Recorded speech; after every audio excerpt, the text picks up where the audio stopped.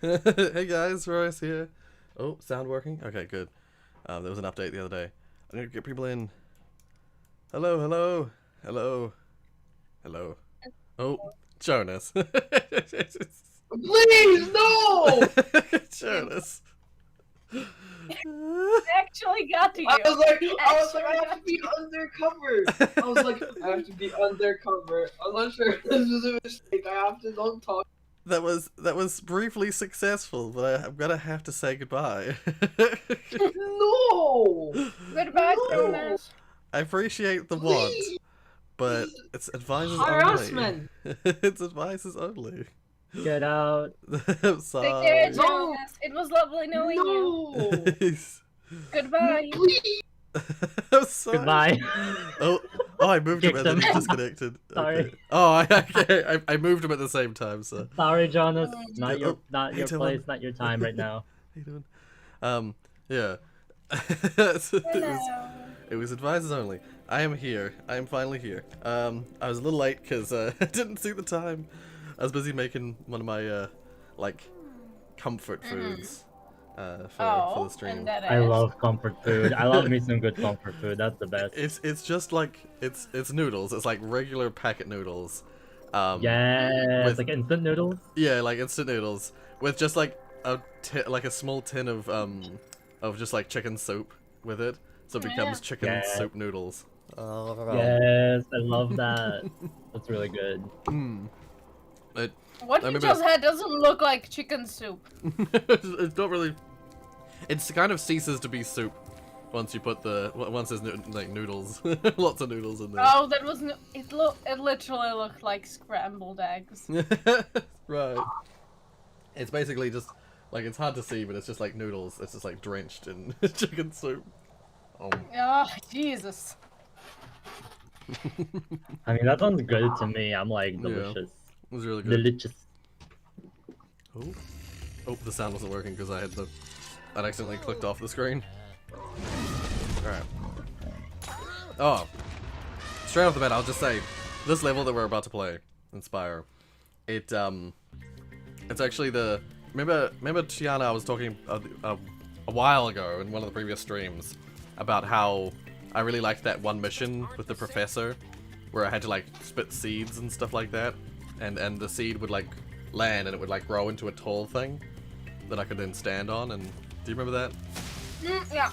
Yeah, and then I mentioned that there's Yeah. a mission where you have to like get the professor's pencil, and you have to like go back and forth, like looking for trading stuff. This is the level. This is the level that has that.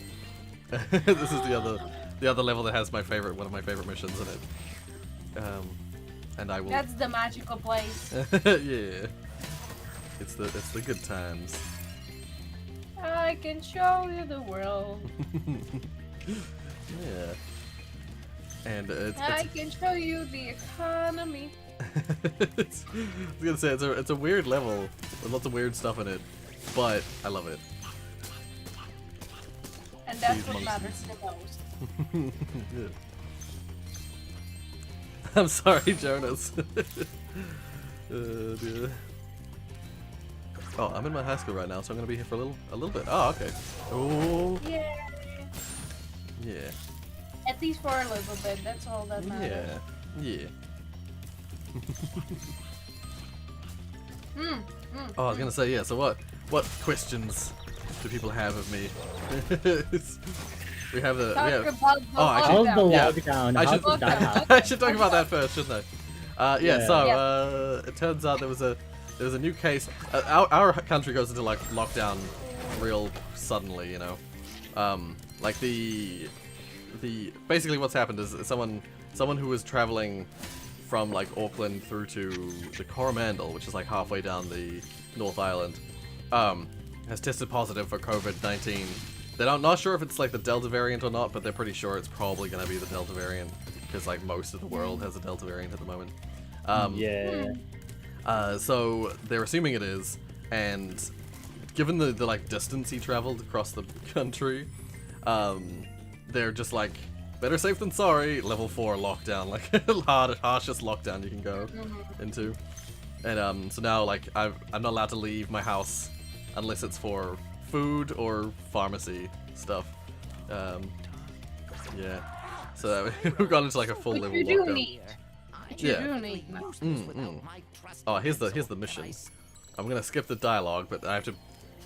He gives me an egg, and I have to eat it. I have to like swap. Egg. I have to like bite, take it into my mouth. Egg.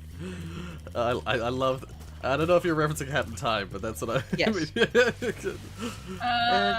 Oh, that's so good. Yeah, he gives me an egg, and now I have to find the nest that this goes in. But I have not killed enough things to get up to the upper level of the level. Upper section of the I level. was hoping we would get some scrambled egg. Aw. No, we're gonna return it to the nest that it came from. I'm gonna spit it out though.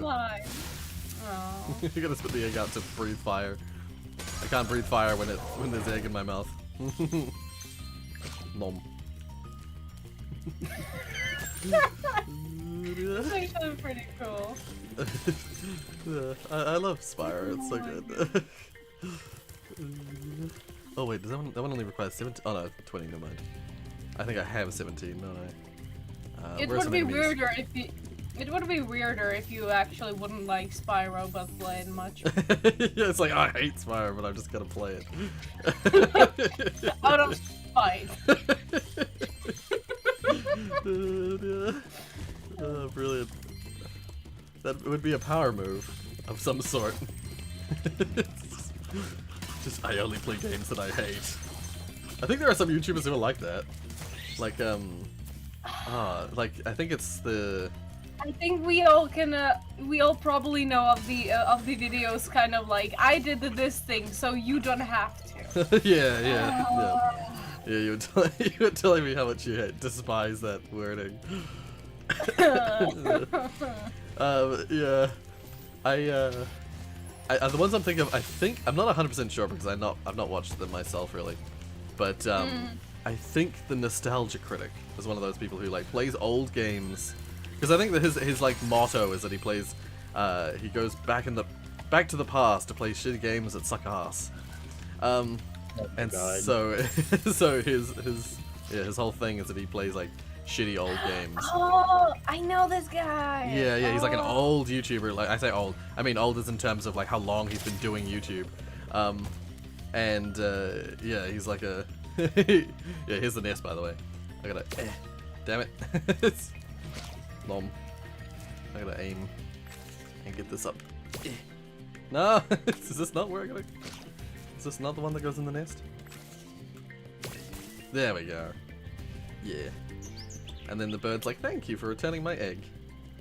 And I get a what looks like a pepper or like a seed of some kind. Seed of some kind. Yeah. Is that the seed for this? There's like a plant pot over here. It is. Grows into this scary looking plant, and it spits out a rubber ducky, or But of course. it's either a rubber ducky or it's a baby duck, because you return it to the ducks over here. Just avoid all the puffer. What the hell are those things called? Platypus. The puffer platypus. Oh, Jesus. Yeah, and then there's these little ducks, this like mother duck's looking all sad. So you give him the baby duck, but it's like a rubber duck. I don't know. He's like, yay! And it spits out a turnip. Nom. So now I'm gonna take the turnip to the soup. Because I already know how this mission goes out.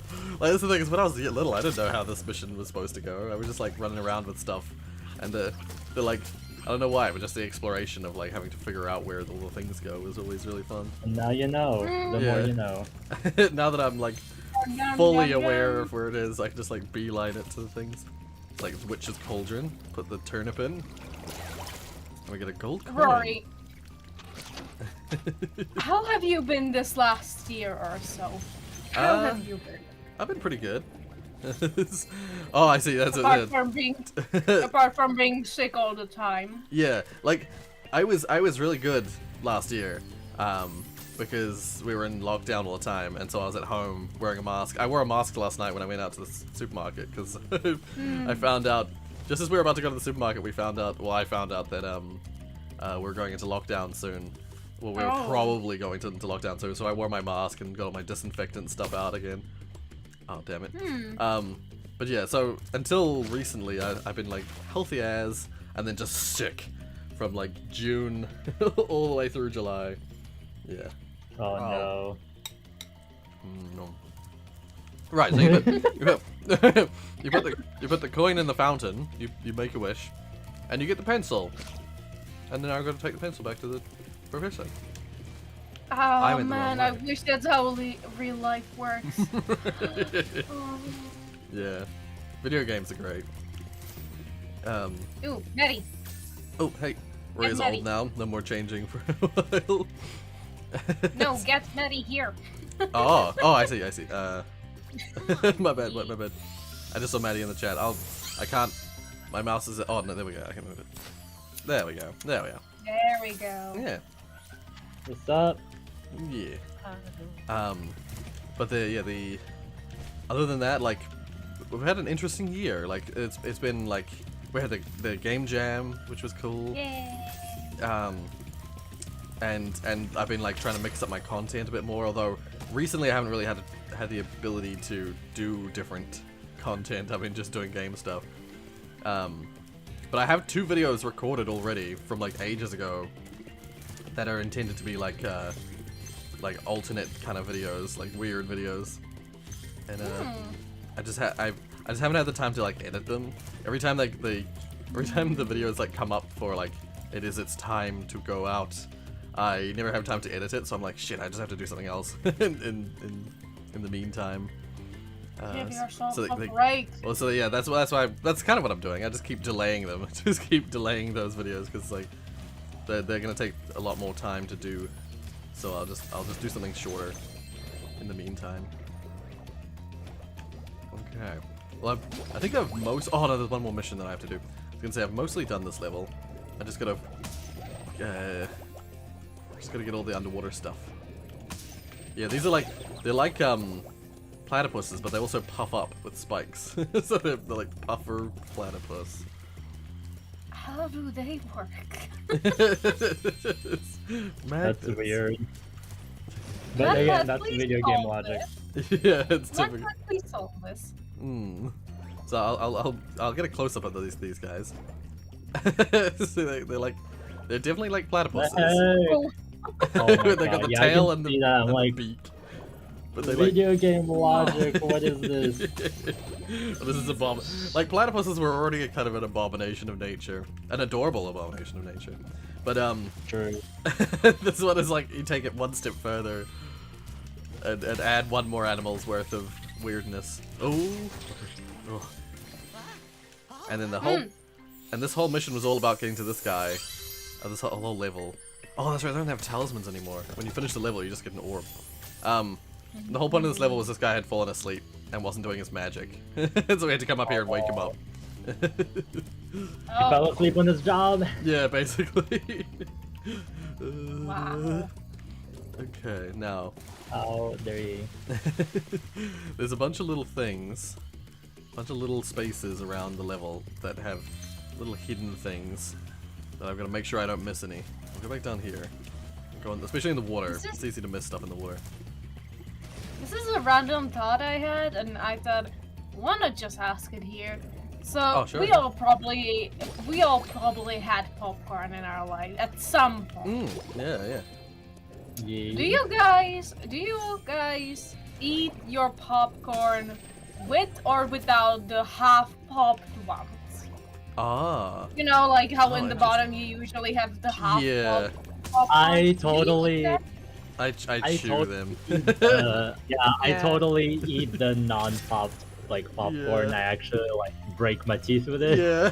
not literally, but yeah, I do that. I give them a real good chewing, and then I usually you hear like a crack, and you're like, shit, is that my tooth? Yeah. Is that the fucking Thankfully, I Yeah, I have just never like actually... I go to the side. I like literally put it to the side, and I'm like, fucking break, bitch. Yeah, use the molar teeth and just like really crunch. Yeah. Them. Yeah. I have a claw. That's what I use. Ah, yeah. Not a claw. Whatchamacallit. You know what I mean? I believe I know what you mean. Yeah. Mm. Like a fang. What about That's what it is. yeah, Fang. yeah. That's what I was thinking of. Words. I swear I know English. Digits, what about you? Do you also eat your half popped ones? Yeah, I do eat the half popped ones. There's something I just feel like it is satisfying such a about- waste. It is such a yeah. waste of food if you don't eat the half popped ones. Then again, like popcorn, like kernels are very plentiful. Like usually, like when you buy like a sachet of kernels, there's a lot of them. So it doesn't. It both does and doesn't feel like a waste of food. Does it? From my like logical brain, it's like they feel like grains of rice. Like it's not a huge deal, but in the in the part of my brain that is eating them live, I'm like, I gotta eat all of them. Can't just leave those ones. There we go. All the gems. All right, now one more mission before we head off. Head away from this level. This guy wants me to catch these kangaroos that are around the level, and the kangaroos are specifically are particularly frustrating to chase. You tell me they have wings now. No, Okay. these ones are actually just like the regular kangaroos, except that they're wearing clothing. But then like, No way. but then this No game is way. full of full of animals wearing clothing, so it's all good. The clothing, okay, that's, you know, No big deal. kind of not normal, but not as questionable as a puffer. What was it again? Platypus? Puffer platypus. Yes, that. Oh, I went through the I'd love, jump pad. I love to meet the artist who was behind the designs of all these. Yeah. Ooh. Oh, I thought I got him. He made like a oh, as if I got him, but then I didn't get him. Oh, damn it. Those are not kangaroos. Those are flying squirrels. I mean, maybe they are. I thought he calls them roos, but I forget now. Oh, did I? Oh, I accidentally cut him off. Okay, let's have a close look. They do look a lot. Let's become like a documentary, like a wildlife documentary. Yeah. And here we have the fabled flying roo. Yeah, I don't know what they're supposed to be exactly because I skipped the dialogue.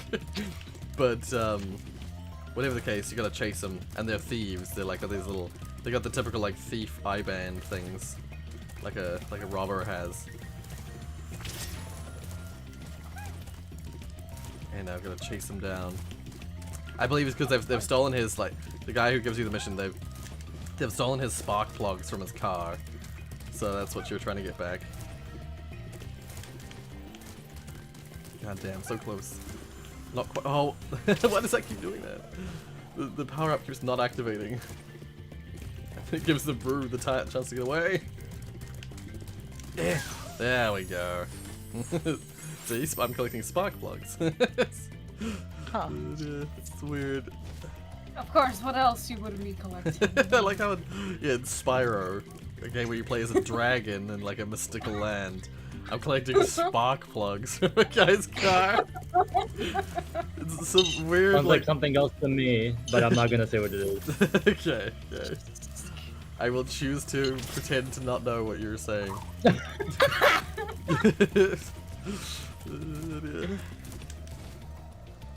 To drift away a little bit, I was wondering if, if nobody else wants to much say anything, we from time to time heard about you being in a band, but have you ever really much talked about like some moments, like the best moments or worst Like moments, music and or, stuff as well. The or music some you've done. tea, some drama behind the scenes?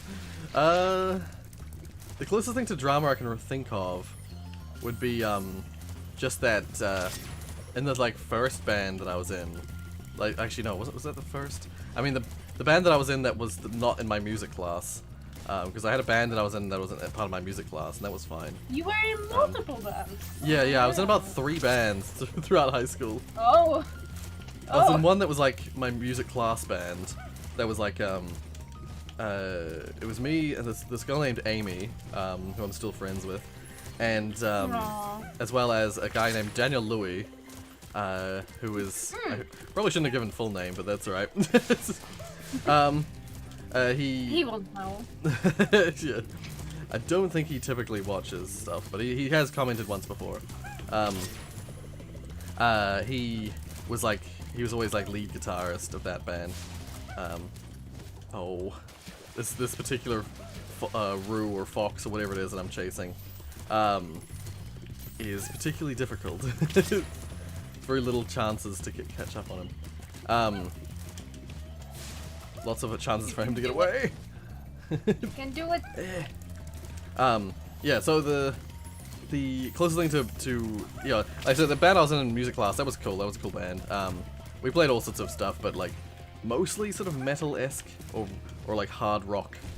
But then oh crap. But then the next band that I was in, I was in that music class band for like the whole time, but I also joined this band with a friend of mine named Corey, and yes, it was interesting having a friend named Corey being named Rory. You know, it's Corey and Rory. Yeah, that band was like, we played more like heavy stuff. Like it was one of the first songs we learned was a piece of death metal, and that was I mean that band was cool as well. I had a lot of fun with that band. But the sort of, if you will, controversy or drama was that initially I wasn't wanting to be in that band because it was part of our system we had, which you get to choose your projects at school. You get every Wednesday we had like a whole day where you could choose our own projects to do. And initially I wanted to be in this group that was doing like a game development thing, and but the group just got like too big, and it was clear that like the person leading it didn't really know how to lead a project. So I ended up leaving, and I was like, oh, what am I gonna do instead? And I sort of got like guilted into joining the band by the lead guy. But I ended up having a lot of fun in that band, so I'm glad it happened. But then otherwise in terms of drama, I can't think if there was really any. Oh, I forgot my antibiotic. I'm gonna have it. Get that Gotta drug. take the medicine. Yeah, gotta take the drugs. Oh, also, I guess antibiotic drug is a Say sponsor. hi on sponsor. H2O. Sponsor for today's video. Yeah. I was gonna say I got Invisiwater. We got Invisiwater here, sponsor. Heck yeah. Hell yeah. As well as I got some tea, just some regular Earl Grey tea. I'm not as adventurous as you, Tiana, with my teas. I wish I could say that I am a big connoisseur, but sadly, since I'm probably most gonna be judged by other tea connoisseurs by using tea as in like tea bag form, Right. I'm yeah. not very much of a connoisseur. Okay. I just happen to have good teas in the stores near me. Right. Yeah. There's a lot of tea flavors in like the supermarkets and stuff like that. Like my dad just the other day, he asked me to get him when we went shopping a licorice tea. So there's a licorice tea in the house. If you don't like licorice, yeah, you're not gonna like that tea. Yeah, it's specifically licorice. When you hear something being flavored licorice, it means it's actually aniseed flavor, and that's, I believe it's very common in Dutch cuisine to have aniseed flavored things, which is like my dad and that side of my family is Dutch, so sort of one of our cultural flavors, I suppose. What about anyway, you and the licorice tea? I haven't tried licorice tea myself, but licorice is one of those ones where it's a bit hit and miss for me. Like sometimes I like licorice, sometimes I don't, depending on the context. Understandable. And one of the weird ways that I actually have enjoyed licorice is the... Oh, I didn't check for skill points. One of the weird ways I have enjoyed licorice is in the Dutch, like, salty licorice. There's the Dutch candy, which is just regular licorice, but well, it looks like regular licorice, but it's not sweet. It's quite salty, and that's actually quite nice. I really like the salty licorice. Lots of people don't because, and I'm certain it's because when you go to bite into it, you know, you're expecting that sweet licorice flavor, and instead you get this salty licorice flavor. And so it's like off-putting to be startled by the flavor. That's right, these guys, when you kill them, they leave behind a little molten boulder. I wonder if we ever talked about our favorite sweets. I believe in the end of one of the latest streams of Spyro, I did ask you, Rory, about your children's favorite fruit. I struggled But to what answer it about you because guys? I'm not really good at that. Yeah. I never really ate a whole lot of sweets and stuff, yeah. But yeah. What about everyone else? Like your favorite children candy or any candy like now. Yeah. I just Or snack. usually eat chocolate. I don't really eat any other sweets. I don't know. It's Yeah, just, that's it same can as be me. chocolate bar really. But that's about it for me. Yeah, it's complicated for me to come up with something. Actually, you know what? I'm lying. So growing up inside a non-American household, you get to try like other sweets.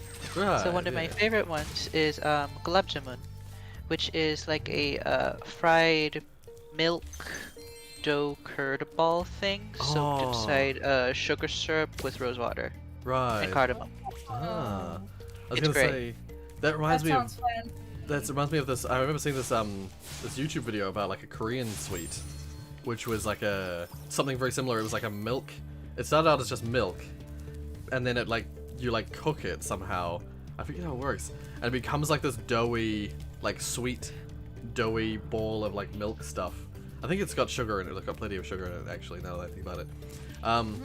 But it looked really like interesting. It looked like a little doughy, soft, like squishy ball of like milk, basically. And I was curious to try and make it and see how I liked it. Because I was like, oh, I'll do like a mini cooking with Rorius where I cook these like these things I've never tasted before. And it's still written down as like a possibility, but I haven't come back to it yet. Yeah, it's actually kind of hard. Sorry, I cut you off. That always No, it's happens. fine. Sorry. I was gonna say that it's actually kind of hard to choose from like the desserts because I like all desserts mostly. There's also like cassava pone, which is like I don't know what word you use for it, yuca or cassava. You can grind that up with like coconut, sugar, ginger, and like it'll melt into like a gooey like cake. Ah, right. And then there's also vermicelli, which is actually vermicelli. Right, yes, yeah. We just pronounce things wrong. Right. Which is like some toasted noodles. Like you toast the noodles a little bit, then you cook them, and it's inside like a sweet milk. Right. And it like you can like cook it into a cake, or you can eat it inside like a more liquidy form. Right, yeah. I'll just quickly address. Yes, I can see your comments, Fireboy. I am actually reading the chat. We're just chatting. I'll read them all out loud just so you know.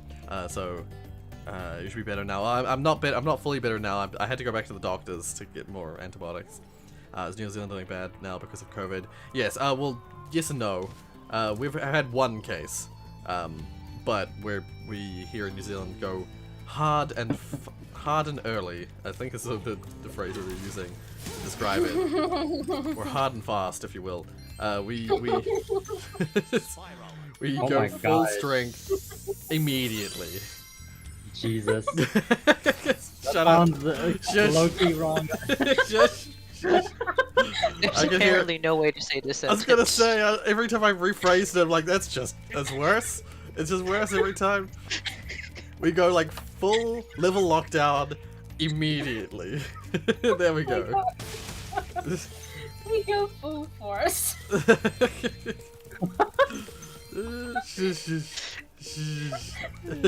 No. No. No shush. Oh, actually, this level also has one of my favorite missions of Spyro. It's a really hard mission, but I remember really liking it. To change the subject. There's this guy here who's a secret agent, and he's nowhere near as funny in this game. He was so much funnier.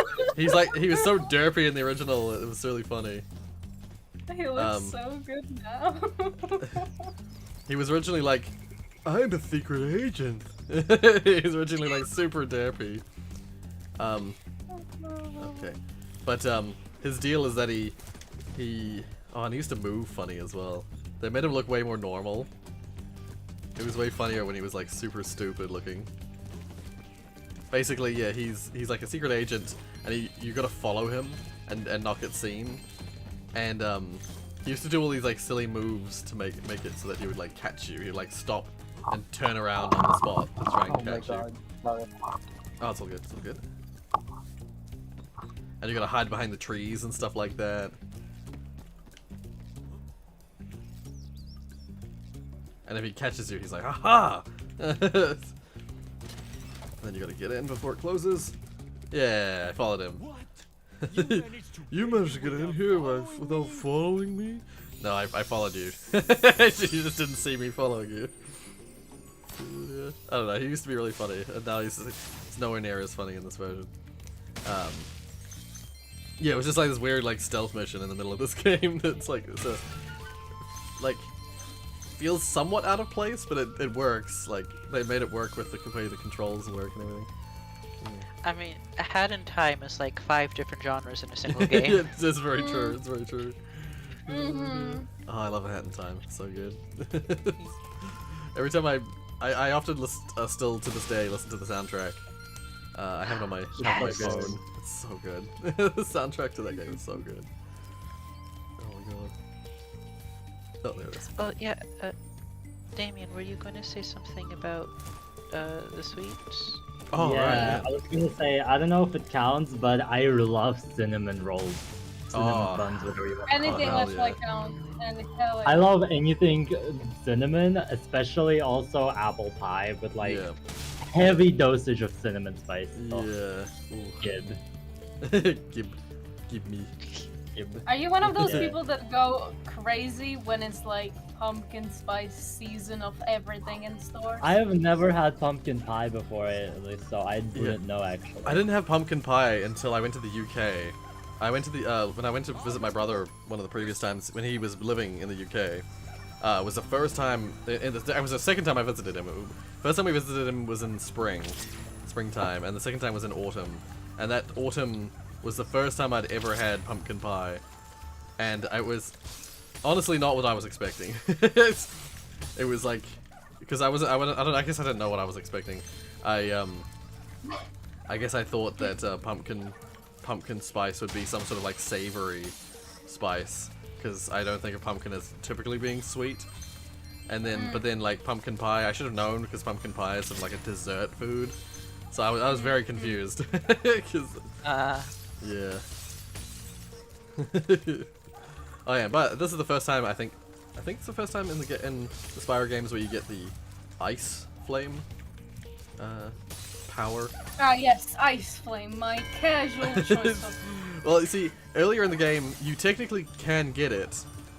Like I mentioned earlier in one of the earlier levels, there's like an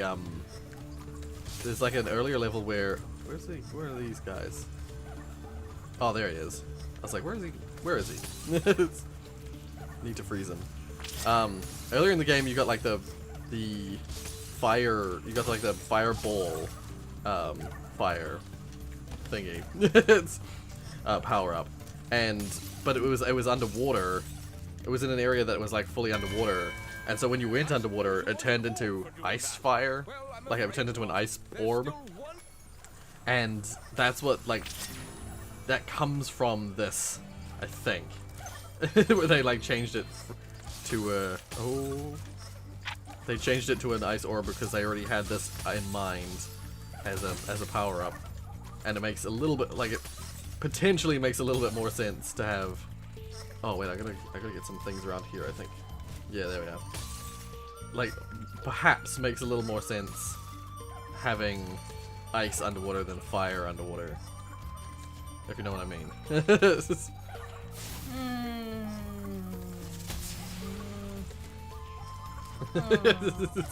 I'm seeing people are not necessarily agreeing with my viewpoint. Everyone is silent. Yeah.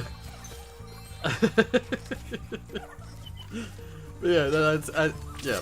Like we haven't officially got the ice power before, but we sort of get it in that Aquaria Towers level where you're under, like the whole level is underwater, so you just, you know, yeah, you for some reason get ice orbs when you're underwater.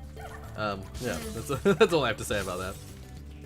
Oh, can I get this from the first one? I can. Talking about, yeah, sorry. Yeah, that's all good.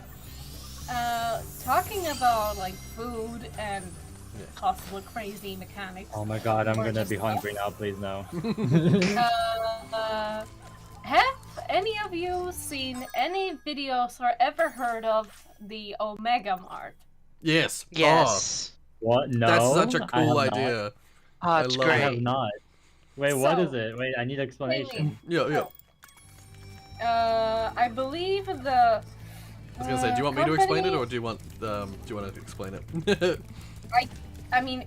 I suppose if you yourself feel like explaining it, then feel free to. I just have it open now, so like. Oh, okay. I mean, yeah. I was just gonna say, like, I heard about it initially from, I think it's the channel called originally from Inside of Mind. Yes. Yeah. And then MatPat has now covered it most recently. Yep. It's essentially, it's like a real life ARG. It's like one of those like conspiracy theory ARG style like situations. A bit like your oh, what's a good example? What's a good example of like another version of this? Oh, there it is. There's other real life. It's a bit like there's like these things where someone has like set up a real life treasure hunt where someone has to go to like, someone releases like a picture and then people have to figure out like using crazy like that cicada one. I forgot what it was called. 202-808, something like cicada that. one. Cicada. Yeah, the one. Oh, that thing. I was gonna say I'm not familiar with that one. 3301. That I believe. Yeah. That was about. Basically, it was like this puzzle thing, I believe. Well, it was multiple puzzles, and it was basically what was it mostly about is that once somebody would be able to get everything done and just crack all the codes and like in pictures and through. Oh, is that the one that has books like 100 and something and puzzles? Traveling. Yeah.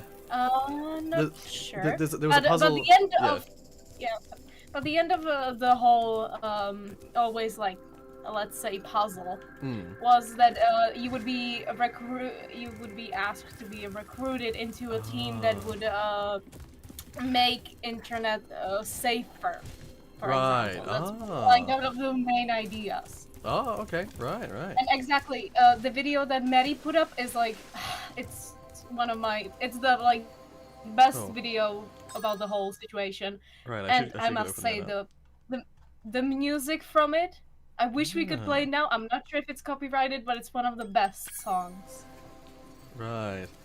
I was gonna say there's another one like that, which is like there's this puzzle thing where there's like 100 questions that people had to solve, and one of them was like it's something like who is this, and it's just a picture of some random guy on some random street, and you had the idea was that you had to like figure out who he was by just like using internet archives and photos online and stuff like that. And for the longest time, no one could figure out who it was. It wasn't until like earlier this year or something that someone finally figured out who this guy was. I think it's like it might have even given the first name. Wait. Yeah. Wait. You mean the thing about I believe there was a mystery about a guy being on a magazine, and there was a message written, "Can you find me?" or something Yes, like that's that. the one. Yeah. Yeah, it was part of like a it was part of like a competition. It was part of a set. It was part of like a competition thing, like puzzles, like people solving puzzles online, basically. And some of the puzzles were like mathematical questions. Some of them were like, yeah, like stuff like that, where it's like, who is this? Can you find me? And for like literally like over a decade, no one could find this guy. No one could figure it out.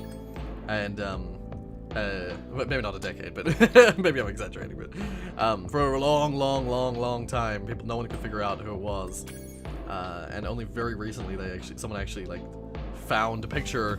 They managed to cross analyze the picture of the guy with some like databases and pictures using like artificial intelligence. Now that it's like way more accessible, and they managed to find a match to just one random photo on like Facebook, on some Facebook archive somewhere.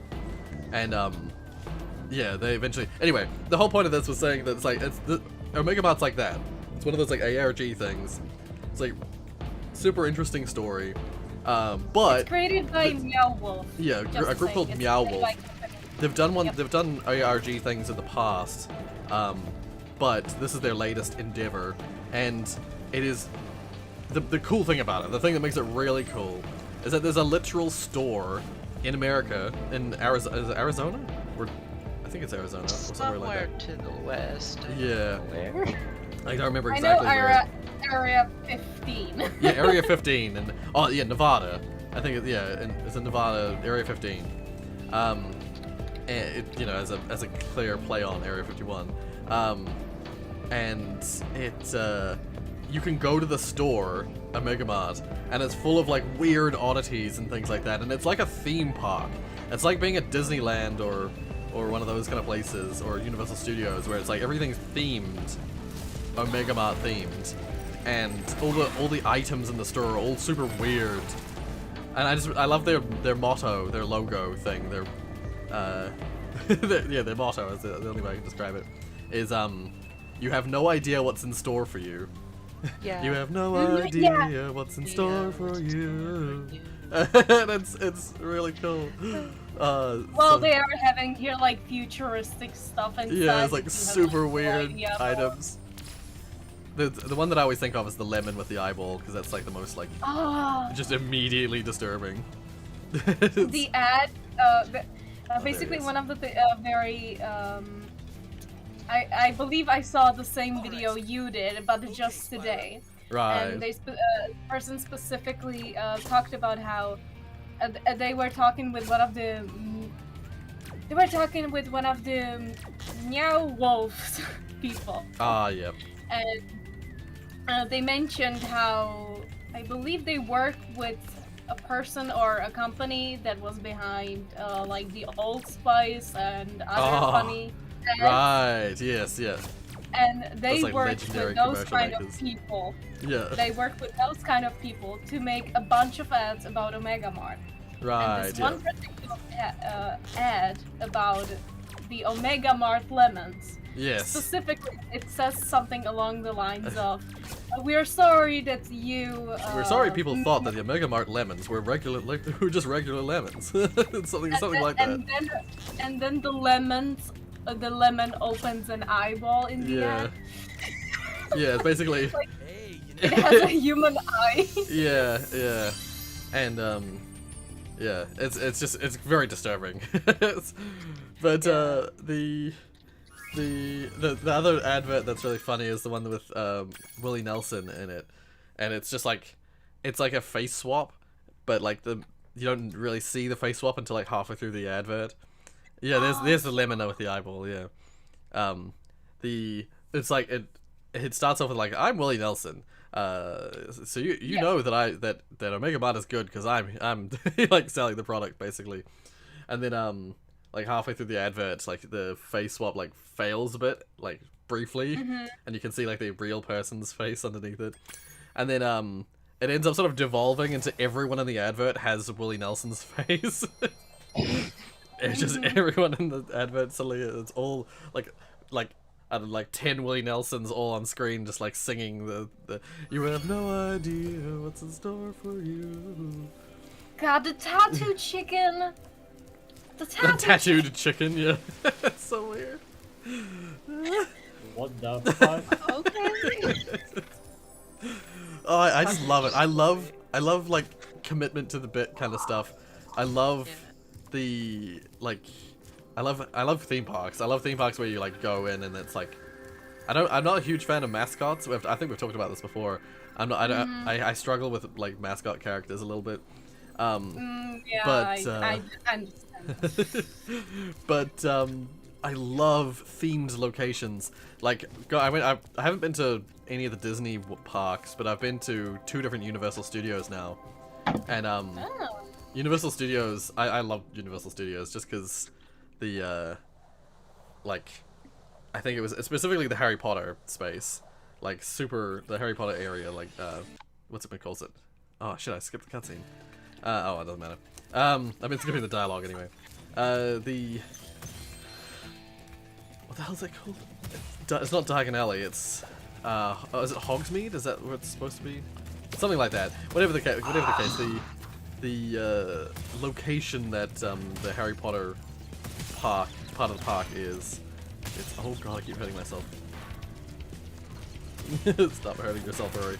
Stop hitting yourself. Yeah, those areas are really cool. They're like the ones. There's like a there's now Galaxy's Edge at Disneyland and stuff like that. There's like what's the other one? Oh, there's like a Super Mario Land popping up in the Japanese. Is it Universal Studios or Disney World? I forget. I have a feeling I it's think it's Universal Studios. Universal. Yeah. Well, I've actually been to the Japanese Universal Studios. And it was really cool. Like the Japanese Universal Studios, the thing I really liked about those ones is that in the sort of like regular store areas, it's all themed like either New York City or LA. So there's like when you first enter, there's like a whole section of the park that's like Hollywood themed basically. And so it's like real like, but it's a real like 1950s kind of Hollywood. And it's this super cool area, like starting area park, and then you go into the park a little bit, and you end up in like where the Spider-Man ride was. I couldn't go on it because it was closed, but that's where the Spider-Man ride was. Is in the New York area, and everything's made to look like a New York City street, and there's like the Italian pizza place on that same street, and yeah, they nailed the like, yeah, there's the Willie Nelson one. Oh, it's so weird. Yeah, that last shot where they're all singing and he's playing and then they're all Willie Nelson. Oh, so weird. Yeah, and then like I think at the time, yeah, that was the first time I went to the Harry Potter area of Universal Studios, was in the Japanese one, and I got myself a wand. I went to Ollivander's because they have like all the stores and stuff. They have the like Diagon Alley. They have all like the stores from Diagon Alley, so like they have Ollivander's wand shop. They have like I forget what the store's actually called, but they have the like store that's full of like sweets and foods. I think it might be the George's like trick shop thing, but they had all the like chocolate frogs for sale and Bertie Bott's every flavor of beans. And, That's really cool. Yeah, I love that shit. I had the Harry Potter, whatchamacallit, jelly bean. Yes, yeah, Bertie Bott's every flavor beans. Yeah, I bought a Yeah, packet it of was them. cool. Thank you for your donation. Oh, thank you, Yoshi boy. Oh shit, 20 DKK. I don't know what currency that is, but thank you. Sorry about hearing about the lockdown. Yeah, it really sucks, but thankfully my life is pretty hermit-like, so I'm not too affected by it. But Yeah, same. Same. The only I feel like a lot of us are here like that. Yeah, I was gonna say the only thing is, as I said to Tiana last night, is that I have, for people who don't know, I have a boyfriend, and I'm not gonna be able to see him for like 2 weeks because of this. Aww. Sad. That's really sucks. Apparently it's a Danish crone. Oh, nice. Yeah, okay. Oh, I died. I actually died. I never die in Spyro. Yeah, thank you for 20 Danish crowns, Yoshi boy. Oh, yeah, you just said it, yeah. Cool. Yeah, thank you. I appreciate it. Oh god, what I wanted to say about... I swear I wanted to say something else about Omega Mart. Oh, what the fuck? Oh, right. The video I saw about it just today. Just today. Yeah. It also, the guy that is one of the people that worked on Omega, is working on Omega Mart. Yeah. He talked about how they were basically, this is like the third version of their initial first idea ever. Like from the start they already had this idea, but this is like now the third version that actually become a reality. Yeah, they've toyed with supermarkets or like convenience stores that have weird stuff going on inside them in the past, but they had to keep, apparently the problem was they had to keep explaining to people something to do with where they set the store up or something, or what they were doing in the previous ones. It was just usually money. That was the main problem. Well, yeah, money was a big problem, but I think they also said something about like they had to keep explaining to people that, oh, sorry, this isn't a real store. It's like an experience, like an event. I don't. Yeah, they mentioned something about that where they had to keep explaining to people that it wasn't like a real store. There was some sort of concern or something was going on, and they had to keep you know, like breaking character. But something to do with what they've done this time around. They've avoided that problem. I don't know. I don't remember exactly what they said. No. They did not avoid that. It really wasn't that much big of a deal. Like, of course, it was maybe a little bit, but what they really explained, like, the biggest deal was just usually money. Money was the big problem. And so people dropping out like of the team and not being able to. They had to reach out to like a celebrity friend of one of the people actually being still in the team to buy them I believe a place. Right. And that's where they made one of their big projects, probably the one of their big projects, which which is about a house and a family that suddenly suddenly disappeared. Yeah. And you can go into this house that actually in reality is like in a really big space, so you can actually go behind, let's say, the scenes and like are now like in the space or something along the lines. Right. Yep. And are trying to discover like what happened to that family. Yeah. You can like tell something is like odd. Yes. Like, it's like it's almost like a haunted house kind of deal, but it's supposed to be like there are like secret compartments in the walls and stuff like that, and as you explore the house. A fridge secret passage. Right. Nice. Yeah, that feels like a reference to. I'm not sure if it is, but it feels like a reference to Ghostbusters. Rhythm. Oh. But what I wanted to mention is that one of the smaller versions of before the official now. Thank you for your Omega donation. Was thank you for the really donation, Yoshi boy. Once again, 100 Danish crowns. So thank you. Heck yeah. We'll get something for you. BF loved your Portal content, by the way. Oh, thank you. See, you can go on to a romantic dinner after. yeah. Alright, so what were you saying, sorry? I wanted to mention that one of the projects before the official Mega Mart that is now, I believe the group, from what I heard from the video, the group behind Omega Mart actually reached out to maybe like 2,000 children, and they had it, and that's thanks to like, let's say, discussions with the children, they actually came up with all those products they now have in the store. I see. Yeah. Oh, neat. And the kids got actually taught about marketing, like techniques and stuff. Oh, actually, that does ring a bell. And instead of being the consumers, they now became the like the marketers. actual- Yep. Yeah. Yep. Brilliant. That's amazing. I love this part so much. Yeah. So I believe like I want to find like a picture of like the before picture, like from how it looked like before. Frick, now I'm just seeing pictures of watches. That's not what I want. I think Google begs to differ. You want watches.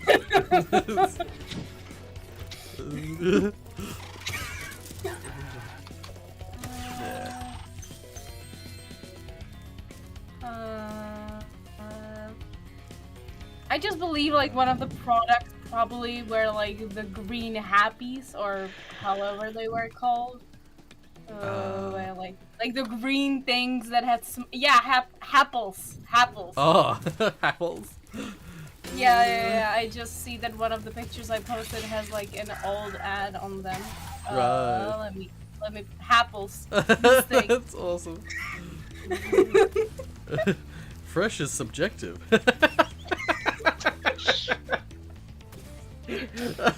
Oh my god, that's brilliant.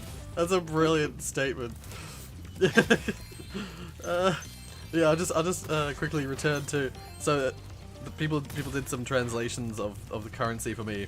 The 100 Danish crowns is about 22 New Zealand dollars. So thank you Yoshi for the 20 bucks. That's crazy. I appreciate it. Yeah, already just from Yoshi's donations, the stream has 26 New Zealand dollars worth of donations. I really appreciate it. I'm not donating today. Not today. Okay. It's all good. It's all good. Okay. Yeah, I never expect these particular streams to get donations, so I really appreciate it, Yoshi. Yeah.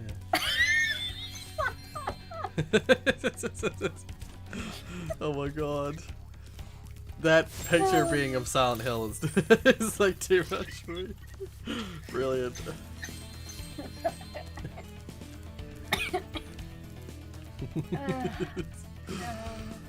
I gotta play Silent Hill. Oh, I was just thinking about this the other day. I was gonna mention this, and that suddenly remembering that there was a thing I was wanting to talk to reminds me that there was something else that I wanted to talk about as well that I've forgotten. Shit. But no, I was gonna say, for a while now I've been saying, I want to play. I mentioned the game Primal a couple times, as a PS2 game that I'd like to play on the channel. But I remembered the other day, I was in my car I think, and I had some of the music from Primal playing on my car stereo, and I suddenly realized all the music from Primal is from a band named 16 Volt, and therefore is almost certainly copyright claimed. So I don't think it'd be wise for me to play. And like half the reason I love Primal is the music. The music is so good. It's like real gritty, like metal stuff, but it like suits the theme of the game so well. But oh wait, now I know what. This thing. Yes, yeah. Primal's great, and I can't see what I'm doing. I gotta focus. I'm in a super sprint area. Somehow I did it first try. How did I do that first try?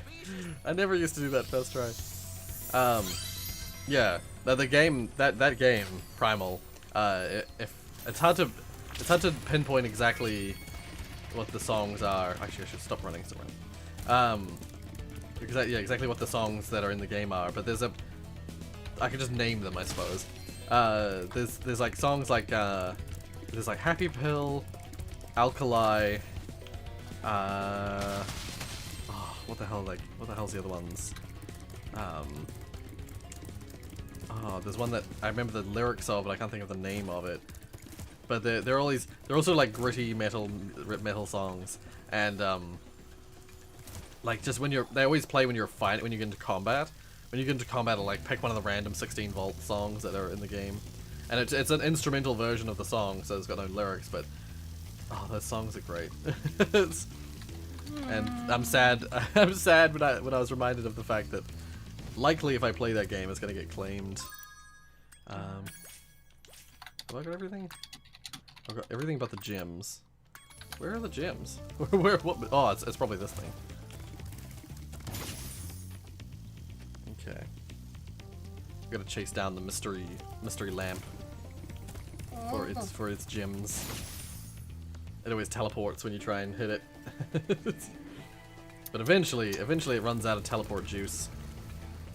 That's right. It uses juice to teleport. Wow. It's just usually an excuse to make you run back through the level, like backwards, because it usually ends up right at the start. But you gotta like find it. It shows you a brief glimpse of where it is, and you gotta like try and figure out where it's spawned in. But yeah. Oh, that's not it. There's still more. Where have I missed gems? Thankfully, this game just gives you the gem finder ability like right off the bat, so you don't need to unlock it.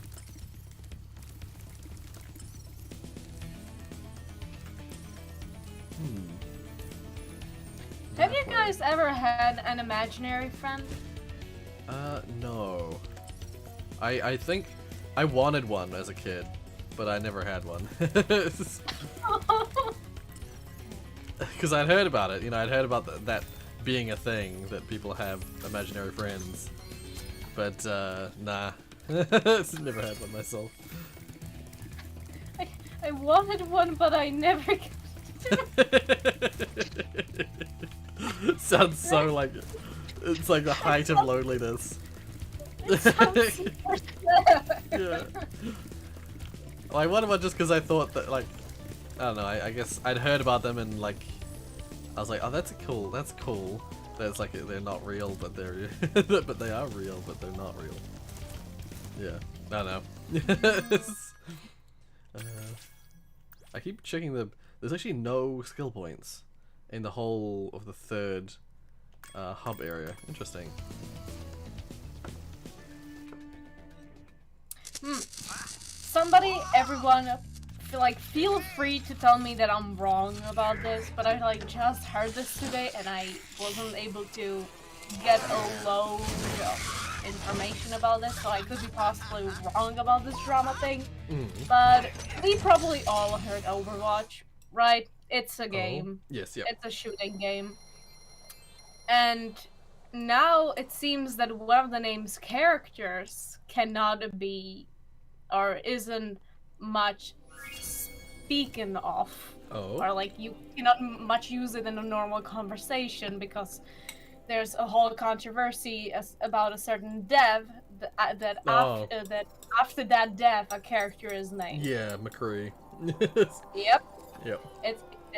His name is apparently now kind of banned, but not taboo. really. And it's not like a good word for it, but Yeah. because one of the devs was in some sort of a controversy recently. Yeah. His name, I believe, on like some maybe Yeah, game. the dev's name I believe is Jesse McCree, which is the Yeah, name. Yeah, he's the namesake of the character McCree in Overwatch. Yeah. And I believe on some game convention, they basically avoided saying that name, and instead Right. of they were saying that cowboy or something like The that. cowboy. Yeah, yeah. Yep. I see. Well then. Like anybody is feel free to like prove me wrong or maybe add more to this, but I just heard this today and wow, I was not expecting that. Yeah. Also, just quickly, I'll add. Yoshi Boy says that they had an alien, invisible friend, imaginary friend. Ooh. Interesting. Ooh. Oh. That's cool, actually. Like that's the thing is that the invisible friend doesn't have to be a human. It does not. Yeah. That's the best part about it. Yeah. I was gonna say I like this level, this metro. Oh, right. I think I have to do this, don't I? Yeah, that's it. I like this particular level purely for its cutscene right at the start. We saw it just a moment ago. I love that there's like this like businessman robot guy like going to work, and then this like pig just like rocks up with a rocket on his back, catching the same bus that he is. I don't know why, that just always tickles me. Just the idea of like they're being invaded by space farm animals, but they're just like mundane, the mundane nature of catching a bus with like an alien farm animal. I don't know why, I just always thought that's funny. I forget what the ending cutscene looks like in this one. Yeah, there's like this level, and I think there's like a follow-up in the third game that have like this mini story of like, aliens, but they're aliens, but they're cows and pigs from a farm. So you know how there's the trope of like the cow being abducted by aliens. It's like a mixture of that. It's like a merger of the alien trope and the farm animal trope into this weird like alien farm animals. Oh, that's an answer. Yeah. I was gonna say that the things you get your butterflies from for health are walking eggs. Of course it's an egg.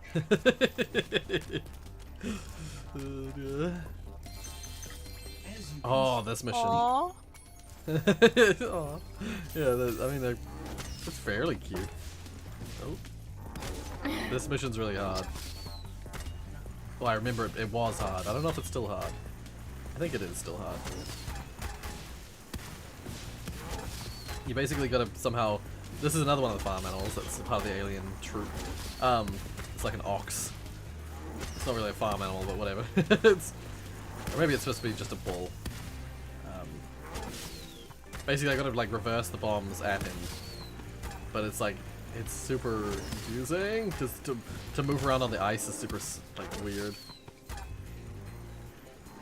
because you're constantly moving. Physics and precision do not go together. Yeah, you're constantly moving. You can't like stop moving when you're on the ice. You can't just like stop. Your character's always moving in a direction. Excellent work, Dragon.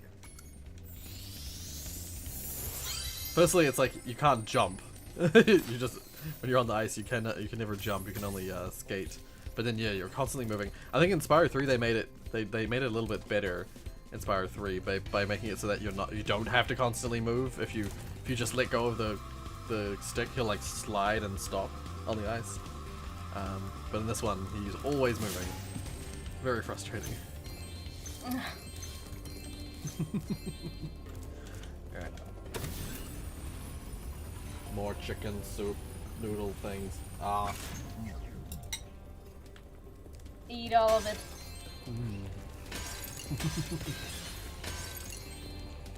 Yeah, it's not like it's by no means at all high quality food. But it is delicious.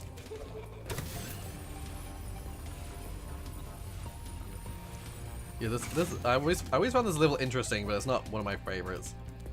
I definitely like the Robotica farms more than this one. Oh god. Oh, that was close. I barely jumped over that pig. I remember liking the original music from this level though, actually. It's a little different in this version, but oh god.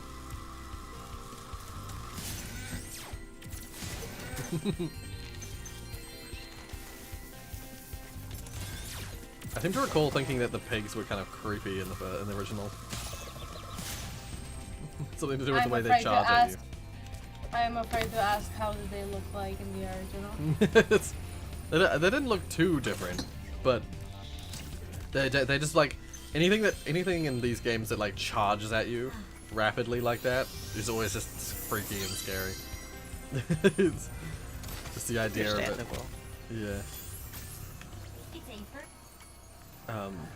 Oh, that's right. There's goat pilots. They pilot the UFOs. I gotta chase these guys down and murder them. Mierda. Mierda.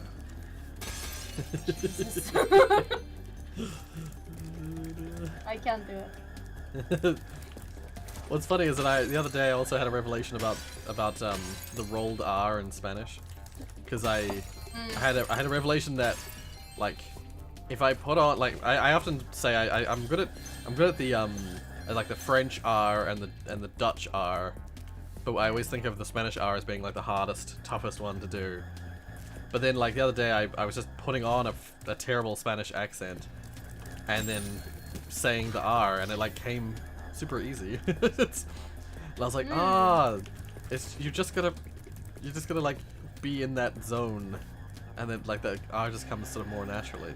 It's like it's just a product of that particular kind of voice, that particular kind of accent. Which is I should have realized, because that's like that's been the case for like every language I've studied. The more like you try and put on a fake accent, or you try and if you've ever heard the accent and you've like mimicked the accent ever, the putting on the fake accent actually really helps your pronunciation of the real words in that language. Like Dutch R, yeah. So the Dutch R is like, it's just sorry, not the Dutch R, the Dutch G. It's the sound. It's also in Yiddish. It's like people have described it as it sounds like you're clearing your throat. It's the Dutch G. I don't think the Dutch M is anything. People in the chat. I don't think the Dutch M is just an M. It's just an M sound. But the Dutch G is like it's like a like G-man. Man. Jesus. The man. Lovely. And what, like in other languages, I believe it does vary, like depending on the context of the G.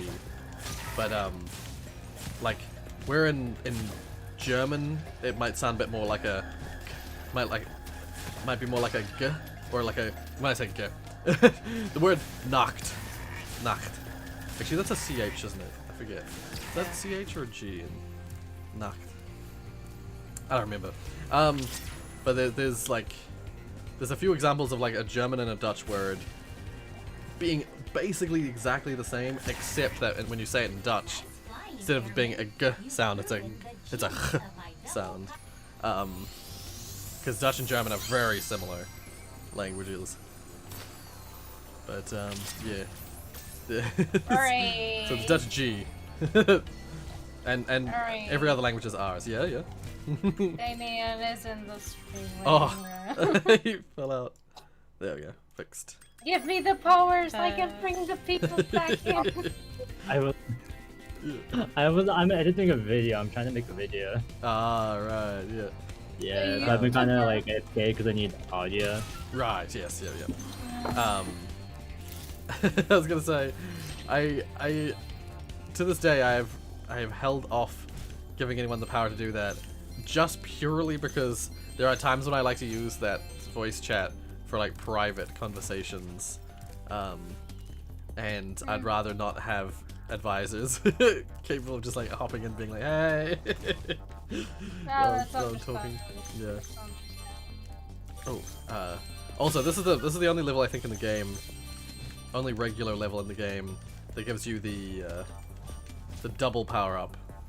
I think the double power up's quite common in the third game, but it's fireball and flight, so you're able to fly fully. Not that there's just a power up, but there's a double power up. Hell yeah. What? Of course. 2 in the price of 1. Yeah. Okay, now I'm gonna find all the gems that I've missed.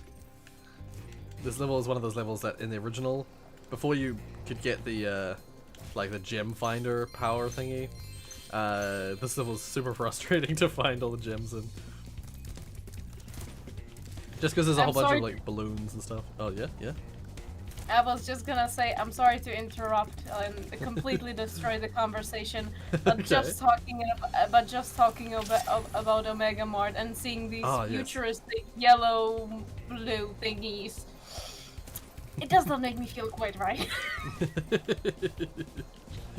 Right,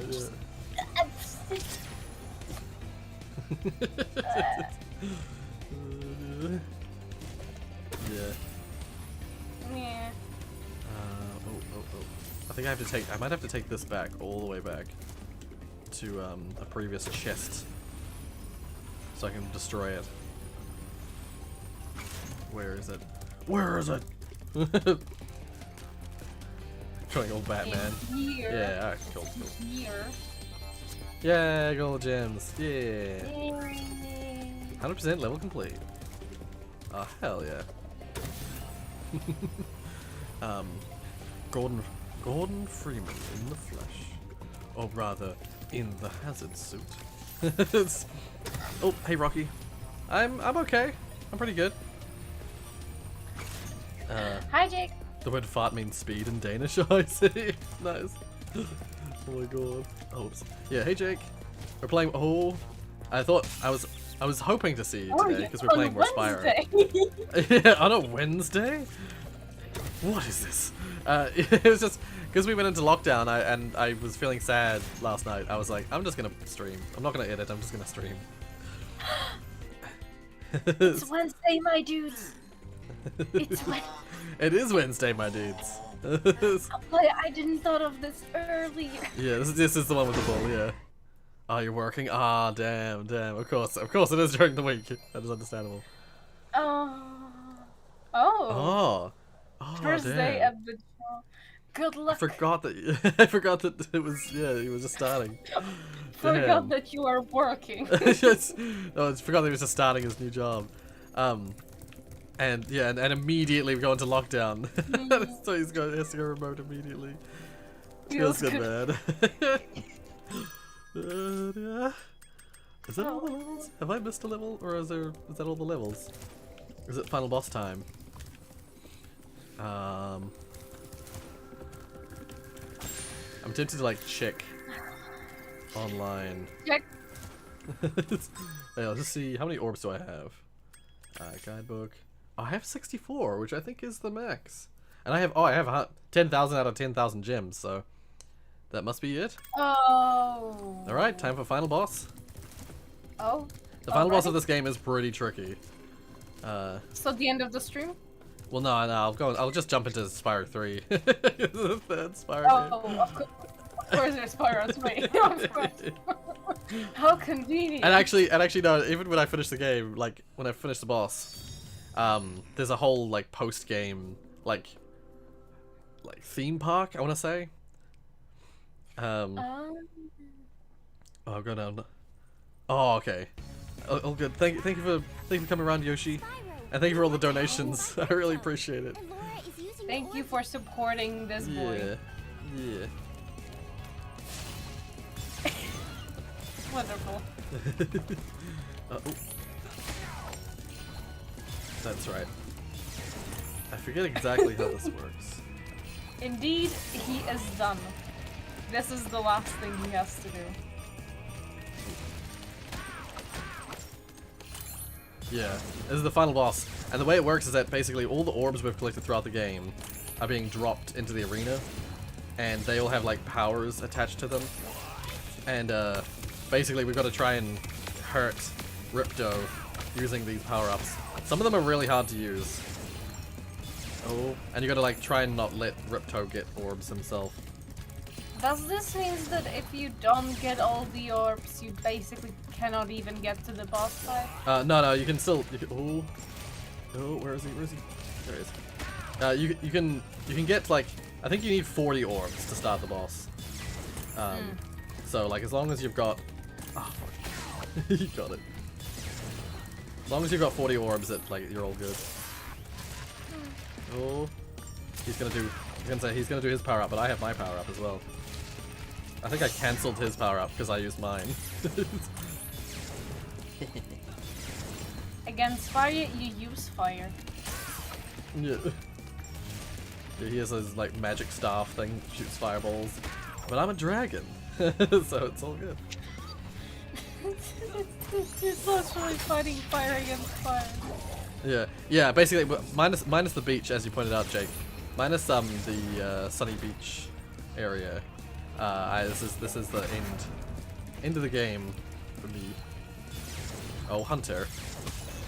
And Hunter has this bad habit of dropping the orbs right next to the boss.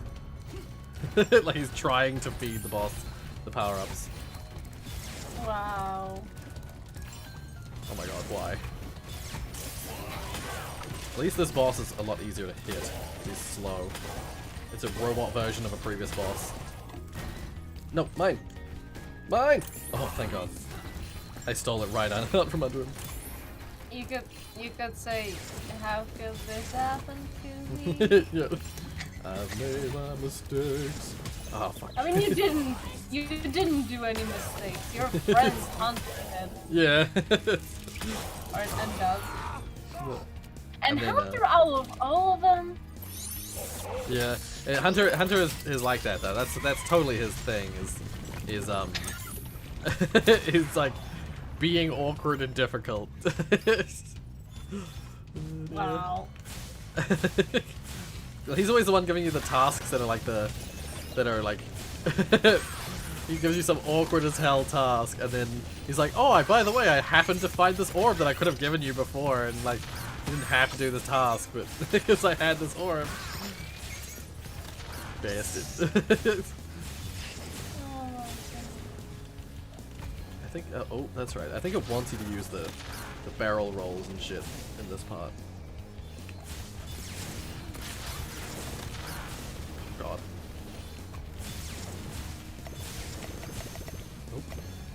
Oh, apparently I can't use it. Speaking of barrel rolls, that reminded me of so you know the Star Fox games, right? Yes, yep. So I think I did it. what I you think would so. think of the typical like iconic Star Fox game was not what I would call the typical iconic Star Fox game, because that's not the first Star Fox game I played. The first Star Fox game I played was Star Fox Adventures, which is the Dinosaur Planet one. I don't know if you're aware of it. No. So, Oh, wait. like typical Star Foxes, you know, you're in the ship, you do the missions, Digits is talking. combat, Ever thank you you enough, know, like Spyro? arcade style stuff. Right. I suppose I'll have to go now. Except, Yeah, I better. They'll be missing me in the dragon. not this one. No. Right. It's like an action RPG, I guess. Oh, okay. So you're on the ground, Mm. and you go through this whole entire story of saving dinosaurs and putting Right. a planet back together, Yep.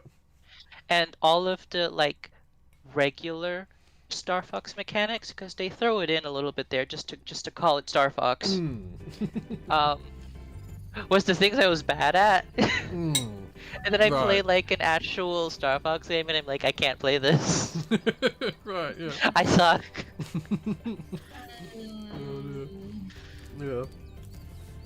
I was just gonna interrupt real quick, just saying, I'll just show where this portal works, how this portal works. There's like a big portal in the main third hub that leads you to this area at the end here.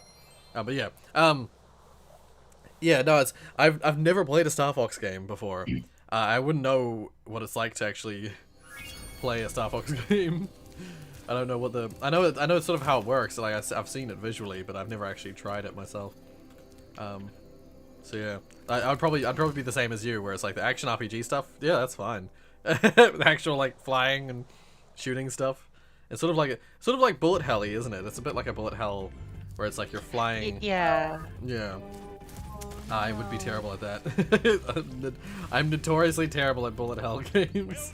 And like games where you have like limited time to shoot at something as it like flies past you rapidly. Yeah.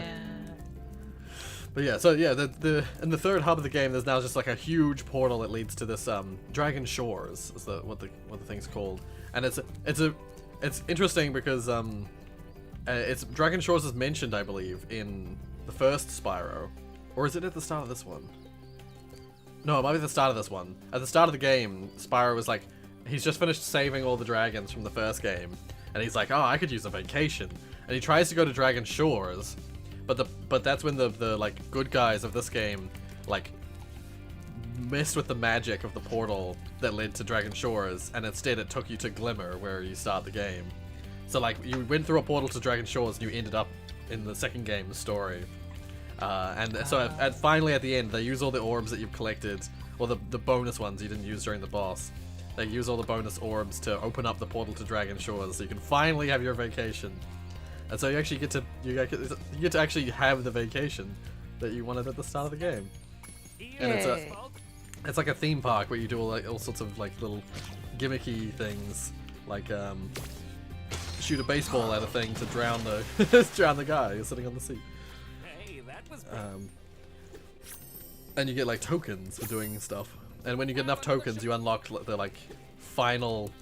I think do you need the tokens for? Oh no, I can get this straight away.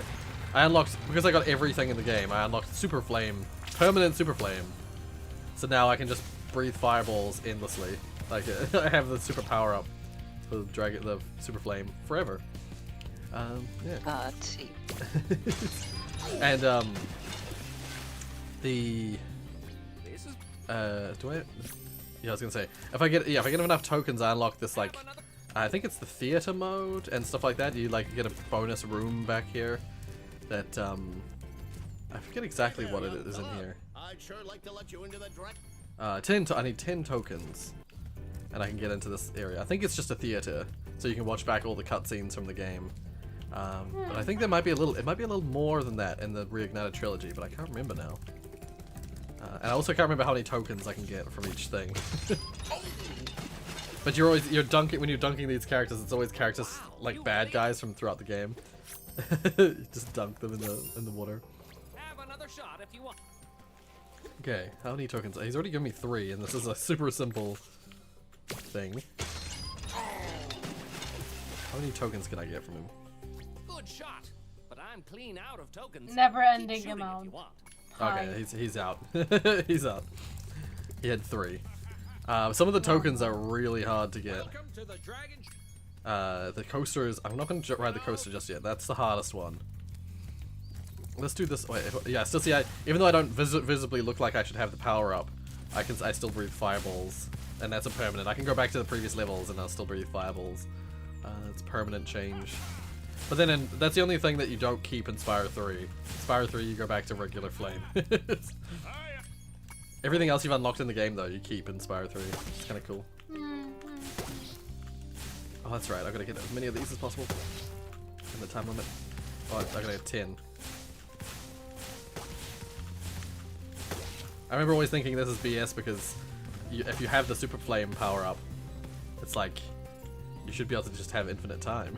Because, god damn it, I missed one of the things. There we go. You can do it. Come on. Yeah. I think most things just have 2 tokens, but I have the feeling that it was that easy one that has 3. Okay. Nope. Oh, I missed him.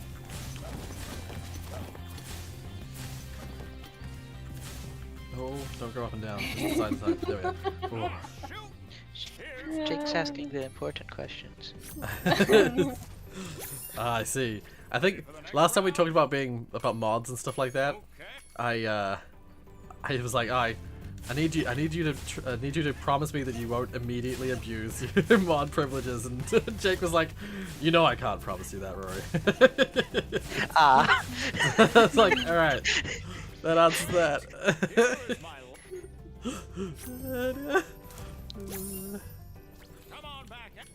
Oh, I think that's it. I think you get 3 from that guy, 3 from that guy over there, 3 from that guy, and 1 from this guy. Yeah, I gotta ride the tunnel of love.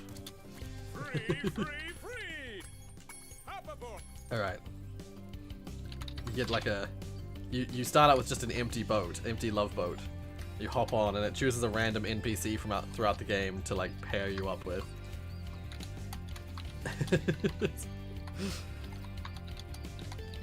Who have I been paired with? No. No. I've been paired with one of the fawns from the what's it calls it? Fracture Hills, that's it. Yeah, I believe that's the only token he can give you. He only gives you the 1. All the remaining tokens come from this guy. these trolley ones are so freaking. They're so hard compared to the rest. YouTube emojis. I will immediately use all my privileges.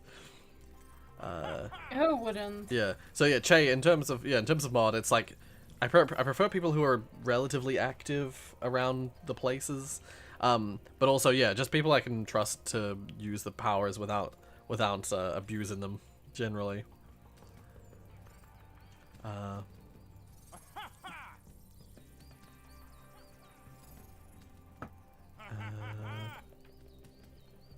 Sorry, this is like reading back through the chat. Rory trusts me. Like, under normal circumstances I would, but as I said, like I totally would give you mod, but that answer to that question, I was like, maybe not. Maybe I'll hold off. Do you already have plans?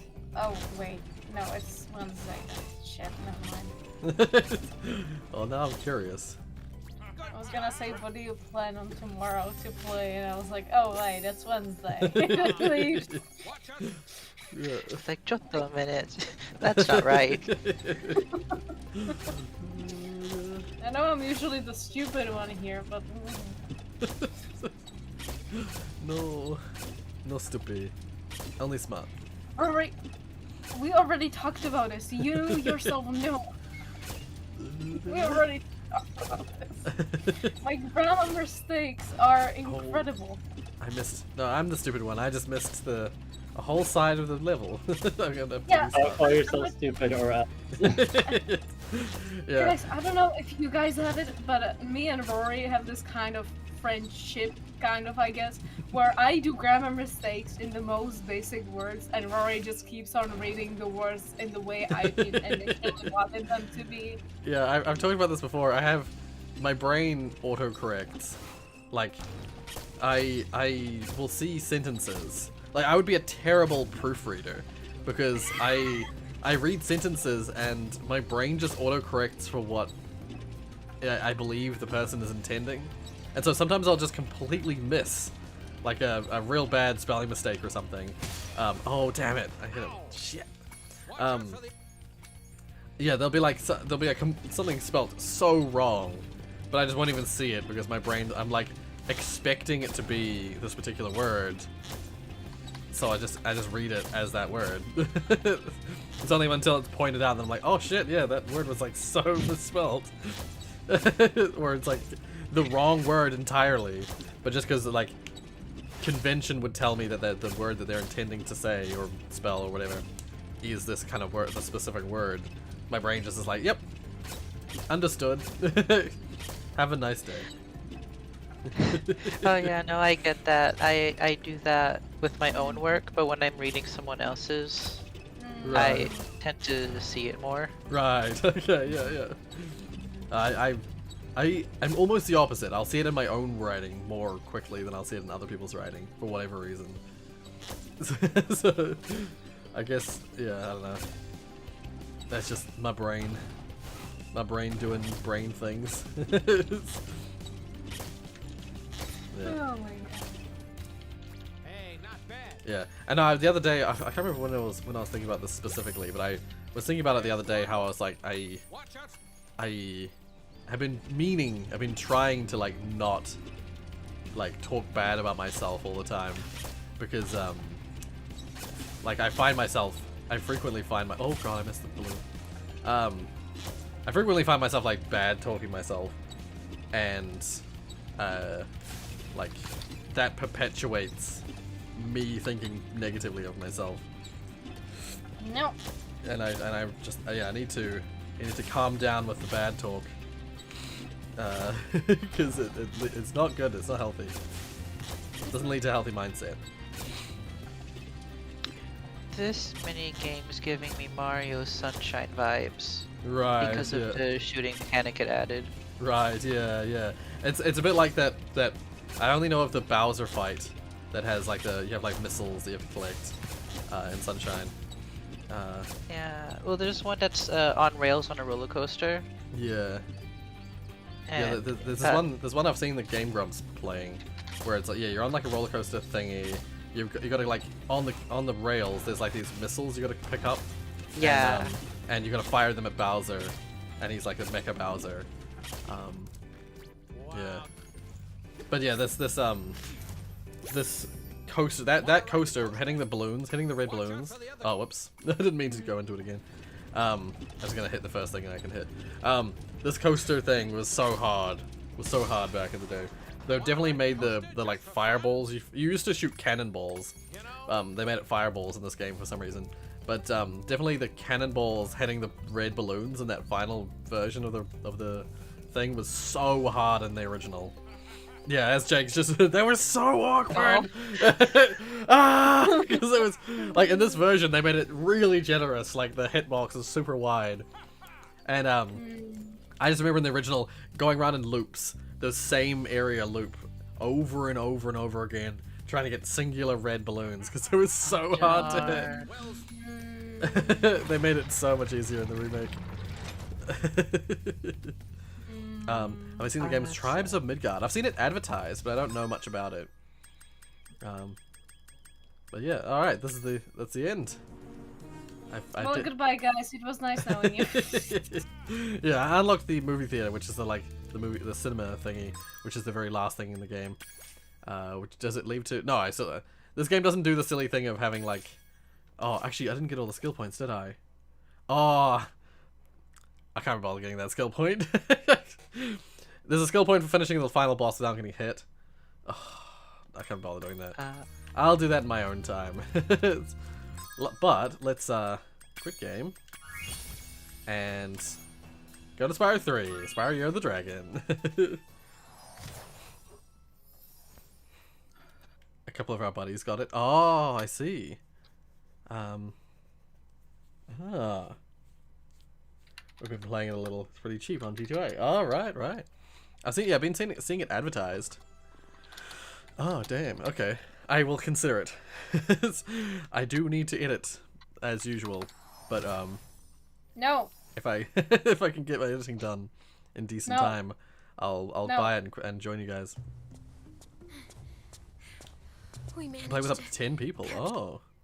I mean, a good relaxed time, but no edit. Yeah. No edit. Yo, maybe that's if I get it, maybe I'll have to stream it. All right, it's the third game now. Oh, where did Hunter just like went running off? He just ran off into the level. Oh, I like the music in this game as well. I like the music in all the Spyro games. I don't know why I always keep reminding myself of that fact. Nostalgia. Yeah. Yeah, so like straight off the bat in this game, firstly you can swim, and you can I don't think I can dive underwater. Wow, we are allowed to swim. Okay. Yeah. That pond doesn't have a depth to it, but like there's a pond up ahead that has depth, and I can immediately swim. I can immediately do headbutts, like the head bash thing. I have all the power-ups except for the super flame. I don't have the super flame. I have every other power-up in the game from the previous game. Straight off the bat. And in this game we're getting dragon eggs. We're hatching dragon eggs. And we're putting eggs in our mouth. No eggs in mouth this time. Only eggs being hatched. But it's more so that we're saving the eggs because the big bad guy. You'll see the quote unquote big bad guy right here. Bianca. This is like rabbit girl, magic rabbit girl. Yeah, she stole all the eggs from the dragon homeworld, and they're like littered all throughout this zone, this realm. And so we're gonna go around and find all the eggs and save them, but they hatch immediately for some reason. So there's that too. In the first game, you would save eggs, but you wouldn't hatch them. The thieves had them, and you just had to take them back. The na-na-na-na-na guys from the first game. They had all the eggs. This time they're just, yeah, they're just everywhere. Everyone has eggs. There's just so many eggs. Oh. You just reminded me, I'm not sure how much popular this is. I'm not sure if it's just like only for Czechs or if it's just like a Europe thing or even if it's international. But there's this like really old animated series about bugs. And there are of course many different types of bugs. And for some reason, what was it always? I believe the ladybugs always, for some reason, like the whole movie basically doesn't have like any talking in it. The bugs are just making ridiculous sounds and going, and you just like see what they're doing in their typical normal day. Right. And for some reason, the ladybugs always did. I see. Laugh That's at weird. other bugs for some reason. I I hated the show as a kid because of like all that. Just imagining baby you, like, being like, this show. Shut up. Let me try to find it if it actually like isn't like an actual thing like in English. Right. It's so crazy. Oh, right. I mean I found covers for like I watched it on DVDs as a child. Right. Yeah. And these are the covers. Ah, I see. Okay. I just, oh god. I mean, yeah, okay. Oh, yeah, it doesn't have it in English. Yeah, okay. Good. Yeah, it is in English, it seems so. I think, maybe. Ah, yeah, minuscule. It's so ridiculous.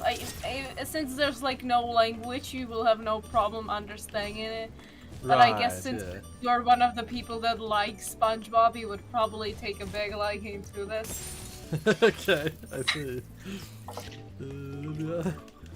I still don't like SpongeBob. I never did. And Yeah, never I don't will. understand that. I don't understand how you can't. You don't like SpongeBob. How is that possible? I don't like the show. I just don't. It's so good though. It's such a good show. I feel like while I'm watching it, I'm destroying my own mind. Each and every single thing in my brain is slowly destroying itself by just watching. I respect your opinion, but you are wrong. Yes, I agree with that statement. I would like to think that. And so do I.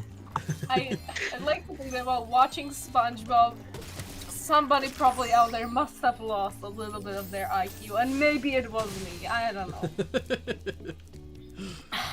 I just.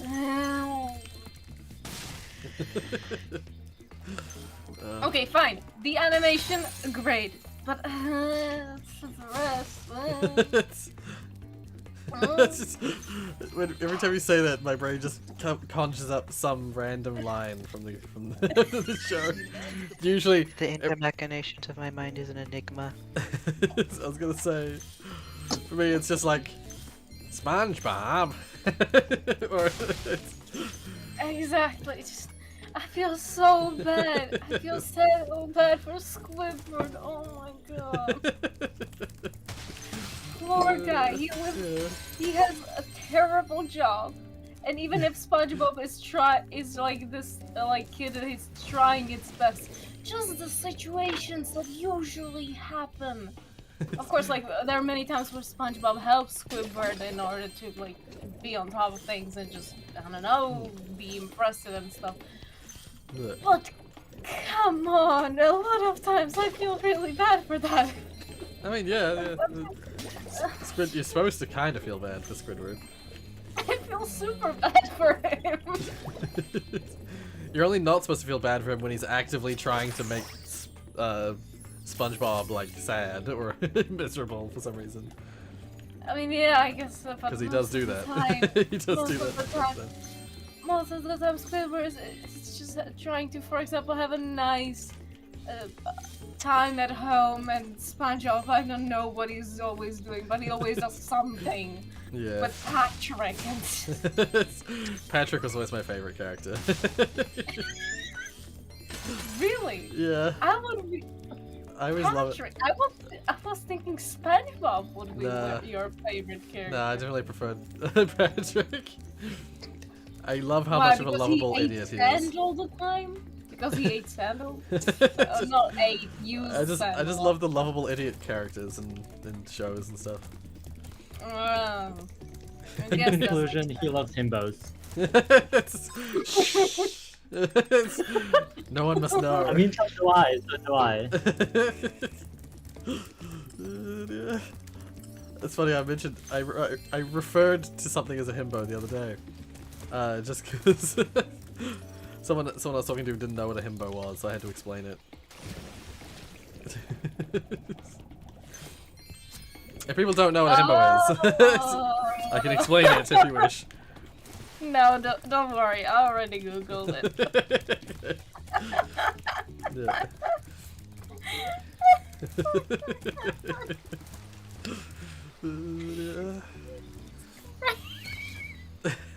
This game is so pretty. It is. That's what's so good about. Like I tested out. I've been backing up my PS1 games for emulation purposes, and I tested out one of the Spyro games the other day.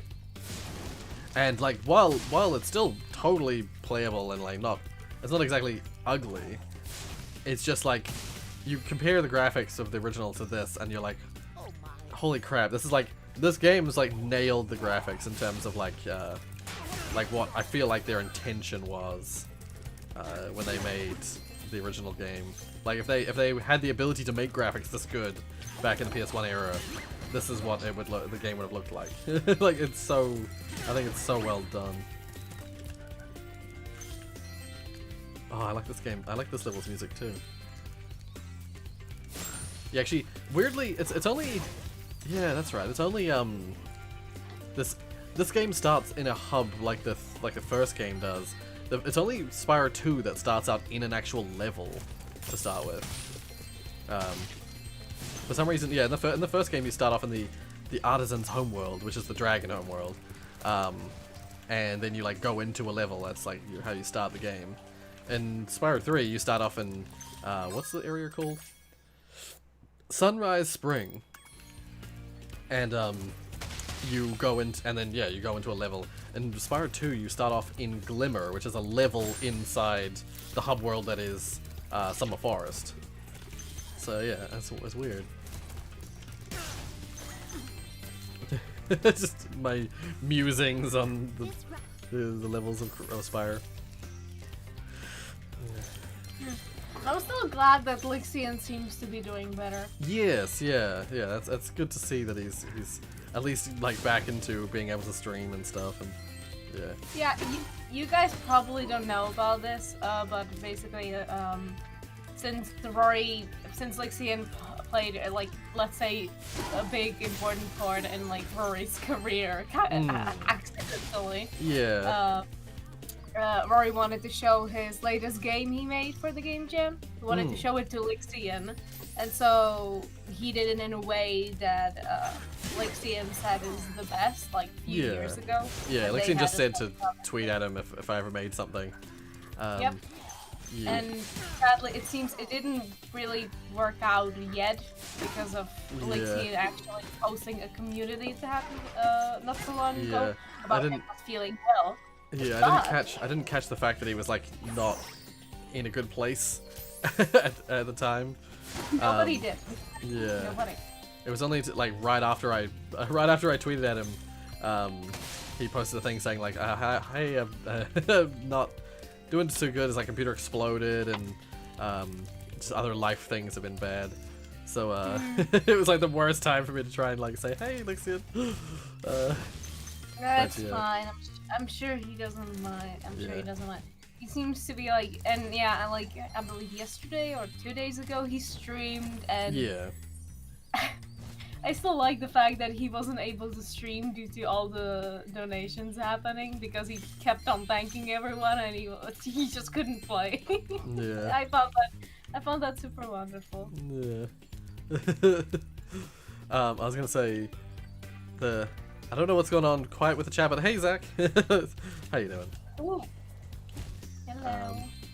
Something was going on in the chat and I didn't fully understand what was going on, so I'm just gonna Drama. So I'm just gonna sidestep it and say hey instead. Always start a conversation with a polite hello. You know, it's just like something about tongues. I don't know what was going on. Mm. I'm confused. Anyway. I confused. well now. Well now. I mean, I had to do it sooner or later, so. You know I had to do it to him.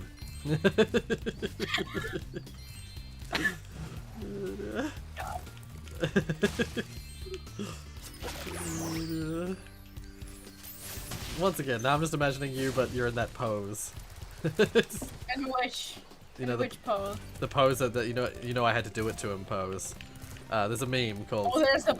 Oh. Yeah. You were referencing a meme. Oh wow. It's a slightly older meme, but yeah, it's a meme. Yeah, if you just look up, you know I had to do it to him. You'll see just this random. There's just this random guy standing on the street, and he's just holding his hands. Just with the caption, you know I had to do it to him. I have no idea what it means, but because I'm guessing it's because of the like suspicious almost look. Like he has a smile, but not much of a smile that does raise the suspicion. Yeah, something as like we that. like as the generation of nowadays, the youngsters like to say he's a little bit sus. Yes. That whole thing, referring to things as being sus. Oh, is it laggy or is it just me? Is the stream okay? Not too laggy? It looks laggy on my end. Has it always been like this? That's fine. Okay. It's fine. that one that has the heart in the background. Normally he's just like standing in like a random street. But that one's got the love hearts and stuff behind it for some reason. Yeah. That's right. That guy thought he was giving me a chicken egg. When it hatched as a dragon, he's like, "I'm sorry, that's the most hideous chicken I've ever seen." Wow. Yeah, that's a good point. Okay, now I have to. There's a whole like. It's fine. It's kind of fun. It's fine. There's this whole skateboarding thing in this game. You go to these skate parks and you have to, and of course it's Hunter in like skating attire, and you gotta like do the skateboard stuff. So instead of controlling the regular Spyro, you're controlling skateboard Spyro. That sounds cursed. Yes, it's about as cursed as you would expect. All four legs on the skateboard. It's kind of cute, but also it can be very frustrating. It's once again like way better in this version of Spyro, but it's still it's like it was that 90s fad of everything being skateboard themed. Everything wanting to be skateboard themed. It's probably still better skateboard is probably still better than roller. No wait, what is the thing called? The shoes with the rolls. Rollerblades. Yeah, sure. Yeah, that's probably it. Yeah. That would probably be even worse. Well, having a dragon with 4 legs on rollerblades would be it would be rather cursed.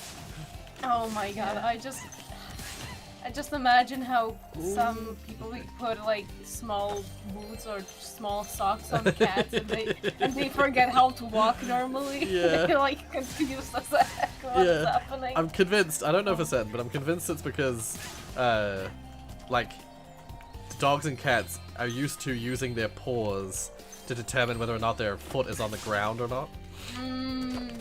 So like if they feel the sensation of something on their paw, then their foot is on the ground, and so they need to raise it to get above that thing. And so the reason that dogs and stuff will like invert themselves, so like raise their leg up so high that they like fall over. It's because they're trying to get their foot off the ground, but the ground keeps chasing their foot up off the ground. So they like keep raising it and raising it and raising it to try and get it off the ground. I'm assuming that's how it is, and they can learn to like not worry about that if they're taught. But yeah, I believe that's in my head at least why they do that kind of thing. That makes sense. Yeah. To me, that's like the most logical explanation to that situation. Okay. Oh. Okay, we're fine. I don't have to not fall off, but I'd rather not fall off. There we are. I just thought for a quick moment I'd try to look up if there are some like gaming news. And I'm not sure if this article is true at all. It could be all completely wrong. But it's titled Fortnite has a new Among Us style game mode. Oh my god. Of course it does. Apparently Mecha said something about that earlier. Right. Oh. Yeah. I wouldn't know. Oh, thank you, Maddie. Apparently It's just a copy? True. Okay.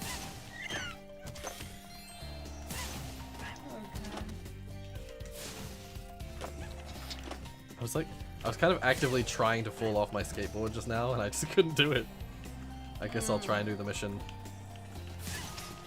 When you're actually trying to break your leg, but you just cannot. Your leg is just too sturdy. It just won't fall off. Such daily struggles, am I right? It just makes me think of, oh, it's another game I'm gonna play on stream. If it ever comes out on PC. It just reminded me of Sir Daniel Fortescue from Medieval. He one of the first weapons you have technically in the game is you rip your arm off and you beat things with it.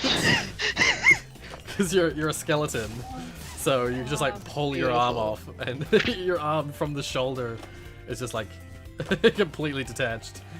You just like swing it, and I think you can actually throw it like a boomerang, and it comes back to you as well. Of course. In the wild, there are skeleton enemies, and you can use their body parts as weapons. Oh right, yeah. Oh my god. Oh, I think both of these boys are down below. Oh, okay. Why am I not falling off? It's weird. Why I cannot? Rory, why do you want to die so badly? I actually didn't want to die just in that context. I was like, suddenly I was like, oh god, because I'm so close to finishing this area. But like I hit directly into a barrier and it didn't like knock me over. And I'm like, what is happening? You can go for the course right. Rory, if you need somebody to talk to, you know we are here for you. Okay, now I have to score points. I forget how this works exactly. What button do I have to hold? All the buttons. I'm gonna see if it can. Oh, you can give up. It's just a button to give up. That sounds kind of Already- existential. Already giving you the option to. Oh god, I failed. I immediately bailed. How do I do it? What button do I hold? I immediately bailed again. Give up.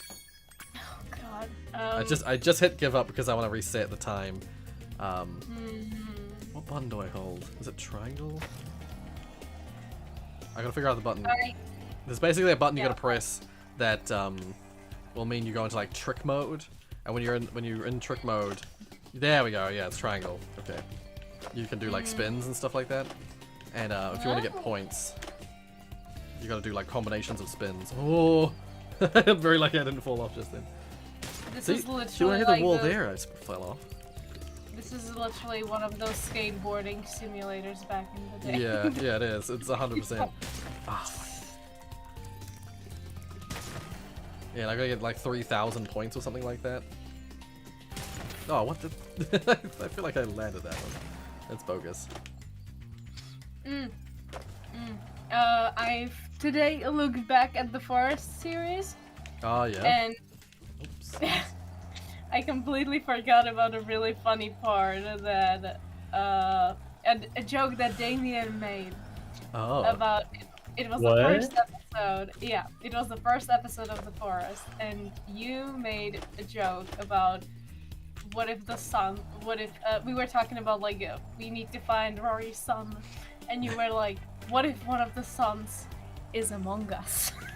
Oh, yes, I did. I remember that. It sucks that Rory you didn't do like the Boom, da-dum, dum. The emergency meeting noise. You could do that, or you could just do badooms. I see what you mean. Yeah, yeah. Ba-dum. Yes. There has to be like a free version of that on YouTube. Yeah. First, you open up LMMS, then you go through the 500 presets trying to find a correct sound, Yeah. and then you open up the sequencer, but you've given up at that point because you couldn't find the right sound. Yeah, yeah. There are so many presets. Yeah. Oh god. Oh, okay. I was trying to think of how I do that. There's like special moves you can do. They're not that special, but there are special moves you can do. And one of them, they're all got special names. And when you do those, that's how you get like the high scores. You don't work with this chump change that I've been working with, like spins. You just gotta. There's one that's like, oh, see, it comes up. If you do 4 spins, it's called a crush. I keep failing. I keep failing it.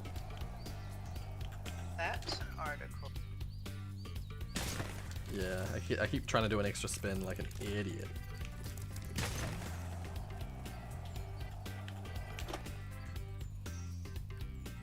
Yeah, I keep doing it like it. Stop it, Rory, stop it. Also, yeah, Zach, I think pointed. Who was it? Yeah, Zach. Tony Hawk Spyro crossover, basically, yeah. This was like. That's the name. Yeah, this was the height of Tony Hawk popularity. Oh, there we are, the gulp as well. See, I've already got 2,000 points now. And I can't remember if it's. I remember how you do the special ones. Were any of you like a skateboard kid? I was not. I would have been if I had a skateboard, but I never had a skateboard. wasn't either, honestly. Oh, so close. Like I never had a skateboard, and I had terrible balance as a kid because my ears were always infected, and so I always had ear infections, so I had like terrible balance. So yeah, I wouldn't have done well on a skateboard. Oh, there we go. Flip. And so yeah, like I remember I stood on when I was like 7 or something like that. I stood on one of my friend's skateboards, and I was like, no, just no. I couldn't like stay on it for any length of time at all.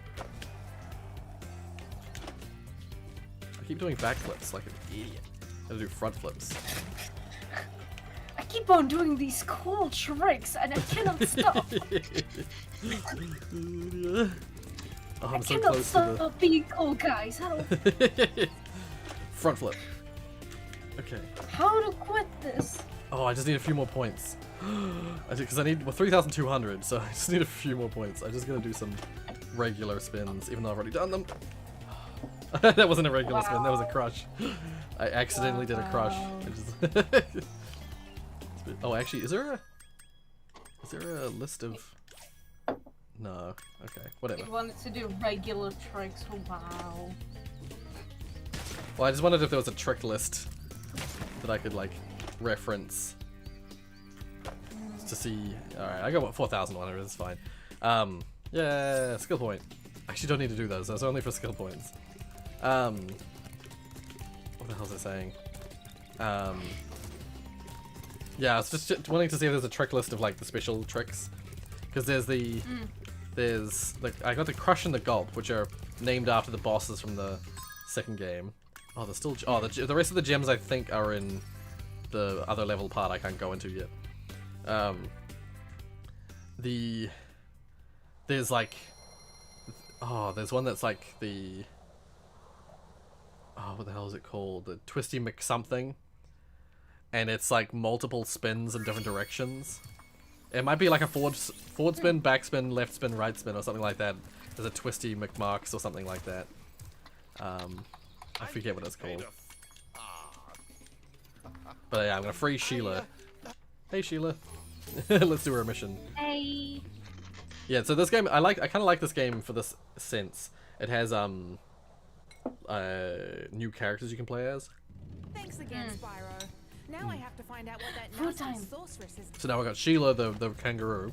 Hiya, Sheila. And she has a very different move set. She's much slower than Spyro. She doesn't have any sort of sprint ability. She has like a kick. Her kick is like her only like attack. But she has like crazy jumping. Firstly, she has a double jump, so she can jump pretty high. But then if you're in the air and you bounce as soon as you land, you do this like crazy crazy like high jump.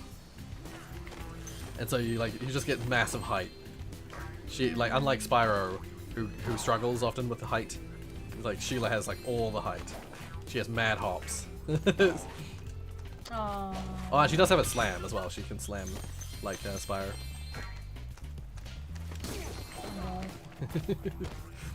But because she only has the kick, her attack is a bit shorter range than Spyro. She doesn't have like a flame like Spyro does. So yeah. You can get up to Yeah, got it. Ooh. And then you get like later on you get a guy named Sergeant Bird, and he's a fully flying penguin. It's of course he's a flying penguin. The one thing that penguins are known for. Flying. Flying.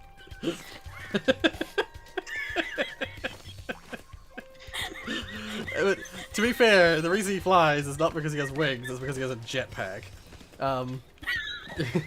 He's Sergeant Bird, so he's got all this like military tech. He fires rockets. He has like super long range attacks as he fires rockets, and he can fly, but he's very slow moving, and it's rather awkward to carry him to play as him sometimes.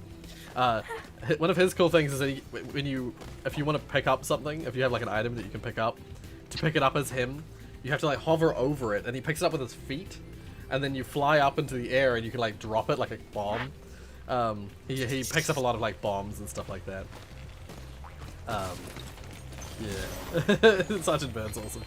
And then the third character you get to play as in this game is a character named Flat Penguins Roo. are well known for having jetpacks. There's a clippable moment right there.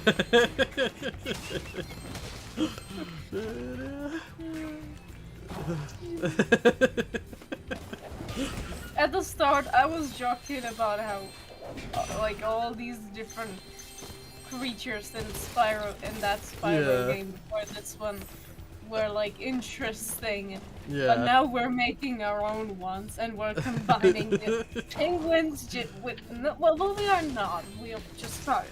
Yeah.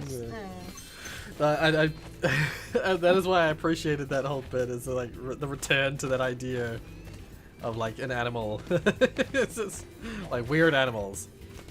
In this case, just the fact that, you know, the whole point of it, like penguins are they're one of the few flightless birds, and so like the idea that the whole point of playing as Sergeant Bird is so you can fly. It's just very funny. But yeah, as I was gonna say, the third character you play as is a monkey named Agent 9, I think, or is it Agent 0, Agent 9, something like that. And he 69. I think it's just, I believe it's just Agent 9. No 6 in there. And his deal is that he's a monkey with like a laser gun. He's like a super intelligent monkey with a laser gun. And he once again he has long range attacks, but then he doesn't have any sort of like sweeping attacks. He doesn't have any area of effect attacks. like Spyro's flame has like an area of effect to it, and Sheila's kick, there's sort of like a space in front of her that gets affected. So Agent 9's attack's very specific, you know, very directed.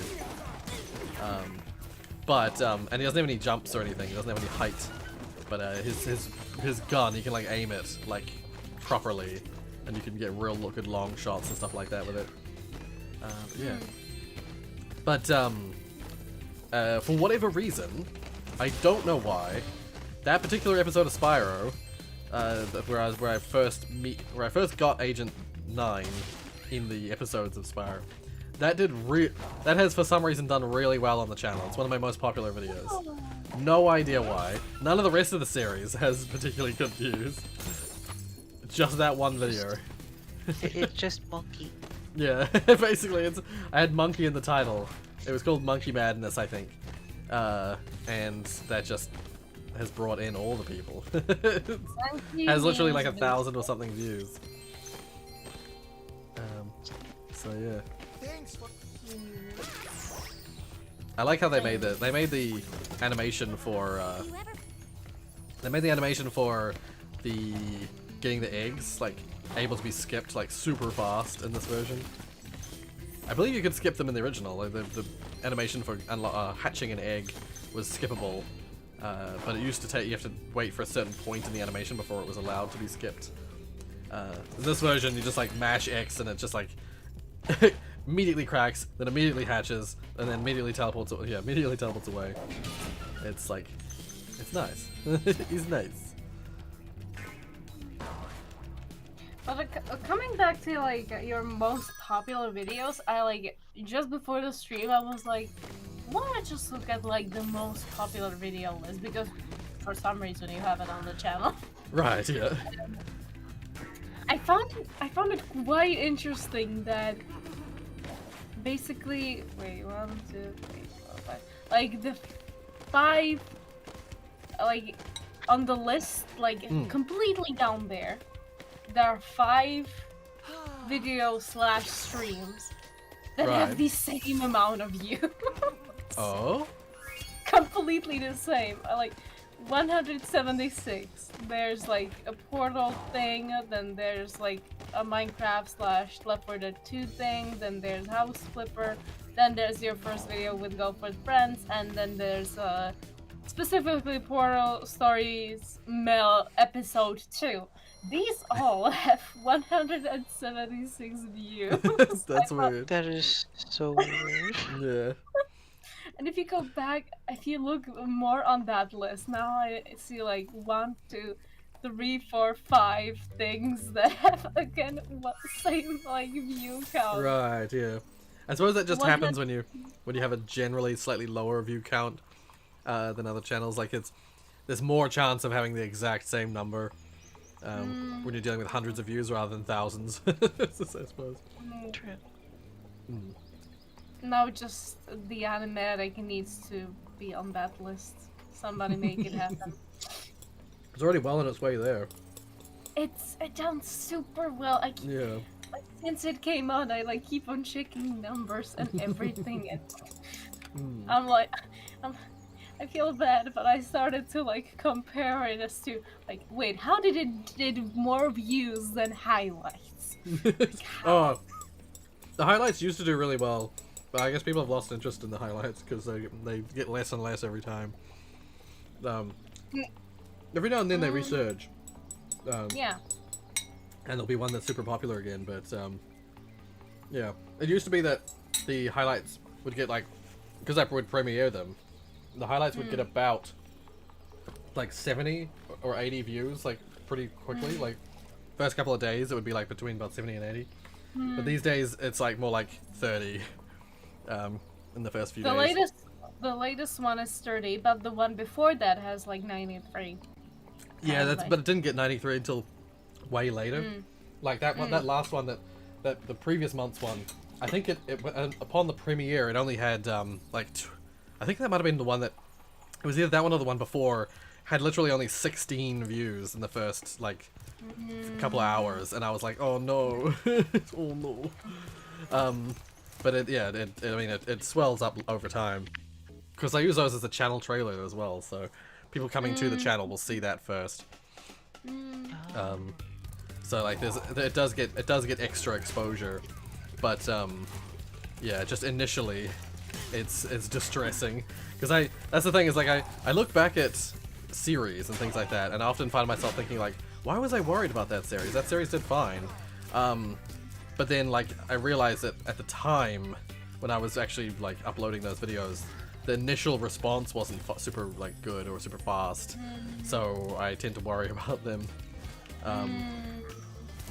Like unfortunately, I'm sure it's because we played a lot of it. I've played a lot of it already on the channel. Unfortunately, the Stardew Valley series has not done very well this time around. Like the first couple of episodes did really well, but then since then, I suppose I'm convinced it's because I'm partially convinced that it's because I've been doing. I was releasing them every day. That was the main series for a while, and so there was episodes every day for a little bit, and Oh no. yeah, I'm convinced that that's part of it because like people in the past used to say that they would struggle to like keep up with certain series, and because like if there's Especially the ones that are uploaded more often than we do, or like Yeah, long like- episodes perhaps. Yeah, like if I release like they're usually between I've been keeping them relatively like not too long, like between 30 and 40 minutes. Yep. But if you upload that day after day after day, 30-minute episodes, even though they're shorter than some of the other stuff, like I think people just like they'll miss an episode or something, and then they'll like come back to an episode and be like, oh shit, I missed some stuff. But that means they have to like go back and watch the old episode. They might go back and watch the old episode, but then they've missed the next episode will come out, and then they're like, oh, I'm 2 episodes behind. Oh, I'm just not gonna bother catching up anymore. I don't know if that's true. That's just where my brain goes when I think about that stuff. So I've actually decided that I'm actually gonna scale back. That's actually something I should have mentioned as well. It's a good topic of conversation. I'm actually going to change that to be back to an older schedule system where I have instead of having like I have like the main series be like 4 to 5 episodes a week, and then the two secondary series and then a couple of misc slots. Instead of having that setup, which I've had for a while, I'm gonna switch back to an old setup, which is that the main series has 3 episodes a week, and then there's 3 secondary series, which are twice a week, and then there's just 1 miscellaneous slot for like stuff like singing with Rorius or cooking with Rorius or whatever.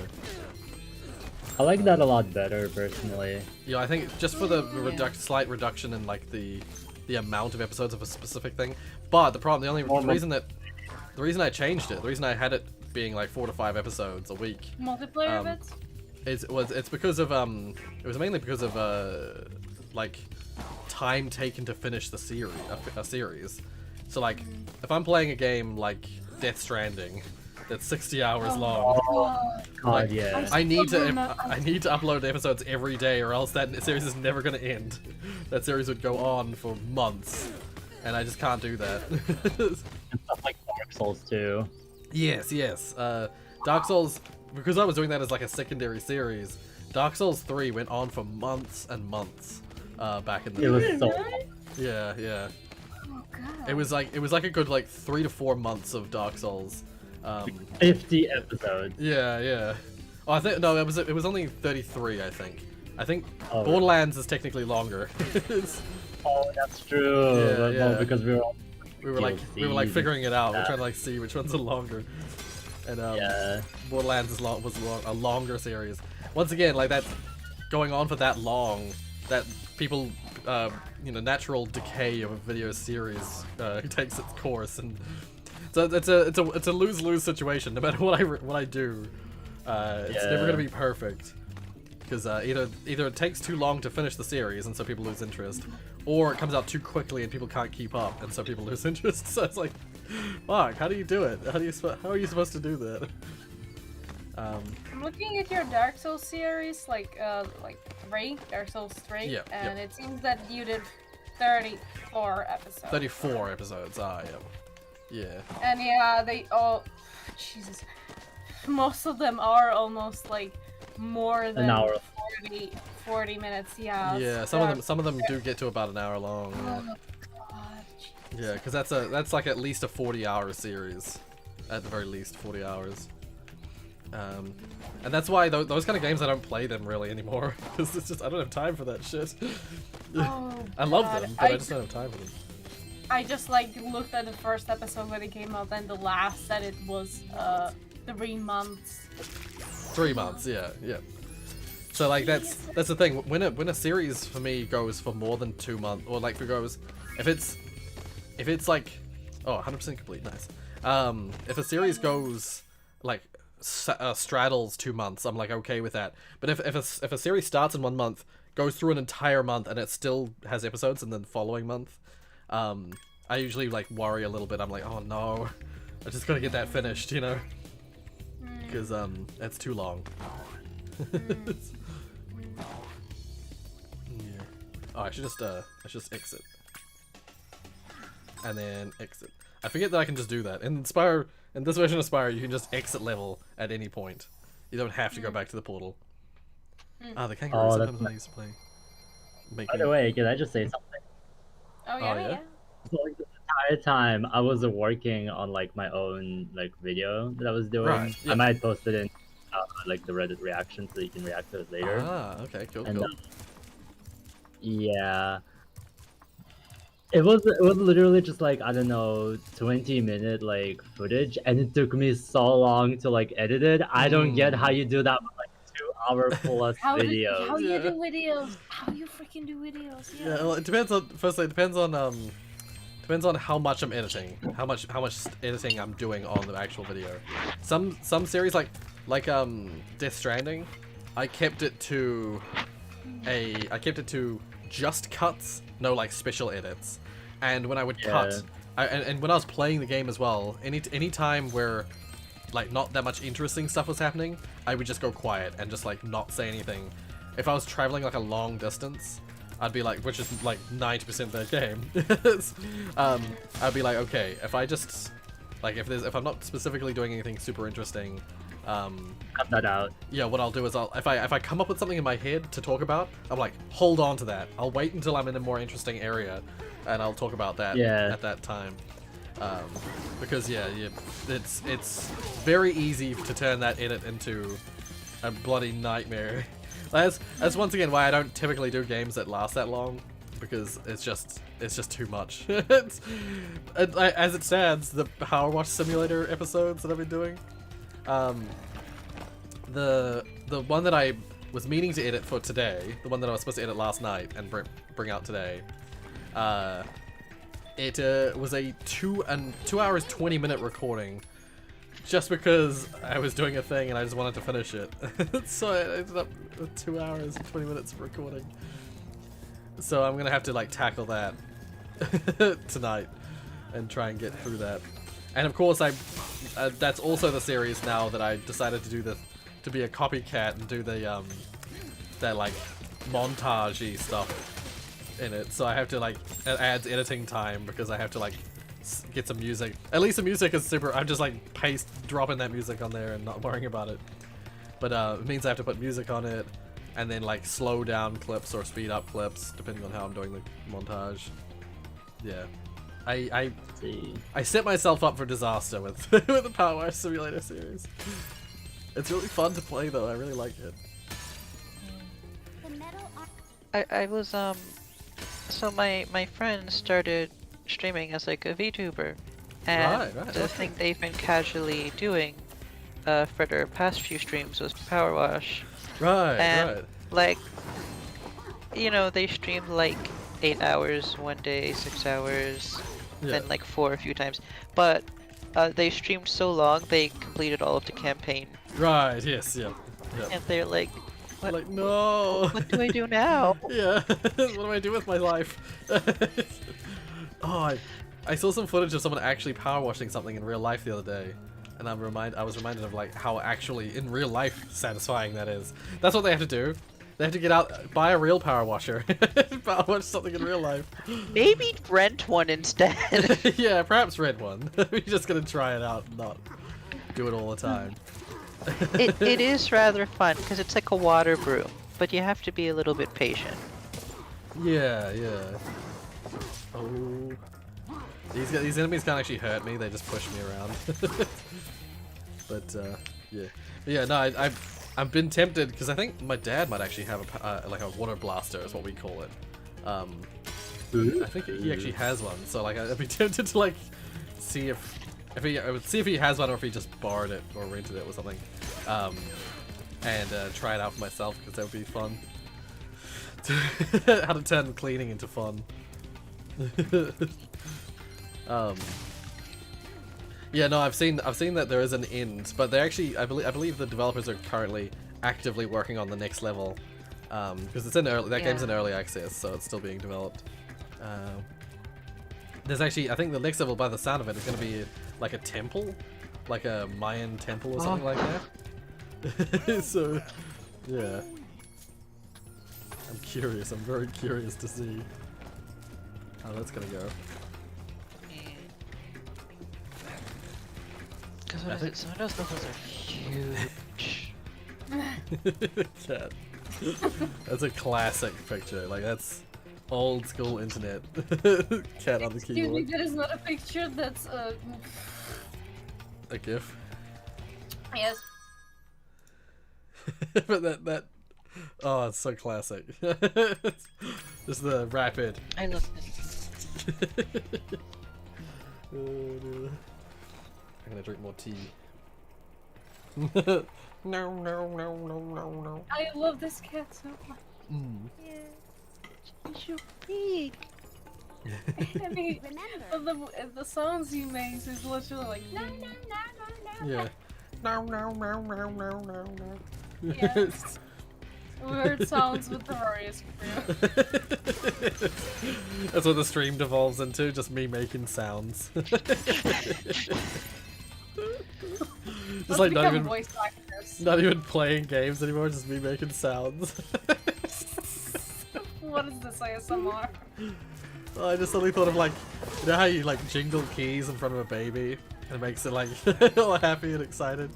Be like that. Just making like faces and noises. In front of the stream. Oh, I for some reason could easily sleep to being a fan, it's like a fan of Warzone, of like, you know, if you are in this, if you're like, no, when you have wet hair, you use, no, that's not a fan, but that's hair dryer or. Yeah. And when I was a tiny little baby, apparently that being on that thing apparently made me sleepy. Right. You know, like stuff like that. Like that makes sense because like, oh, I'm going up into the sky. I thought I was going somewhere else. Like that's like the white noise. It's like people often have like machines that make white noise for their babies to fall asleep to and stuff like that. It's like comforting. It's something to do with like reminds the baby of like the womb, of being in the womb. So white noise is like super effective at making babies fall asleep because they feel really comfortable. Is that experience you're talking about because of your nephew? No, I don't think they've ever used white noise for. Oh, actually, no, they might have. But it wasn't that wasn't what I was thinking about. I was just I just remember hearing about it. It was like one of those like anecdotes that I just learned sometime. It's like it's the same as like the reason that like cats like going in small spaces and getting crammed into boxes and stuff like that because it reminds them of being squished by their mother when they're a kitten. Yeah, because like when kittens are very young, you know, a mother will like squish it up to its fur and stuff to keep it warm and safe. And so when a cat is like getting itself into the tiniest little cramped space, people believe that, I don't know if it's known for certain, but people believe that that's because they're sort of like imitating in a way the sensation of being squished by their mother in a safe, like cold, like a small space, all cramped up, safe and warm. Oh my Very god, normal. that gif of like the cat having like their tongue out, that's what my cat does. No.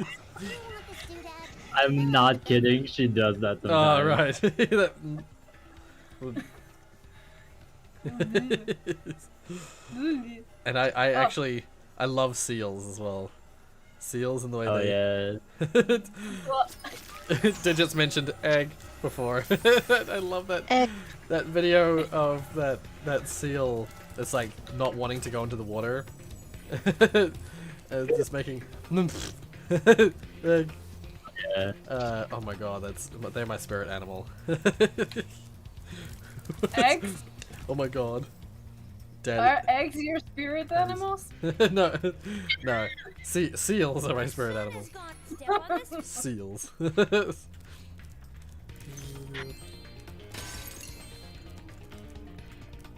Ah, egg.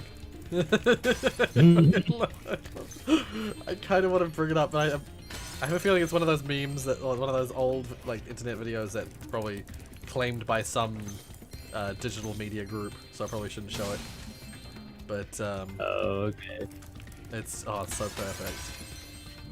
Yeah, some of those like really popular, like when a video becomes like super viral, or like just becomes like the fabric of internet culture, whoever like owns it will get approached by one of those like digital media groups like Jukin Media, and they'll be like, hey, give us the copyright to that video and we'll like give you royalties for any time it's shown, basically.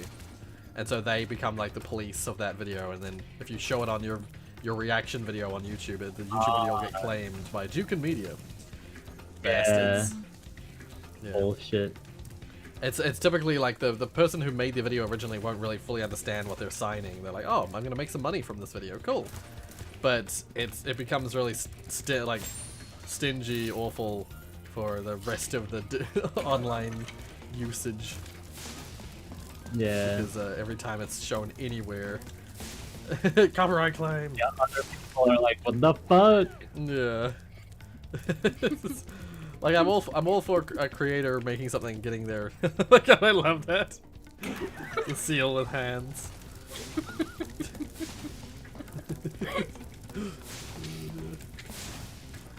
And yeah, this mission's really weird. I'm flaming a mini sun. They're like mini suns or sun embers or something like that. The only problem with Discord is it doesn't automatically animate. Oh, right, because you're I love seals. They're brilliant.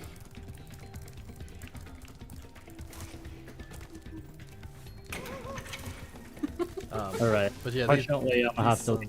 Oh, okay, yep. Well, thank you for joining us, Damien. Alright. Take care. Yeah. It was lovely. I'll be back. Yeah. Alright. I'll be back next week, obviously, and Next week. get well soon. And I hope better soon. Yeah. I was hoping you will come back like in 5 minutes. Imagine. No, I have to go though. Yeah. Wow. Alright. Anyway, Take see care. y'all. Bye. Bye. Yeah, that mission was super weird. You like have to flame these like suns that have like sunglasses and hands. Real strange. Anyway, how do I get up there again? How does it work? Yeah. How do I? Maybe here? How do Nope. you do this?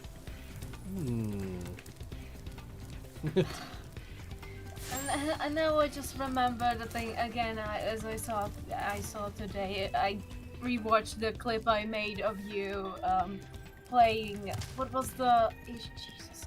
What was the game about the Turnip Boy commits tax evasion? Yeah, Turnip Boy commits tax evasion. Yeah, I think that's what it's called.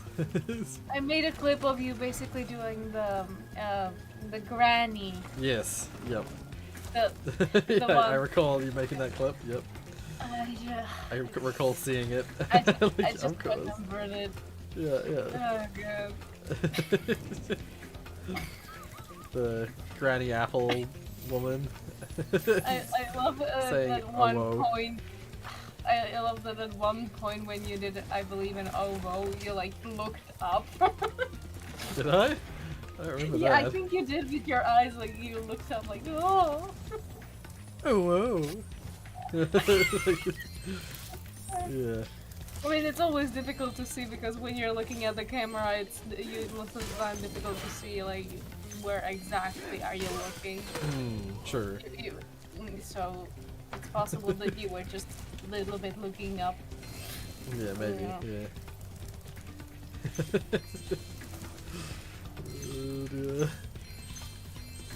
Well then. It's just. Well. It's a good game. Yeah. As much as anybody wants to say, it's a good game. Yeah.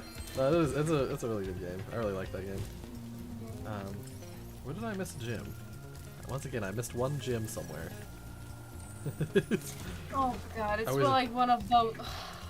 It's like one of. I'm always annoyed at myself when I miss a gym because I'm like, there we go. I usually pride myself on being pretty thorough, a pretty thorough searcher of the gyms. No, but the same thing I have, but with like those kind of things, like you have two pictures, you have to compare them and see like what's different on each picture. They're the same and picture. And then you cannot see that the one just it always ends up being the one. You like figure them all out and like, where's this last thing? I cannot find it. And then you feel like it's been 3 days. I hate that. Supposedly, I remember there was an episode of Game Grumps where Dan and Aaron were playing one of those like spot the difference games, except it was like a race, like whoever could find it first would get like a point.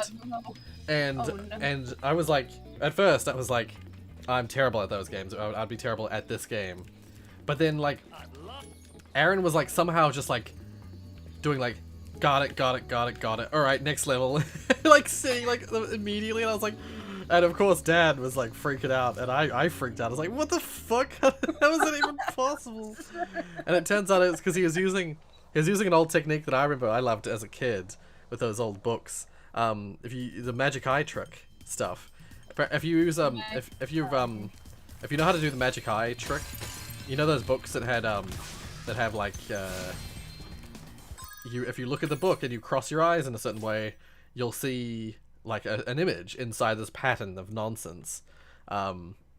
Same deal with those spot the difference things. Apparently, if the pictures are right next to each other, if you just like cross your eyes in a certain way, you can really easily see where the differences are, because your eyes, there'll be a weird spot where there isn't, like, because if the pictures are exactly identical, if you cross your eyes so that the two images merge together, they should merge perfectly, and it should just look like a flat image.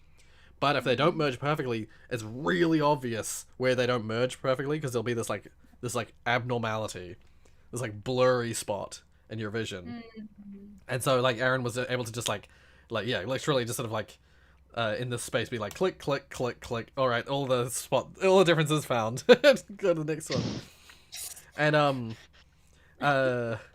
yeah, I never knew that about the spot the difference thing. I never thought to try that.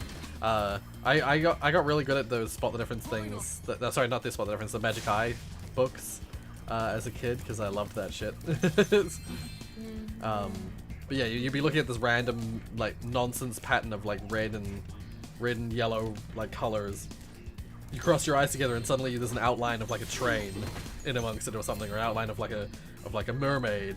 And it's like, oh, hidden image. Yeah. Did you know there's actually 2 separate variants of it? Oh. So like there's cross-eyed and unfocusing. Right. Oh, so, I didn't know that. Oh. It's funny because I think if you do one when you're supposed to do the other, it inverts the depth. Oh, right. Oh, interesting. I never knew that. I definitely know that. I believe I went with like a more of an unfocused style rather than a cross-eye. Although I don't know now. I have to look at my eyes when I'm doing it. Because yeah, interesting. How do you? Yeah, how do you look at your eyes while you're doing cross-eyes? That's a very good question. I could tell where you were going with that. As soon as you started laughing, I was like, yep.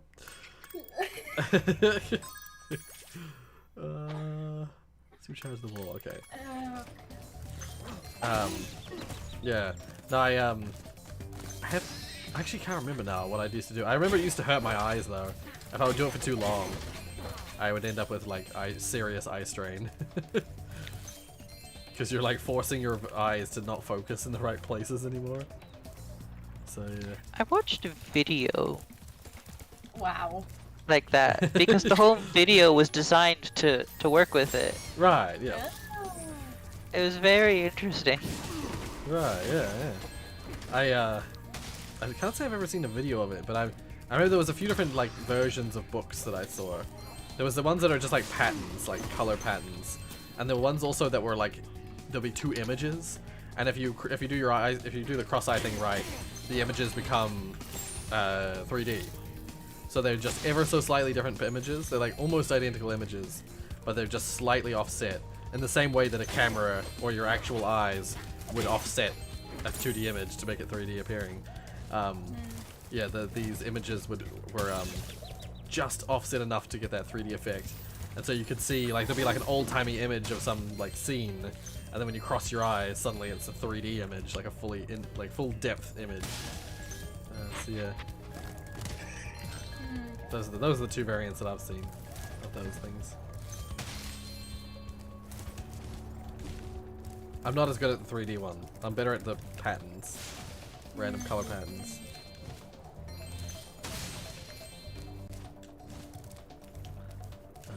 But yeah, no, I had not heard about that thing about the inversion of the depth thing. That's something I had not heard of before. Yeah, I realized it because for the video actually, there's 2 versions of it. There's the unfocused version, and then there's the cross-eyed version. Oh, okay. Oh, right. Oh, I can't do this level. I gotta get a character. Damn it.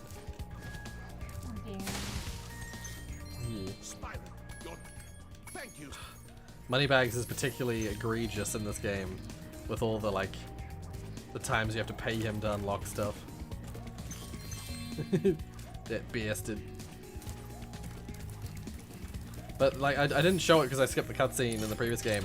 At the end of the second game, the characters make Moneybags give back all the money he stole. So like I think he in the first game he only takes 2,000 gems from you.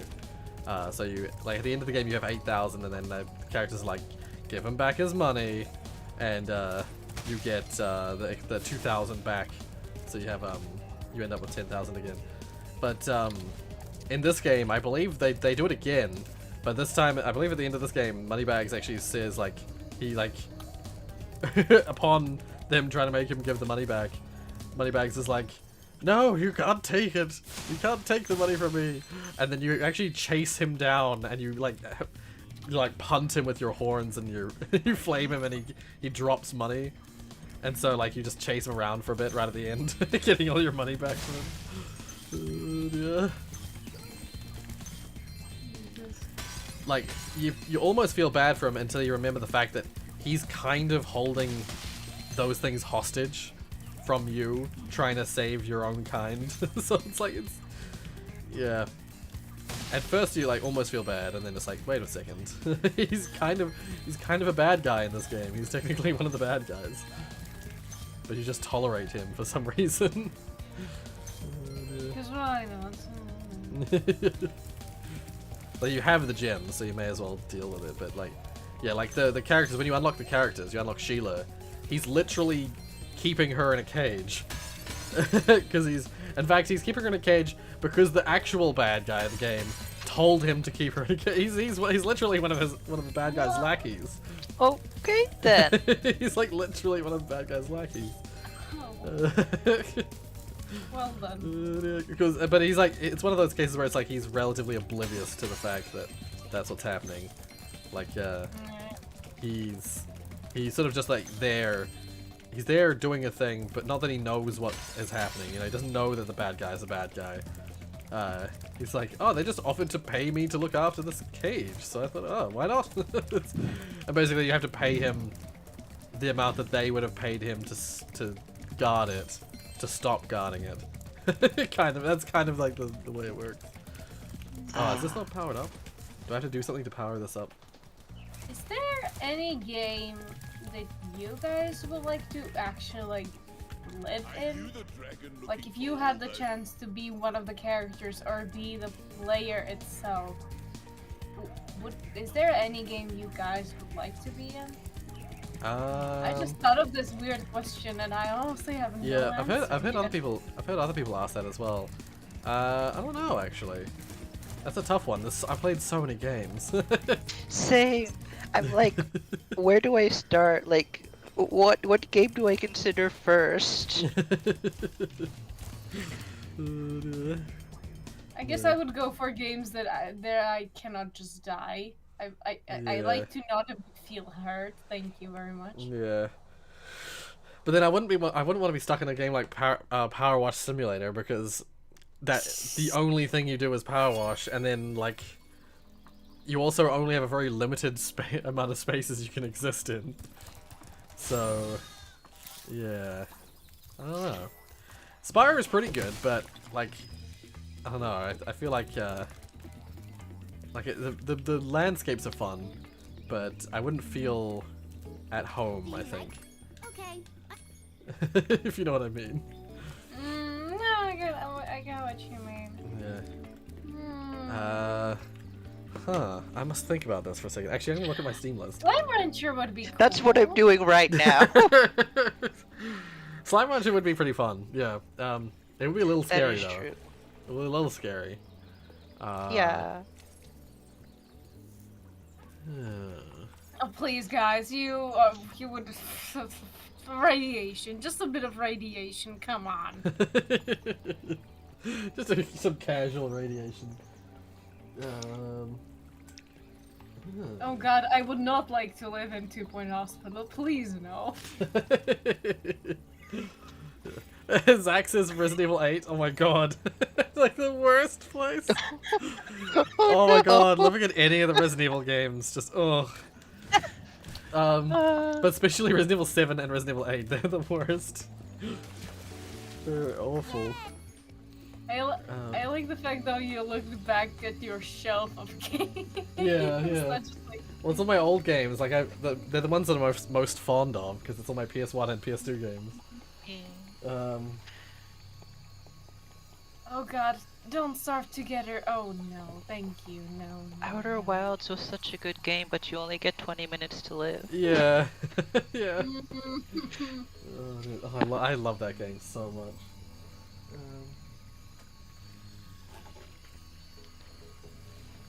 I mean, I kind of like to believe that Raft would be cool to live in.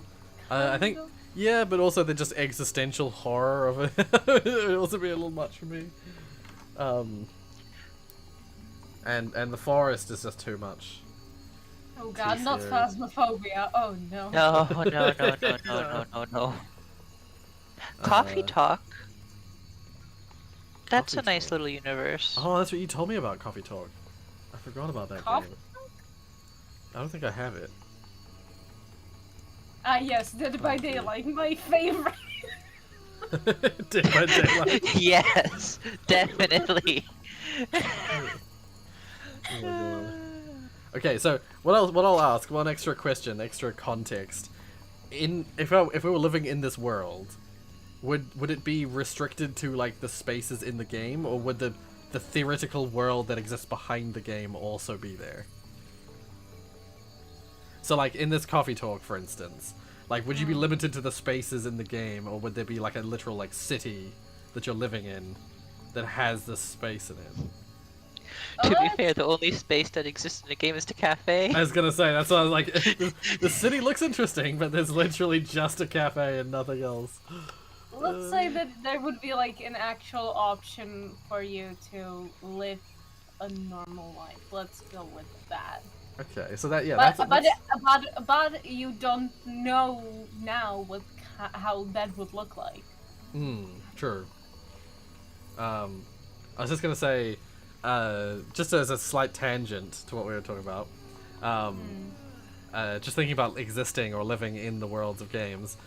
Just existing. I had a crazy dream the other night that was Subnautica themed. Ooh. It was kind of like, it would have been a nightmare if it had been any scarier. Oh no. But I can't remember exactly what was happening. I remember thinking about this dream, so I thought I'd recount a little bit of it. Basically there was this one bit in the dream where an ultimate chicken horse. That'd be an existential nightmare, I feel. You'll never get bored with your friends. But you're like getting sucked into black holes and shit. That's terrifying. Yeah, so the stream, I was like, at first I don't believe I was actually out in the water at first, but like I ended up finding myself in this weird like underwater, like almost like a sunken city kind of like feel, and then I like just look up, and there's like this like ridiculously huge whale-sized like leviathan thing in the water, like near, like above me. I can't see it properly because of the like fade of the light through water, but I just could tell that this thing was like bigger than most of the leviathans in Subnautica, and it just had this like ridiculously large gut to it, and it either saw me or it just was going about its own business. But the special thing about this particular leviathan, seemingly, was that it would like what's the best way to describe it? Basically, it would like eat the earth and like sift it out or something like that, because it like either saw me or saw something near me, and it like turned and started swimming towards me, and like just like sifted through, like just punched a hole through the like earth right next to me, like about a foot away from me. It just like devoured a huge chunk of land that was like right next to me.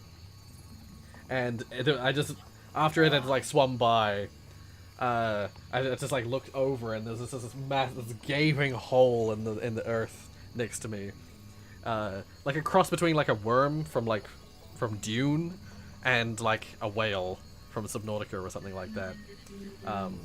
Yeah. It was like, and then I like desperately tried to swim away before it like came back, and there was like other like Subnautica-esque creatures trying to eat me, all the while. But yeah, so that was a bit of that was just a little segment of a dream that I had the other night. So needless to say, Subnautica is off the table. My fear of like underwater, like leviathans and shit, be way too much for me. I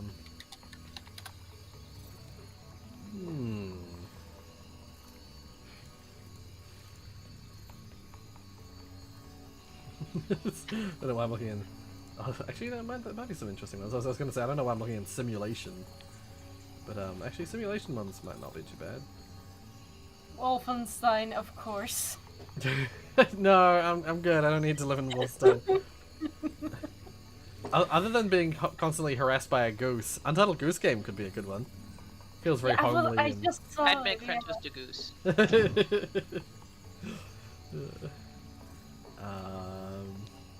Planet Zoo. Just keep talking and nobody explodes. No, thank you. No thanks.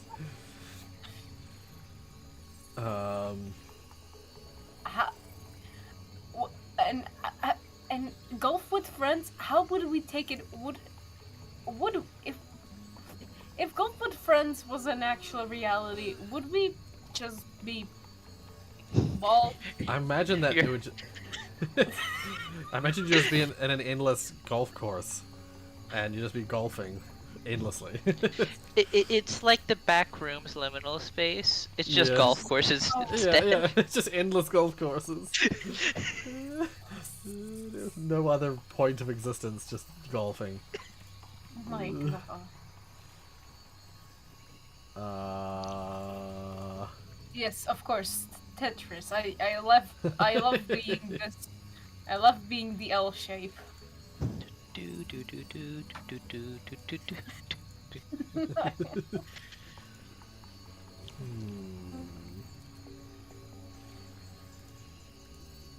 Sorry for people watching the stream. I'm sorry if this is boring. Just looking at game lists. Oh, sorry. I was just gonna ask. Oh, brilliant choice. Oh damn. What had in time? I mean, I guess the lady in the scary house wasn't carried in the head. I A Hat in Time would be a good choice though. I think overall, it's very You fun would be the loving. hero. you have a Let's try to choice hide. between Mafia Town, a haunted forest, mountains in the sky, and Yeah. a movie theater. That is true. That is true. Oh, and the world is lava. Yeah, yeah, that's true. There's a lot of scariness in there. I was gonna say, you can go on the cruise ship, although it's destined to sink, so... The cruise ship is nice and fun, but then it's also gonna sink. And then you have the Nakia's Metro, which is just like, oh, well, there's another Yeah. mafia there. Yeah, it's basically just another mafia, yeah. The only safe place is Hatkin's ship. Yeah. I kind of want to believe that it would be nice to live in Minecraft, but then I think about creepers and. Yeah, and Jake pointed out earlier the Enderman sounds. It's maximally cursed. Endermans are fine. Endermans are like. But the okay, noise they I make, haven't- that little I think noise they make is that's still terrifying. fine. It's pretty terrifying. You know how When world you did know I get how to terrifying is a creeper? Creeper is so terrifying. Yeah, that's Even true. if you have a shield, it's possible that you will die. I am like on my now for the past few days. I am on my probably 12th or 13th like world in hardcore. So once I die, I don't respawn. Ah, I And see. creepers have been the most biggest like Yes. reason for me to die. Yeah. And for some reason, Enderman seems to get closer to me. I'm not sure if that's Ah. just a thing that has been always, but for some reason they are really clinging to the player once if we are in a certain range. I'm not sure Right, if yeah. I have no clue, but it's weird. You know, the Google Pokemon games would be nice. And the Legend Right. of Zelda games after the main conflict. Yeah, I think things like Animal Crossing, Stardew Valley. I'd live in Stardew Valley.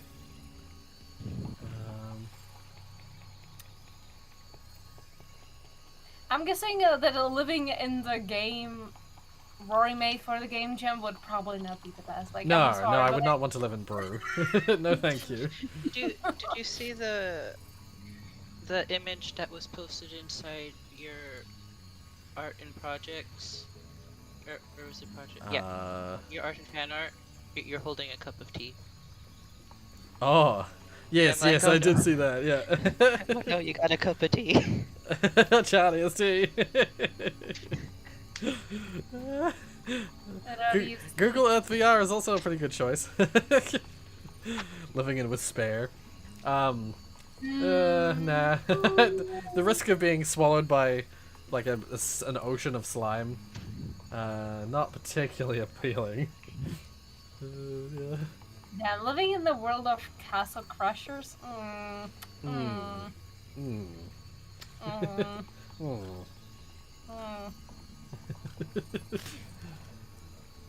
There's not a whole lot of worlds that I want to live in for video games.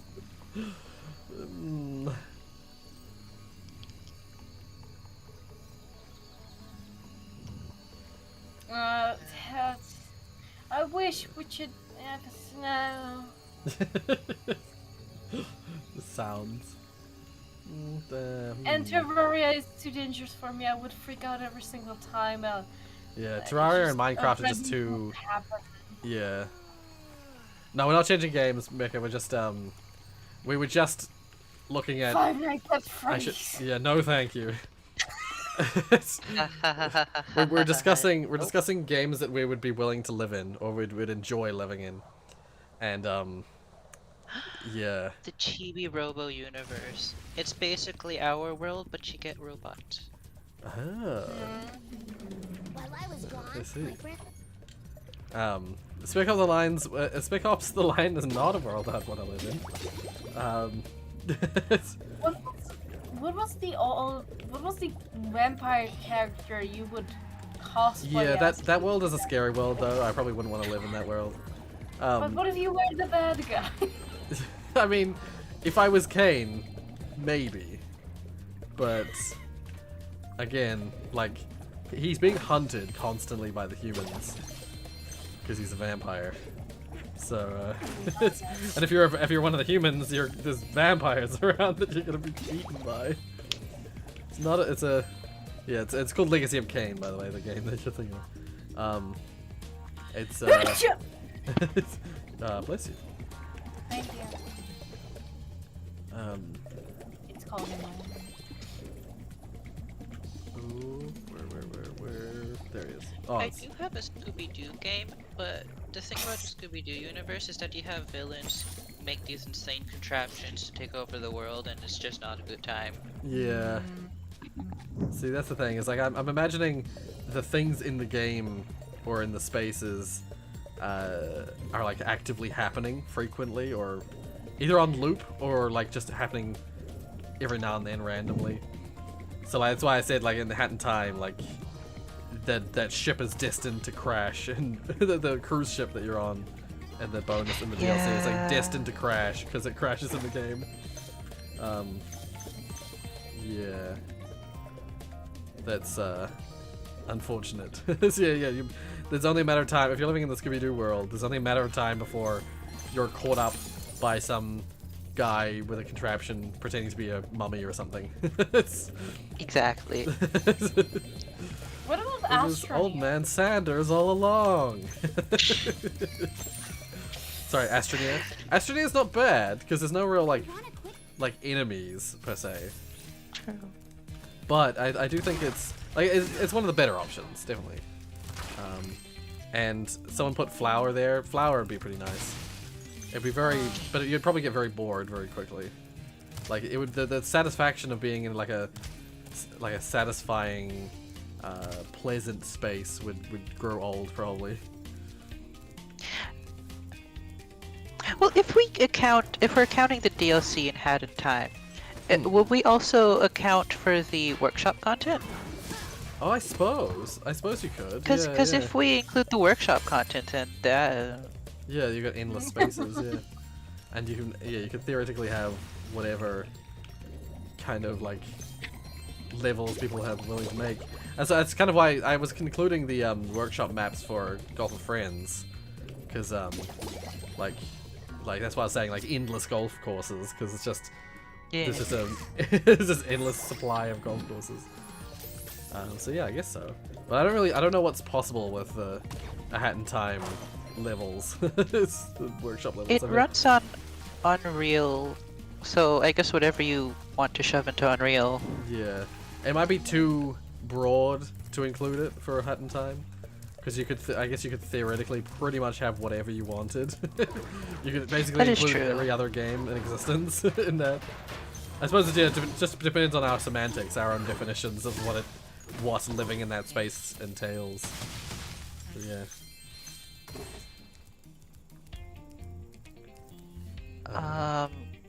Oh god, no, not for I know. broadcast. Getting No, over it would be an awful, an awful existence. What game engine do you want to live in a world powered by? Yeah. I'm not good with game. I'm not good at game engines. I have to pass on this one. I haven't. I mean, Godot, because I can understand it. you would be Neo in that world. You understand the underlying code of the world. With that logic, it would have to be Unity for me, because I understand the code. So you die in a physics book. You can have it. Although Godot, you could technically alter the source, but can Godot compile another version of Godot? I guess you could write a compiler in Godot which can compile Godot, but that seems very redundant.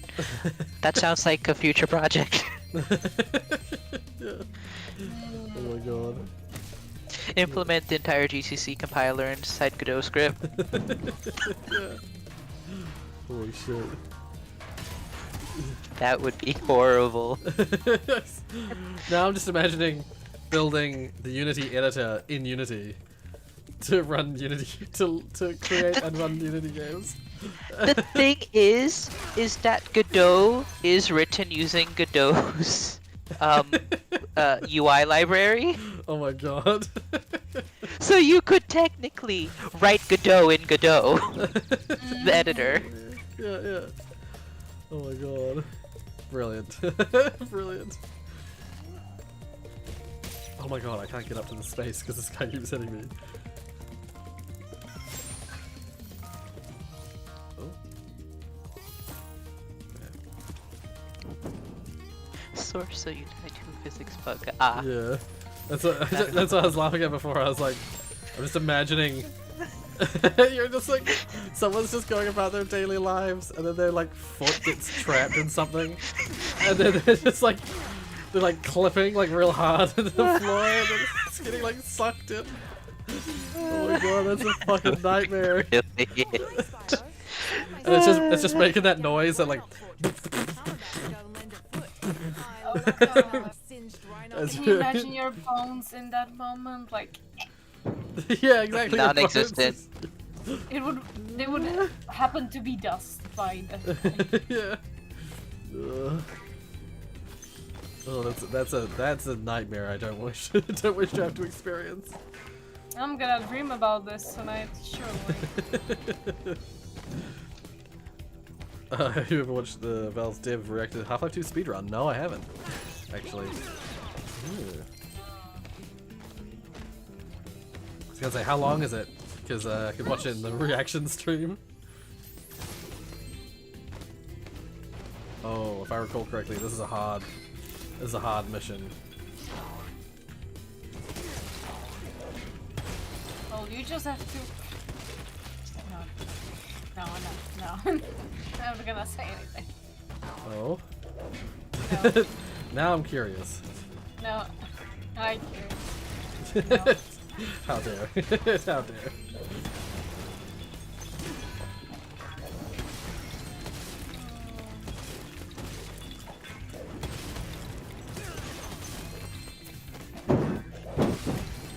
Oh. Everything alright? I just heard noises. Oh, yeah, no. Chris sent me a programming TikTok. Right. I will pop it on the Reddit. Okay. Wow.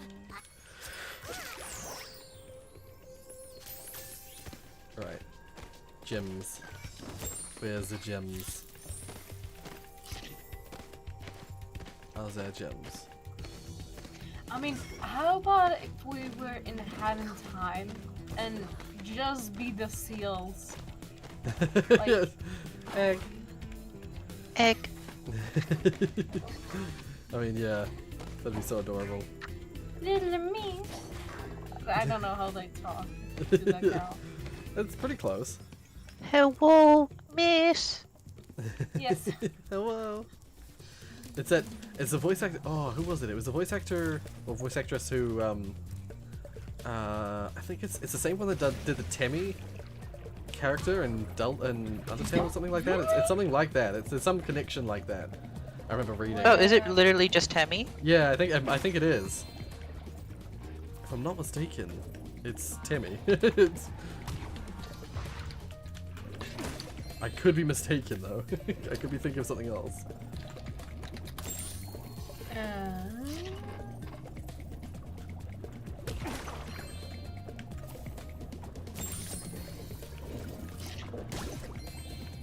One of the few skill points I remember from this game. I just got it without even having to check.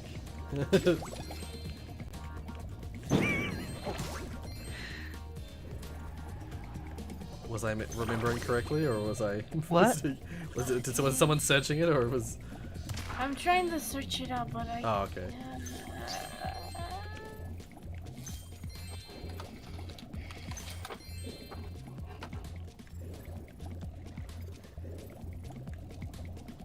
I could be misremembering. They're voiced by Carol Ann Day. Now, who the heck is that? Okay, no, must be someone else then. I don't know who that is. Is a Canadian voice actress. Ah.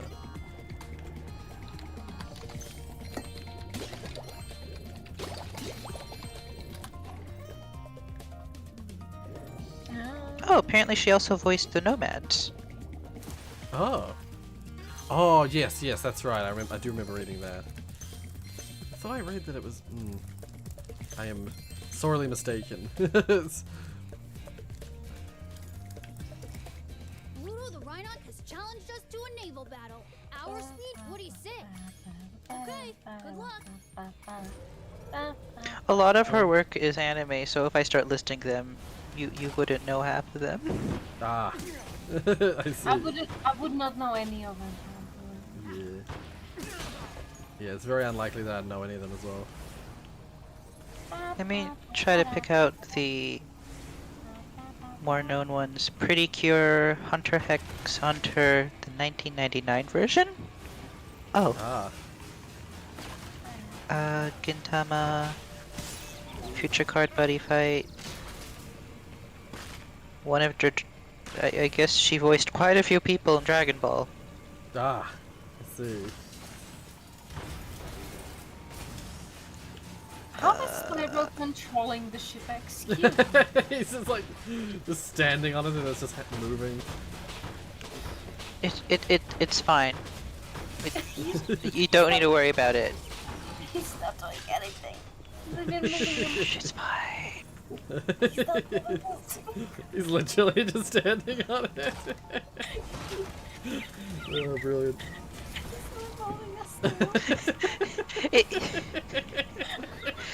It's not that he controls the ship controls itself, he's just a power supply. Yeah. Wait, no, well in that case he should be in pain. Well, not necessarily.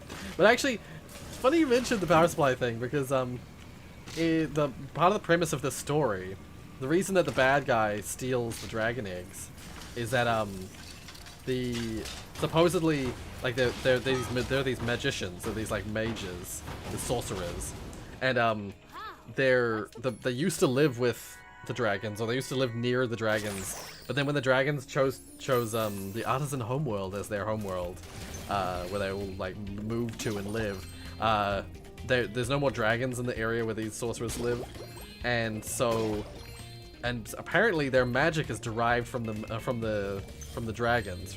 I don't know if it's specifically from dragon eggs, but from dragons generally. And so the whole point of the game is that they stole the dragon eggs to try and bring dragons back to the space so they could have their magic back.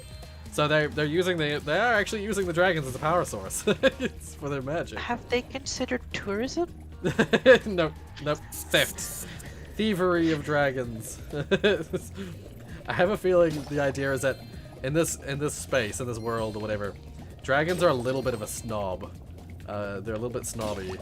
At least the adult ones seem to be, because that's part of why, like in the first game, the bad guy's only a bad guy because the dragons called him like ugly or something, hideous and like an idiot.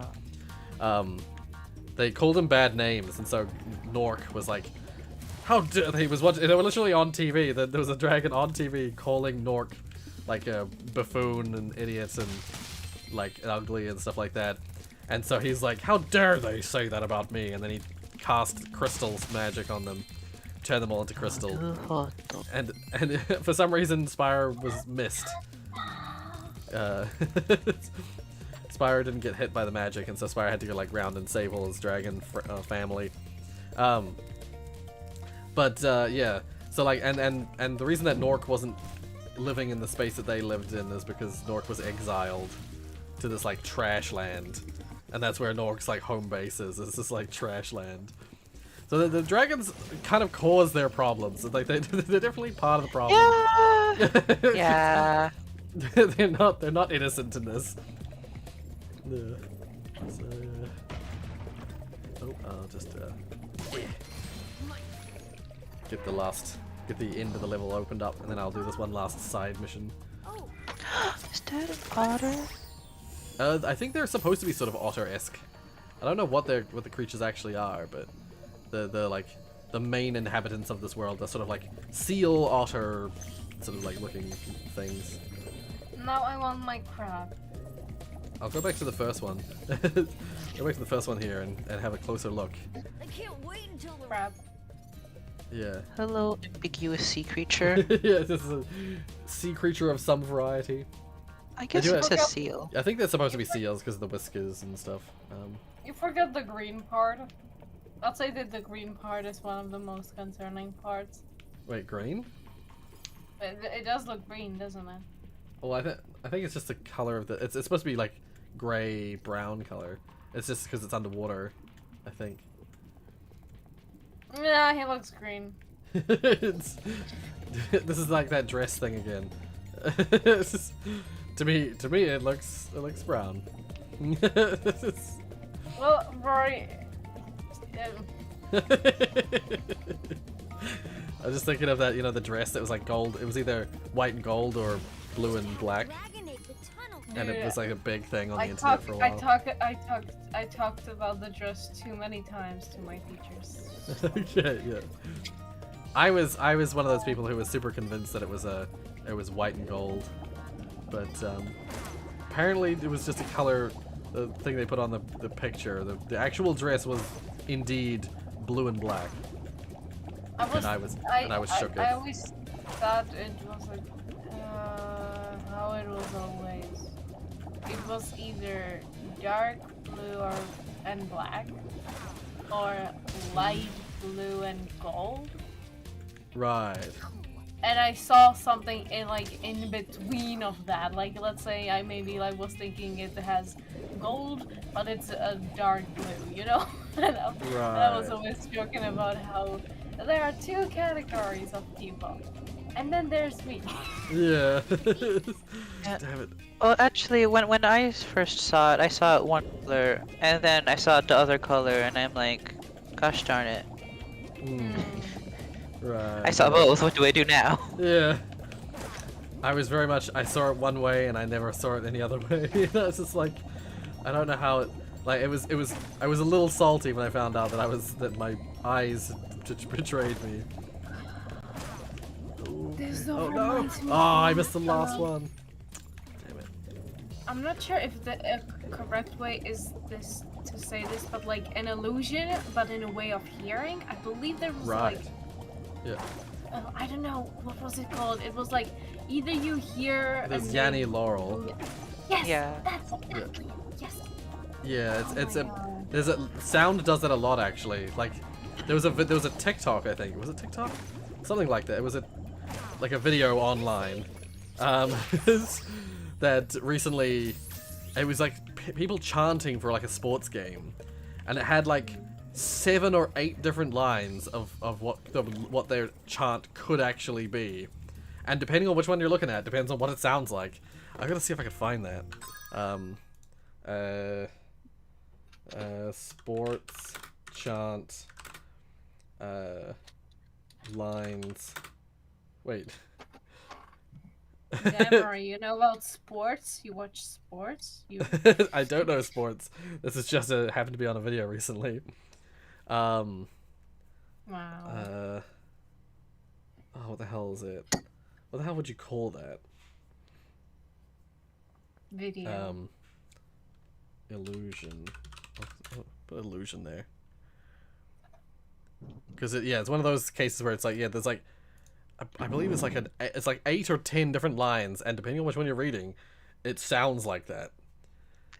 It's That reminds me of those videos where people take a popular song and they add it is a TikTok. random words. I'll show it on screen because I have the screen version of the thing on. This is it here. Okay.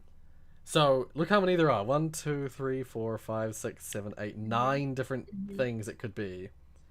Mm-hmm. That is embarrassing! That is embarrassing! That is embarrassing! That is embarrassing! That is embarrassing! That is embarrassing! That is embarrassing! That is embarrassing! That is embarrassing! That is kind of mind-blowing. That is embarrassing! That is embarrassing! That is embarrassing! Question is, which one is correct? I have no idea. I feel like I think it's none of them. Yeah, it could be. It could literally be none of them. I have no actual idea. I like it, rotating pirate ship. Rotating pirate ship. But they all sound like they could be it. Like when you read the line and then you hear the words, it sounds like that. It sounds like that sentence. I'm chasing Martian. Yeah. Rotating pirate ship. That isn't my receipt. Lobsters in motion.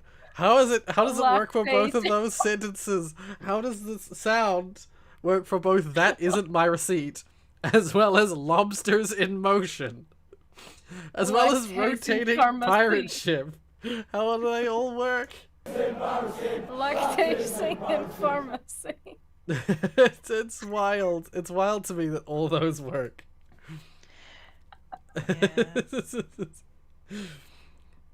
Oh, that's wild. Rotating pirate ship. That's exactly what Spyro was now doing. Yeah. I was just rotating a pirate ship, like a ship. Spyro wasn't doing anything. Not so much a pirate. Yeah, Spyro was standing on a ship that was rotating.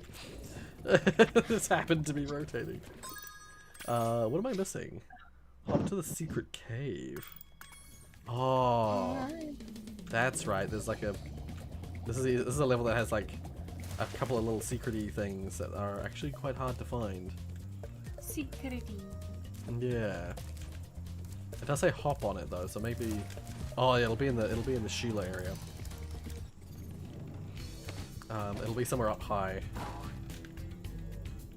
Because you know, if you have hop in there, bound to be related to the kangaroo who is hopping. Yeah, here it is. Yeah. There's lots of like really high up hidden secrets in the Sheila areas because it's so easy to miss them. Yeah, got everything. Yay. Okay, I'm just gonna exit area, but I'll go through the portal properly. With Spyro. I don't know why, I have things about there's like rules in my head that I have to abide by. Just because in the original game you couldn't escape the level immediately, you had to go through the portal. I can't be bothered running back to the portals with the like characters like Sheila and Sergeant Bird and stuff like that, but I will run back to the portal with Spyro if it's the first time I'm doing the level. Let's head on over. Oh, I've actually got everyone. I've got everyone. I can technically go to the boss now, but I'm gonna go do the speedway. Actually, what's the time? 3:20. Okay, we've got about 40 minutes. Is there any topics that we haven't discussed that we've thought about discussing? I can't think of any. One of the things I believe I heard from like gaming news before, I for this one I did not search up anything, but I kind of trust the source that I heard this from. Yeah. There's, I believe, a theory about The Last of Us 2 having a multiplayer due to some leaked files. It's a theory, but. Oh, okay, yeah. Some people believe in that, I guess. Right. Which is interesting. I cannot imagine, but. Yeah, actually, something that just reminded me of is the fact that I have heard now. Well, I've actually seen it now. Someone pointed it out to me. There's a DLC coming out for the Outer Wilds. We were just talking about the Outer Wilds before. Yeah. There's a DLC thing coming out for Outer Wilds very soon. Which I was like, how do you have DLC for that game? That is a good question. Like that game feels very finite. Yeah, I'm very curious to see what it's gonna be. But yeah. Are you gonna play it on the channel, or do you? Yeah, I'll definitely play it on the channel. Yeah. Even though it almost feels blasphemous somehow to go back to it. If you know what I mean. I'll just check. Cause like, you know, that happened. Yeah, exactly. I know. Yeah. Zach has a nice question. Is magic real? I wish. I wish magic was real. But I cannot in good conscience say that it is. Yeah. That's what a guy with a computer science degree would say. Yeah. Ooh, hell yeah. Okay, the flying levels work a bit differently. The speedways work a bit differently in this game. In that they not only have the like collect all the things mode, they also have a race aspect to them. Like in the original, there was like there'd be like a bonus mission. I think this game also has the bonus missions, but it also has this like race system where you're gonna like go fly through the rings and like race these whatever the creatures of that world are. In this case, it's like butterflies. At least they have a path. Yeah, but you have to go off the path often to like try and and I can flame them if I fall behind. Oh. Can't see what I'm doing because of the freaking flapping wings in my face. Yeah, if I catch up to them, I can flame them, which slows them down a little. It feels a little like cheating, but oh, yeah, there we go. Get out of my way.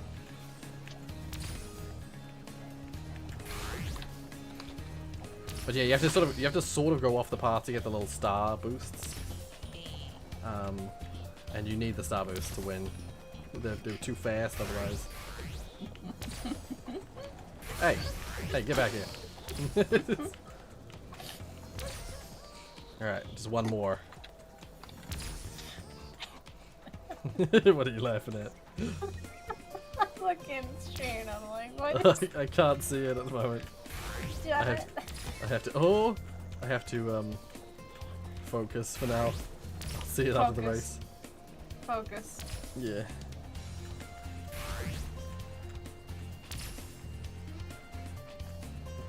Where is that last one? How did I get so far ahead?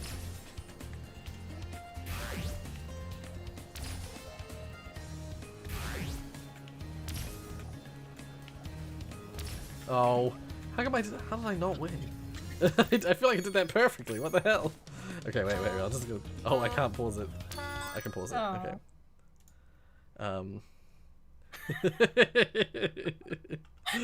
Oh, I miss Bugs Life. I have a Bugs Life game on PlayStation 1 that I could play. It's really shitty, but it's fun. Look at a beautiful butterfly. It's so fun. Maybe it's that. Maybe it's that kind of thing. Wait, I don't know what this was. I have no idea what it was.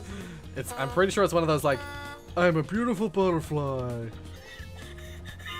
It's like a deep, like, I think that's or is it like German sounding? Oh. I don't remember now. It's been so long. I don't remember. Yeah.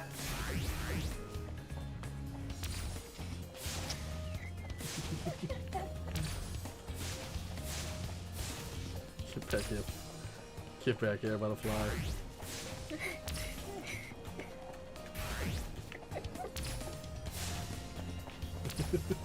It's a beautiful game. Yeah.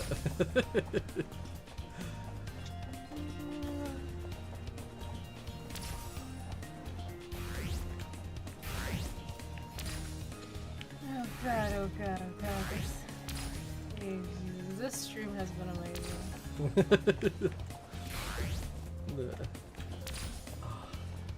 How am I still only second? Am I? How far? Oh, there's still a whole a lap to go. I see.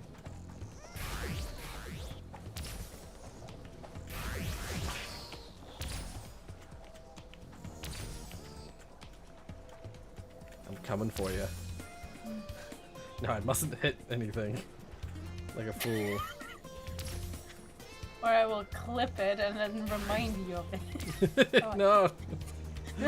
Forever remind me of my failings. I mean, I remind you of my failings already, so... Oh, can I flame him? Get back here! You speedy bitch! Can't quite hit him. Oh, I can get the speed boost though. And then flame him. There we go, cripple him! Cripple him! Hit him in the shins! I said cripple. Cripple him. So he can't catch up. I like the crippling depression. I hit retry by accident. This is quit. It should remember that I got the... I won. Yeah, there we go. Good job.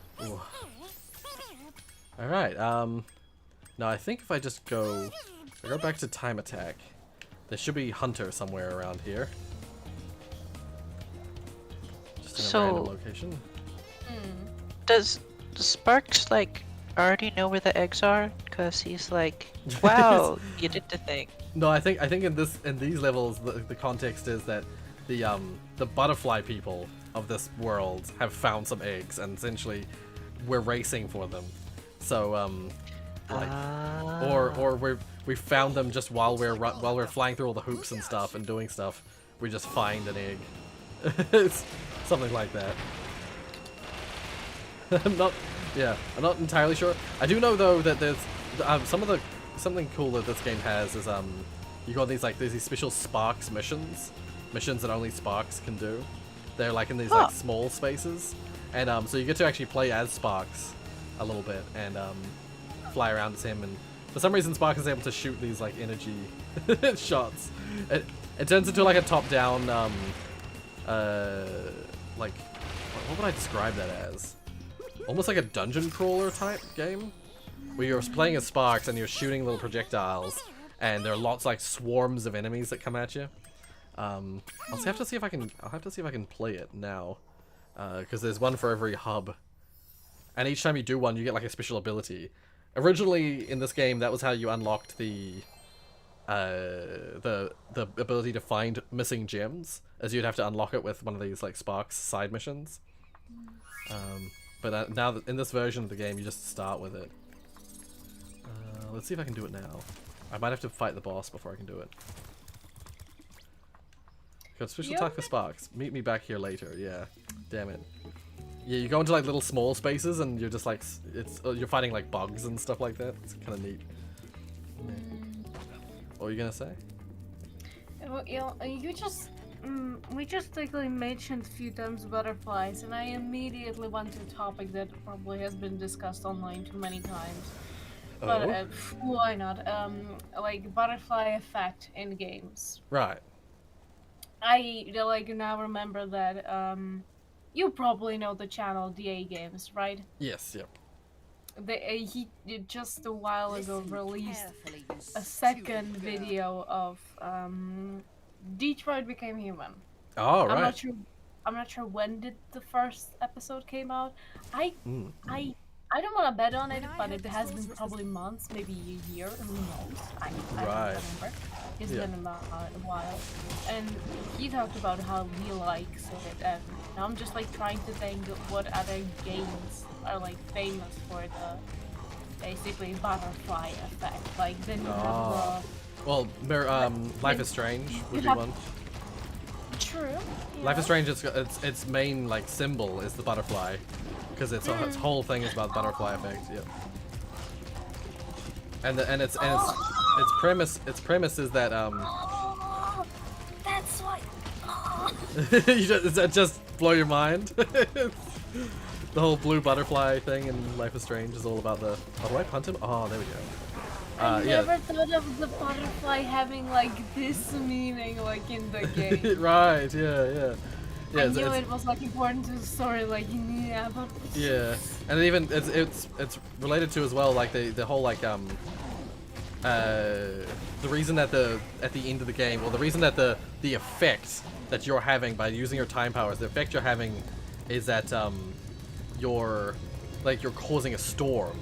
It comes from the saying that like a butterfly flaps its wings and there's a tornado in Asia or something like that. You know, it's like one of those. There's that classic saying, yeah, butterfly flaps its wings and then some storm happens in some other part of the world.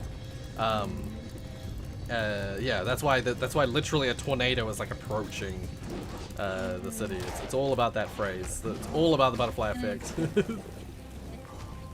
definitely the most like immediate one that I think of. I actually thought of the horror game that's about like in the snowy mountains. Horror game in the snowy mountains. Yeah, it was it legit had like a short video made, and like they had like a short video at this start talking all about butterfly effect, and like there was a camera that zoomed in into butterfly wings, and it talked about like how different choices like to different paths. Oh, is that Until Dawn? Yes, that's it. Yeah, I haven't played that, but I just guessed from the context that must be what it is. Yeah. Yeah, that's definitely another game that has that same sort of premise where is you make decisions and your decisions affect the narrative and stuff like that. Yeah. Yeah. But otherwise, from these three, is there really anything else? There probably is, but can we really think of anything? In terms of specifically butterfly effect, I don't know. Like, yeah, I guess. Yeah. In terms of like the story affects your choices affect the narrative. Any game by David Cage, so that's that includes your, I think it's David Cage. I think it's his name. So that's your Detroit Become Human. It's your Indigo Prophecy or Fahrenheit, depending on where area you come from. It's got two names. And then there's like what's the other one? Oh, Heavy Rain and Beyond Two Souls. All those games are all like narrative, decision-based games. The Walking Dead, to some degree. All the Telltale games all have those. Like the Telltale, yeah, those games. Usually include every single visual novel. Yeah, yeah, basically any visual novel. Who's your daddy? Well, Dream Daddy, you mean? Yeah, sorry, wrong name. Sorry. So apparently it's in my Steam library, but I do not remember buying it. It just wormed its way onto your Steam library. Well, digits. Now we have to watch you play. I have been meaning to return to that for ages. Really? Yeah, I was meaning to go back and like ever since I first played it, I was meaning to go back and like try some of the other endings for the game. But once I got that first ending, and then I just was like, I kind of have since just never returned to the game. I don't know. I guess I got the appropriate ending for me, and then and it felt enough satisfying. yeah. So I don't need to get the other endings. I'm happy. Aww.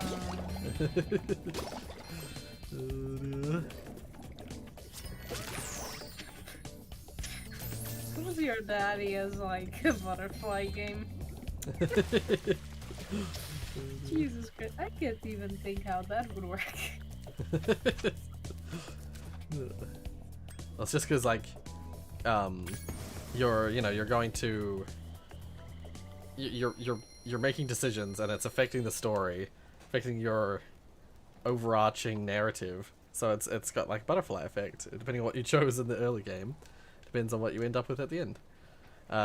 Any dating sim, basically. To some degree, Doki Doki Literature Club.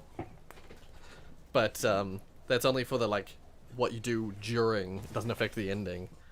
Although I have heard that Doki Doki Literature Club Plus. Yeah, see now I can do the Sparks level now, because I did the boss. Well, I've heard Doki Doki Literature Club Plus. The KFC. Oh, KFC dating sim. Yeah. That one's more of like it's less choice based. It's oh god, less choice based, and it's more. Yeah, see there we are. See, I fire little orbs of energy. But then I guess dragonflies have mysterious powers because the dragonfly acts as your health in the game. So who knows what dragonflies are capable of. But yeah, so it's like this top-down game where it's like a bit of a, I wouldn't say a bullet hell, but like a. Oh, I think I have to charge that guy. Yeah. It's like it's got a lot of projectile stuff. Yeah. And yeah, if you hold R1, you can like strafe. Because there's a lot of like bosses and stuff where you need to move left and right, but you need to shoot in a different direction. So it has strafing. And I'm sure the strafing in this was part of what led to the way that Ratchet and Clank plays on PS2, because the developers of this made Ratchet and Clank. So it's like almost a twin stick shooter. Yes, exactly. Yeah. You'll be able to deal Whereas with these guys oh, was I supposed to? Was I supposed to do something with this? Oh, it's triangle. What was the space I'm not game doing we right. talked about? How you have like 20 minutes like to live and then Outer Wilds? Yeah, is that technically also about like butterfly effect technically? I'm not sure if like you are actually causing anything to happen. Everything like Sort of. There's sort of like an element to that. I feel like narratively speaking, there's like an element of butterfly effect. Less than the gameplay wise. Just because like the reason I say that is that like yeah, it's all about the fact that I shouldn't probably say too much. Spoil it for people who haven't played it, because I would highly recommend playing it if you haven't played it. So yeah, everyone watching the stream, close your ears for like a few seconds. close your ears. Because of what the Nomai did all those years ago led to what happens in the story of the game. So like sort of like a chain of events that led to you being where you are in the end. Yeah, and then it creates that feedback loop. Yeah, yeah. Your choices affect your past choices, which is your future choices, but it's your past, but it's your future. Yeah, yeah. Your past future, your future past. Yeah. It's very confusing. But yeah. It's a little bit of a mouthful of future and past. Yeah. It's very very confusing. It's very confusing. Where's the red door? There it is. Let's get this real quick. The red door?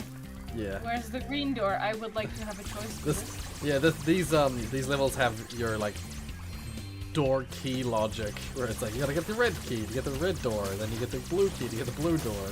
Oh. We were just talking about that the other day. How like uninspired that is. Though I don't know, now it just sounds like super adorable to me. Yeah, I mean, yeah, depending on the context, I suppose. It does. The context does affect.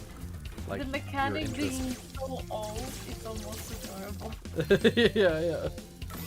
Oh, what's that one? Oh, shield. Not having like some amazing futuristic name for it, like the ultra mega magnificent exit key. You have the red key. Yeah. That sounds super adorable. Oh, my shield's about to run out. Being important, yet not having such of a... it's Yeah. Oh, what's this one? Just another rocket one? No, it's a bouncy ball one, I think. Yeah, you get different like power-ups for your shots, so you get like special abilities. There's like the spread shot thing that I was using before, which is where it just like sprays bullets in every direction. Oh, this is the multi-shot. Oh, I see. Do they bounce off stuff though? No. Okay. I thought they bounced off things. I was wrong. That's okay. I was gonna say, I think if I'm not mistaken, oh, they do bounce off the enemies. If they hit an enemy, it bounces off and hits other things. So it's like a chain. Oh. I love that. Yeah. Only problem with these levels is because you're Sparks yourself, you can't use Sparks to tell you where you've missed gems. So if you miss gems in this mode, you have to like just slowly work your way back and like search for them.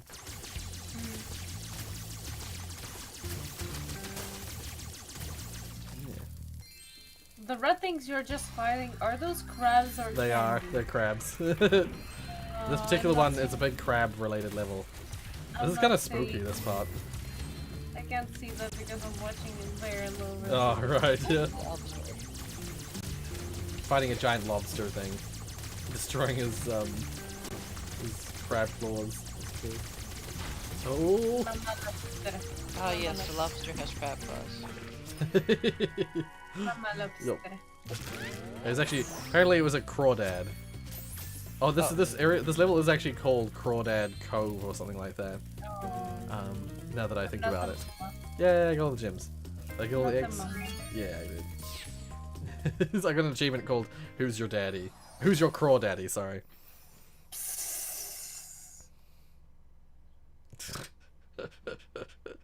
The appropriate response to that kind of the which is what I do. Okay.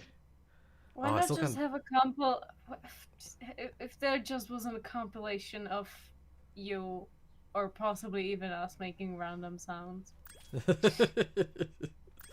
It would be a lot of yeah.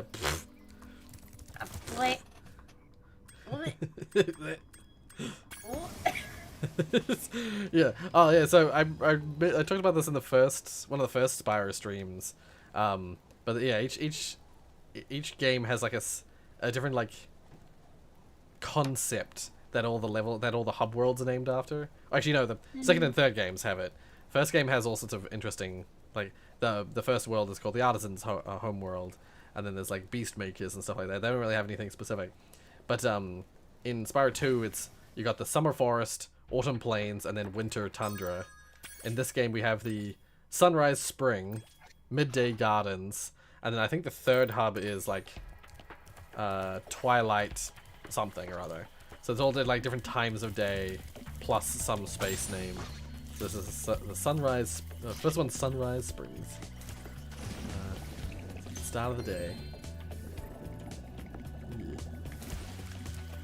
Do you have already any idea as to what you will have for lunch? Well, those noodles I had probably would count as most of my lunch. I might have a snack or something, just for lunch. But yeah. I'll catch this. Yeah, here's one of those nana guys. The thieves. With making the sounds that you hate. I mean, now I don't really hate it. I used to back in the day. I truly believe that I actually cringed at a lot of shows for some odd reasons. Right, yeah. And I just never had the good word for it. I just could never describe my feeling. Yeah. But you now, never describe. I like it because, you know, I like the bottom. So I like that's why I do like the trumpet. I see, yeah.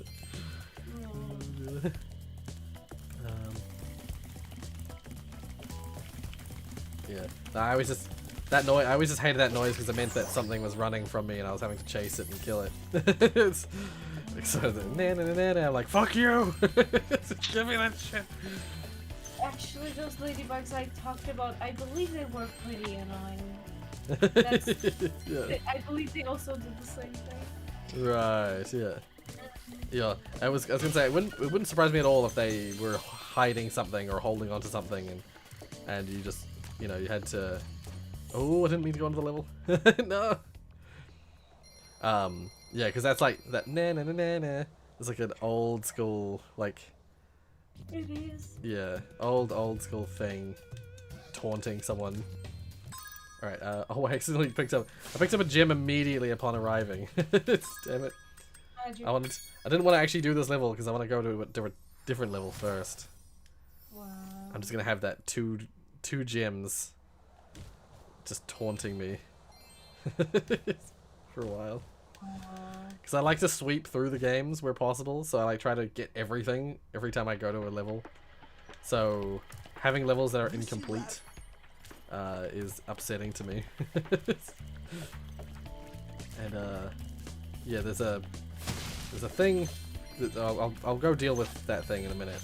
I'm just gonna do the hub world area first, and then I'm gonna swing around and unlock Sergeant Bird and do his level, because I need him for a previous level that I haven't managed to finish because it needed Sergeant Bird to finish it. Yeah, this game has a lot more backtracking than the previous games. I think I talked about this as well in a previous stream. The first Spyro game, you don't unlock anything throughout the game, so you can do every level as you come to it. There's no levels that you have to backtrack to. It's only if you miss something, you have to backtrack to it. So, like, when I play Spyro 1, I, like, ace every level as I go and never have to return to any levels whatsoever. Spyro 2 and 3, they made it so you unlock stuff as you go. Like, things like climbing up walls or swimming. And in this game, it's like, the characters. You unlock Sergeant Bird or Sheila. Thank you, game, that I'm allowed to walk. Thank you, game. You unlocked the ability to walk. No, but literally, like, I'm not sure, like, in which year the game came out. You're talking about DLC Quest? Ah, you know exactly what I'm talking about. I do. Yeah, there's a DLC Quest. You start off with just the ability to walk right, I think, or is it left? Yeah, I don't remember. I think so.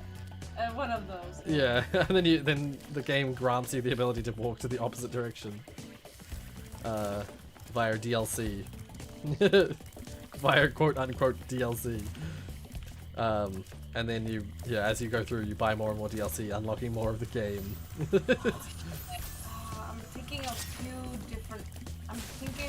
two games that are basically about the same premise, but I'm not sure which one now we're talking about. If it's a pixely one that looks like a really old Pokemon game, or if it's the one that it's like 2D platformer. The one I'm thinking of is the 2D platformer one. Okay, yeah. Oh, you might also be thinking of Evo Land. Yeah. Which I what again? have a bone to pick with Evil Land. Oh, Apparently, you cannot choose your language. Oh. So my computer's in a Japanese local to run a program, right? Yeah. So the game runs entirely in Japanese, and I can't play it because I can't read it. I see. Oh damn. Yeah. Oh man. Yeah, I suppose it's just like it's because it's like an indie game. I suppose I just didn't have the knowledge, or they didn't think about doing that, sorting that out. Oh, dear. They had enough programming to auto-detect your local, but they couldn't have had an ini file. Yeah. Like, you didn't even have to make it a menu, just give me a file. Yeah. Oh, dear. Yeah. Oh, where's the last... Where are these gems I missed? Show me the gems. Oh, are they in the water? Did I just forget to go in the water here? I probably did, yeah.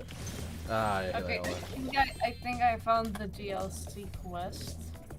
I think I did. Yes, that's the DLC quest, yep.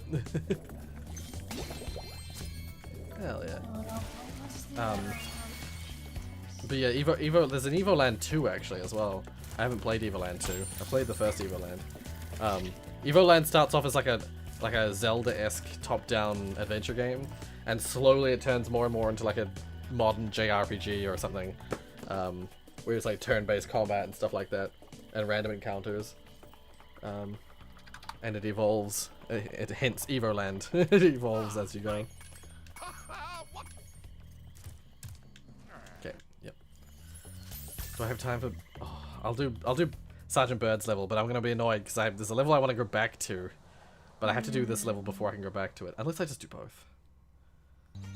But my mum might be waiting for me to do something for. So, oh yeah, this is Sergeant Bird. So this is the penguin I was talking about. So he's got a little helmet on. He's got like jetpack on his back. He's got like he's a little like he's a sergeant. He's Sergeant Bird. But when you jump, you it doesn't look like he uses the jetpack. Honestly, it looks like he just flies with his wings. But yeah, this is the character he plays. Yeah, no, actually those things are rocket firers. That's right, they're little rockets. So yeah, no, you're just a flying penguin. You're just a flying penguin. Yeah. Yeah, I really thought I've misremembered the fact that I thought he used the little jetpacks to fly. The situation is this. I found the other That's game right, I was French. actually talking French hummingbirds. about. Yes, that's Evo Land. That's Evo Land. Yeah, so it starts off in like a old school Zelda top-down Zelda game, and then it slowly evolves into like a modern RPG game. You get colors, then you get the later 3D stuff. Yeah, it becomes like you get like it goes from just in like attacking stuff in the environment to attacking like a turn-based fighter. You unlock the enemies. That's like. Yeah. Yeah, you have to unlock color, music. That's a cool part, kind of. Yeah. These kind of parodies of like games, like I like Yeah. these. Yeah. They're Please, fun. somebody do more of these. These are fun. Yeah. Yeah. Have you ever played one of these on the channel? No, I don't think I have. Oh. Because I played Evoland like back in the day before I did a YouTube channel. There's Evoland 3? This is a third The Evoland third game? Yes. I've definitely heard of the first two. I didn't know there was a third one. That's definitely new. Yeah. I love the music in these levels, in the Sergeant Bird levels. It's like sort of military-esque. I also love the way the rockets work. You just sort of like fire them in the general direction and they home in on stuff. I always found it satisfying. Okay, never mind. It was just a third episode, but apparently there's Evoland 2. Yes, Evoland 2. I believe I actually own Evoland 2. I just haven't played it. One episode probably could be cool. But then one episode will turn into a series. Oh. Yeah. I could never just do one. Oh, where did he go? He's in there, but he disappeared. Okay, I'm gonna leave and come back. There's something to do with hitting those hamsters. Oh! I've captured the enemy. Oh! Yeah, I got an egg. An egg. So I'm not Egg. Yeah. Okay, let's just quickly run back. There's these like hamstery Cannot guys, gophers or something. Cannot we fly back? Let's fly back. I mean, yeah, I do fly back. It's really strange that you're flying as a penguin. I do love these levels. What can we say? We're just the best penguin in the world. We're just one hell of a penguin. One hell of a penguin. And I think he's got kind of ironic that penguin and the hell of, you know, cold. Yeah, cold and hot. Yeah. Okay, I gotta grab. Yeah, see, when you grab stuff, you just like grab it with your feet, and then you fly, and then you press like triangle, and you get like top-down view. How are we able to hold that? Huge giant weight. I don't know. Good question. Good question. Move it on.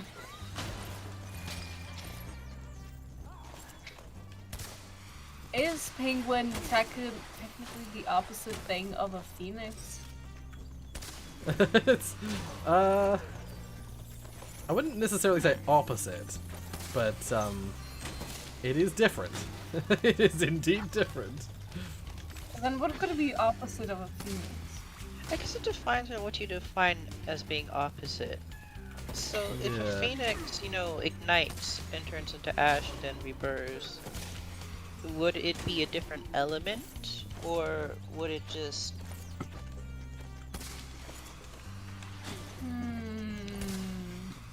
Would it be like something that brings back the dead instead? You like it? Oh. I almost want to say it's like something that's... Oh, yeah, how would you... What is the opposite of rebirth through fire and ash? Not rebirthing. Death through water. Yeah, it'd have to be death through water, but... How? How does that work? I am thinking of burning passion, and then I'm thinking of I'm going on about this weird, but I'm starting to think like burning passion. Okay, people live their lives, and they like regret that they did not do anything, or they live a very passionate life and they just did a lot of things. So I guess that's I don't know. I don't know. These are abstract concepts that are a little hard to. Wait, we can ask Google. Opposite of a phoenix. What it's is hydrochloric acid. I got it. It's hydrochloric acid. Well.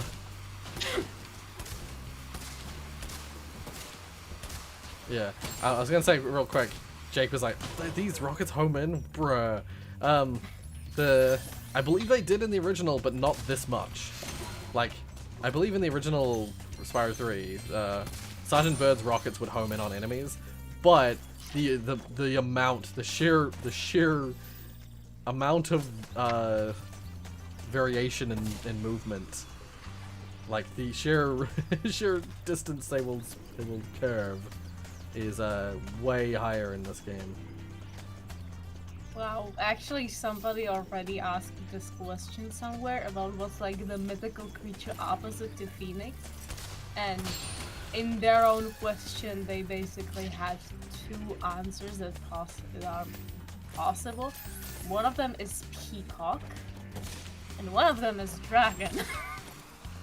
Ah, right. I guess those are reasonable responses. Yeah. Peacock because it symbolizes life, death. No. The peacock symbolizes vanity, whereas Phoenix does not. Right. What other dragon? Is more sinister symbol in most cases. Right. Yep. But they're both blissful lovers and mortal enemies. No idea. Well, I guess a peacock or a dragon. What would you guys choose? An Just- ostrich. It's Evil. Seal. Yeah, I guess it depends on how different you're trying to go. Like, that's the thing, I was gonna say peacock because it's like, it's blue, therefore the opposite of the red phoenix, as well as being sort of like mortal, whereas phoenixes are immortal, and whereas dragons, you know, dragons are arguable. Some of them, you could consider them immortal in some contexts. And dragons are fire breathing, so like they're fire related, so they're not as opposite in that sense. But I don't know. It's just hard to say. Oh god, why is the camera doing that? Oh. And then like, let's say a phoenix is like purity and like, you know, rebirth. So then you'd want something that's like sinful or evil. Yeah. Too. Yeah. The phoenix in Far Eastern in origin, as far as I know, it comes from the legend of Fangu, the first man in Chinese myth. He was accompanied by four creatures known as the turtle, the quilin, the phoenix, and the dragon. Each of them representing sea, earth, sky, air, and fire. Right. Okay. I guess we cannot find the opposite, but we can find the accomplishments. No, that's not how it's said.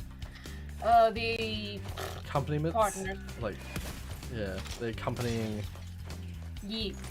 like, yeah. Ye. Yeah, so right now I'm like literally bombing. I've got like carrying these bombs and I'm literally dropping bombs on stuff. Just thought I'd add some, oh, oopsies. Just thought I'd add some context to this conversation. Legit just dropping bombs on stuff. You're wait, is that the ladybugs you're fighting? Yeah, actually this level has ladybugs as the like health items. Like coming like full circle. Are you dropping bombs from ladybugs? Sometimes, yes. Sometimes. No, Not I'm always. concerned. Not always, but sometimes. The probability is higher than expected. I only do this as a hobby on Wednesdays. Well, that's exactly what's happening. Just fired a rocket on a ladybug just then. Okay. And like these like gopher-y things as well. I'm dropping like literally like a nuke on them. Lamau, guys, I'm destroying ladybugs with freaking nukes. I love, once again, we're playing a game where you play as a dragon and you're in like a fantasy land. With magic and shit, and I'm dropping nukes on stuff. Oh, this game has it all.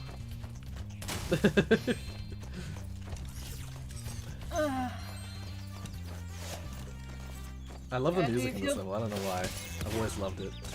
It feels very like boot camp, military. You got like bugle kind of music.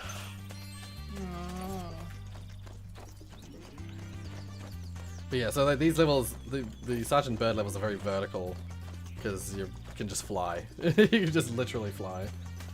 And there are a few levels. There's one level. Is there a few or just one? I think it's just one level where you play as Spyro initially, but then you can like go through a little door and then basically you just become Sergeant Bird in the same space. Usually when you become like the character, you're in like a separate area of the level. But in this one level, you just like basically it's like a little wardrobe. You go in as Spyro and you come out as Sergeant Bird. And when you do that, suddenly the whole level like opens up. There's no point in like looking for all the gems as Spyro because it's so hard to get to these high spots. You just wait until you can become Sergeant Bird and then you just fly to them. Kind of like Mario 64 or Transformations in Banjo-Kazooie. Right, yeah. I was gonna say, yeah, it's definitely like getting like the wing cap in Mario or whatever, where it's suddenly you just like have access to shit because you're just flying over it. Oh. Okay, I think there's still a few more hummingbirds around that I gotta save. I've technically found. Oh, that's that. Yeah, that's that guy. Yes. Find me. Yep, I just found it. An accident. You just found him. Well, I did not found him. Let's go with that, sure. But yeah, that was part of like this big thing of like there was like 100 different, or like a whole bunch of, maybe not 100, that might be exaggerating. But there's a whole bunch of like puzzles that people had to solve, and that was one of them, and that was the only one that no one could solve for the longest time. Was who was that guy?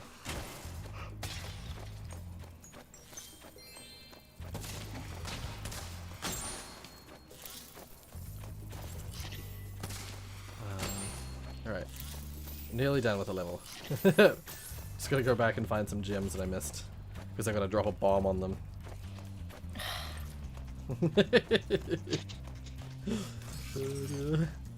You cannot just like, you cannot befriend them or, avoid them. Nope. Oh, that's right. This one's not only, I forgot, this one's not only a gem chest thingy. When you drop the bomb, it actually creates a hole in the floor, and you go down as like a little secret space. Is there an actual lava? Are we a penguin with a jetpack in a lava place? Yes, that is what's happening. Can confirm. Carrying bombs over the lava. Not just bombs, nukes. Yeah. Well, I don't know if they're nukes, but they look like nukes when you drop them, because they do the whole like the bomb like falling, the classic like Fat Man falling on Japan thing. They do the whole like visual. I feel like the hat the penguin has is not helping him much in his work. It's certainly bouncy. Yeah. Oh, it's fun. We have fun here. Okay, once again, I'm missing one gem.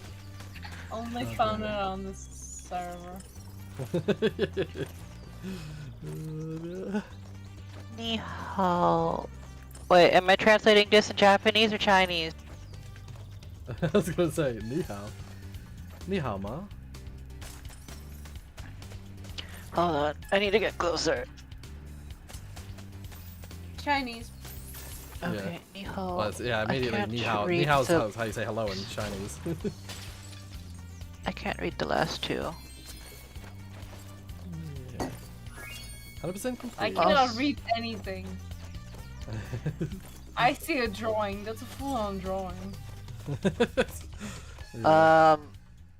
This does not translate to anything comprehensible. It just says ni hao shi zhi, which is hello number according to Google. Okay. Oh, you like hello digits? Ah.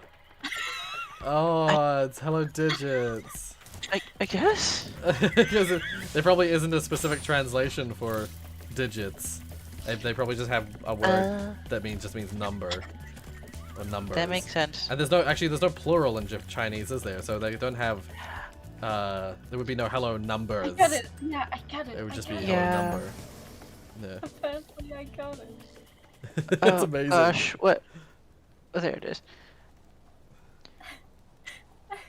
So that's how ni hao is those two characters together.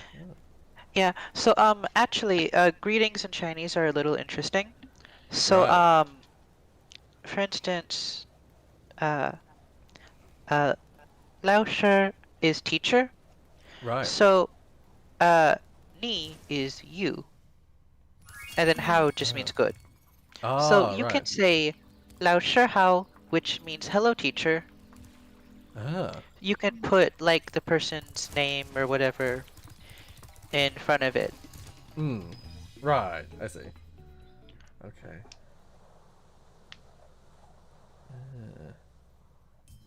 Yeah, I've never studied Japanese. Oh, sorry, never studied Chinese, so I don't know how Chinese grammar and stuff like that works at all.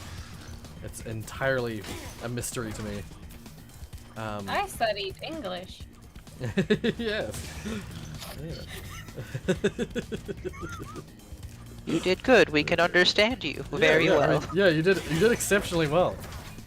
Because, like, I studied Spanish, Russian, Japanese, French, and I speak English. That's Yeah, it. I mean, you have been learning more languages than I have, so. But like, Yeah, but I haven't you have actually to learned them. Yeah, you have the opportunity to actually use the language you've learned. Well, we don't really Yeah. get to. Yeah. So it's harder for us to like retain it. Yeah. That's the thing. Like and even when I went to Japan for a while, for a month, while I wanted to use it, I ended up just using English because people understood English. So it's yeah. It's, The thing is that around my country, there are German-speaking countries, and there probably just is a large majority of people that will just look at you here, and if they hear a single English word that isn't the same in German. Yeah. So I know. right. Yeah. Yeah. All I know is that I'm sure a lot of people just use English as their like middle language. So like if you're in Europe and you're living in a country that speaks a specific language, and then you're speaking with someone from like a nearby country that speaks a different language, you just use English because it's easier because you probably both know a little bit of English. Yeah. You know, you don't necessarily know German, but both countries have probably been taught. Both people have probably been taught a little bit of English from their country, so you just speak English with each other. Just use emojis. There you go. The international I mean, language. you could. Yeah, it's like you almost can. It's almost enough now that you can just speak in exclusively emoji. But what if the person is mine? Well, then you're probably not going to be texting them. I mean, you technically could, but the You reader totally would be can. like, regional indicator R. Yeah, it'd be awful. It'd be awful reading the freaking emojis out loud. Oh right, because all of the emojis are coded in English. Yeah. Their names. Yeah. That would be horrible. That would be awful. I guess it would try and translate the English, but then like regional indicator R or something like that. What would that translate into? I imagine that it would retrieve that from the database, but if there's no localization, it would just try to pronounce it using the native speech. Yeah, yeah. So, like regional, yeah. Indicator R. except there's no R in Japanese. No proper R. Well, there's no L. Yeah. There's no like equivalent RL sound. Yeah, it's a mix between them. It's weird. Yeah. So my favorite thing about Japanese TTSs is if they truly do not try, Oh, regional indicator R would just be R-E-G-I-O-N. He's so regional. A-L-I-N-D. That's what it does, and I'm like, Oh my god. thank yeah. you. Wonderful. Thank you for spelling every single letter. Yeah, Because you had that programmed in you. Brilliant. Oh my god. I haven't come across that myself. Usually I've always just had, I guess I've never had the emojis being like, text to speechified, but I've always, every time I've come across like any sort of text to speech stuff, it always just does it in the, like the nicer, emoji, nicer like pronunciation form. Yeah. So like, well, it depends on the text to speech system. I'm pretty sure most would probably ignore the emojis. Right. But if one were to use the emojis, they would use the official naming scheme. Yeah. That's inside the standard. Yeah. Which is entirely in English. Yeah. So, yeah. Okay, oh, that's right. This level had. That's right. I couldn't. There was more to this level that I couldn't finish.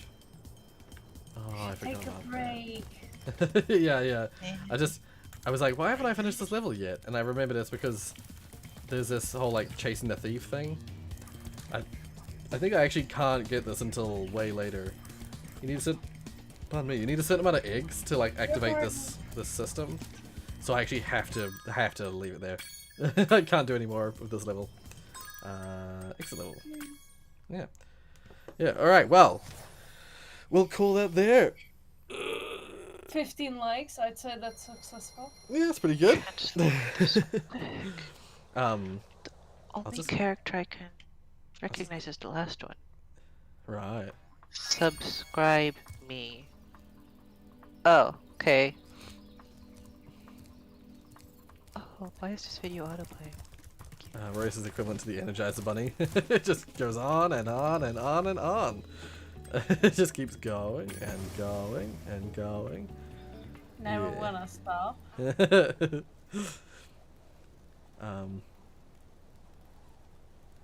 Oh, you got another one. I was like, what are you translating? Is this another translate thing? It's in the stream, not my voice. Yeah. 132, damn. You have to be careful with the Chinese translation because it very often chooses the wrong characters and words. Right, yeah. Because some words can only be used in certain contexts. Yeah. For instance, boo or boo is typically no, but that's only for certain verbs. Ah. Other verbs use may. Ah, I see. Well then, that makes it confusing.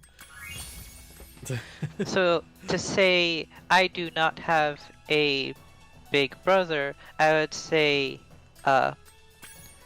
我 I 没有 do not have大个 big brother. Right, yeah. But to say I am, well, bad context, because I am the big brother, but to say I am not big brother, it would be 我不是 am not 大个. All my tones are wrong. Right. But I get what you're saying, yeah. Yeah. Ah, interesting. I guess it's like, I mean, it's a bit different. But in French, there's like a few different words that mean no. And I believe, if I'm not mistaken, I could be mistaken because it's morning and my brain could be just being stupid. But I think you have to put no in like all the places in French, if I'm not mistaken. So, oh, how does that work again? I can't remember how it works. Like in some languages, you have to put no in front of everything to make sure that you continue iterating on the fact that it's a negative form of the sentence, and they don't cancel each other out. There's no such thing as like a double negative. And then in other languages, you only say no. Like I think in Spanish, you only say the no once in a sentence, and you should never say negative yes forms. And no. You can actually, inside Spanish, you can say no me gusta. Right. You can say it twice. Right. But they're right right next to each other. Yes, yeah. But like you don't have any negative form words in the rest of the sentence. Yeah. Yeah. I seem to recall because I remember my Spanish teacher saying specifically about that, like you don't have, there's no, you know, she was basically mocking English for having like the ability to have double negatives. Because like you can say makes that things very confusing. yeah, you can say you don't have nothing. You know, you can say a sentence like that. I don't have nothing. it's technically a double negative. It means you have something. Yeah, because you don't have nothing means you have something. But that's what I kind of like that about English though, because there's such subtle differences between saying I have something versus saying I don't have nothing. There's an emotional difference between those two sentences.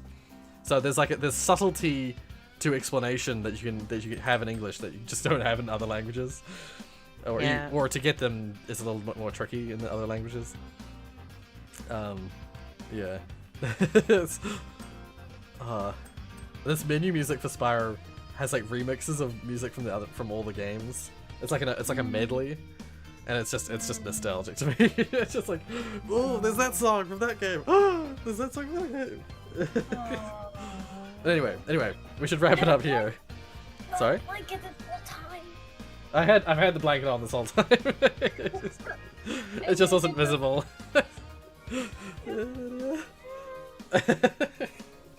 And I finished my noodles a while ago as well. I have not finished my tea though. My tea is still a little bit left. It's cold, but yeah. You cannot end the stream before. Yeah. Anyway, I shall end the stream. Thank you guys so much for joining me. I appreciate it.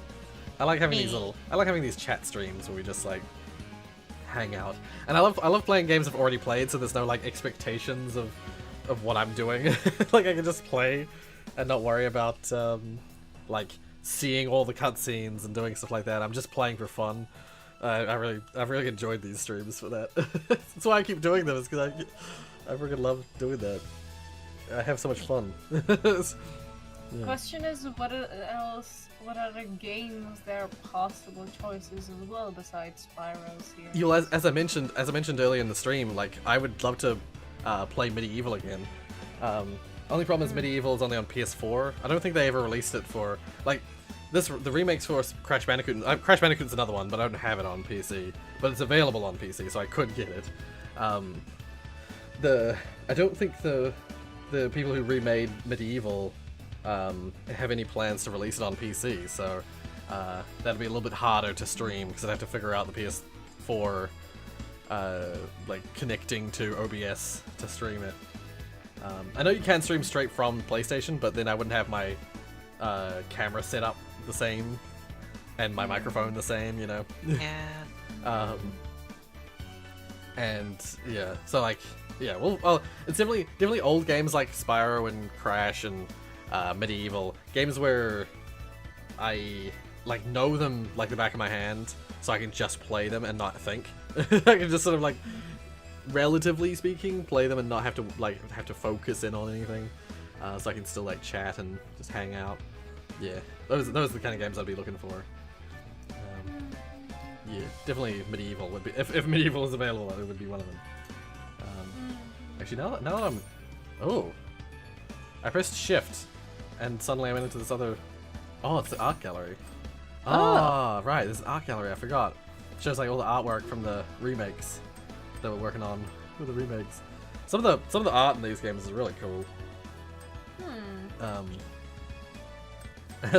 This guy's Dr. Shemp's like staff looks a lot like Aku Aku from Crash Bandicoot.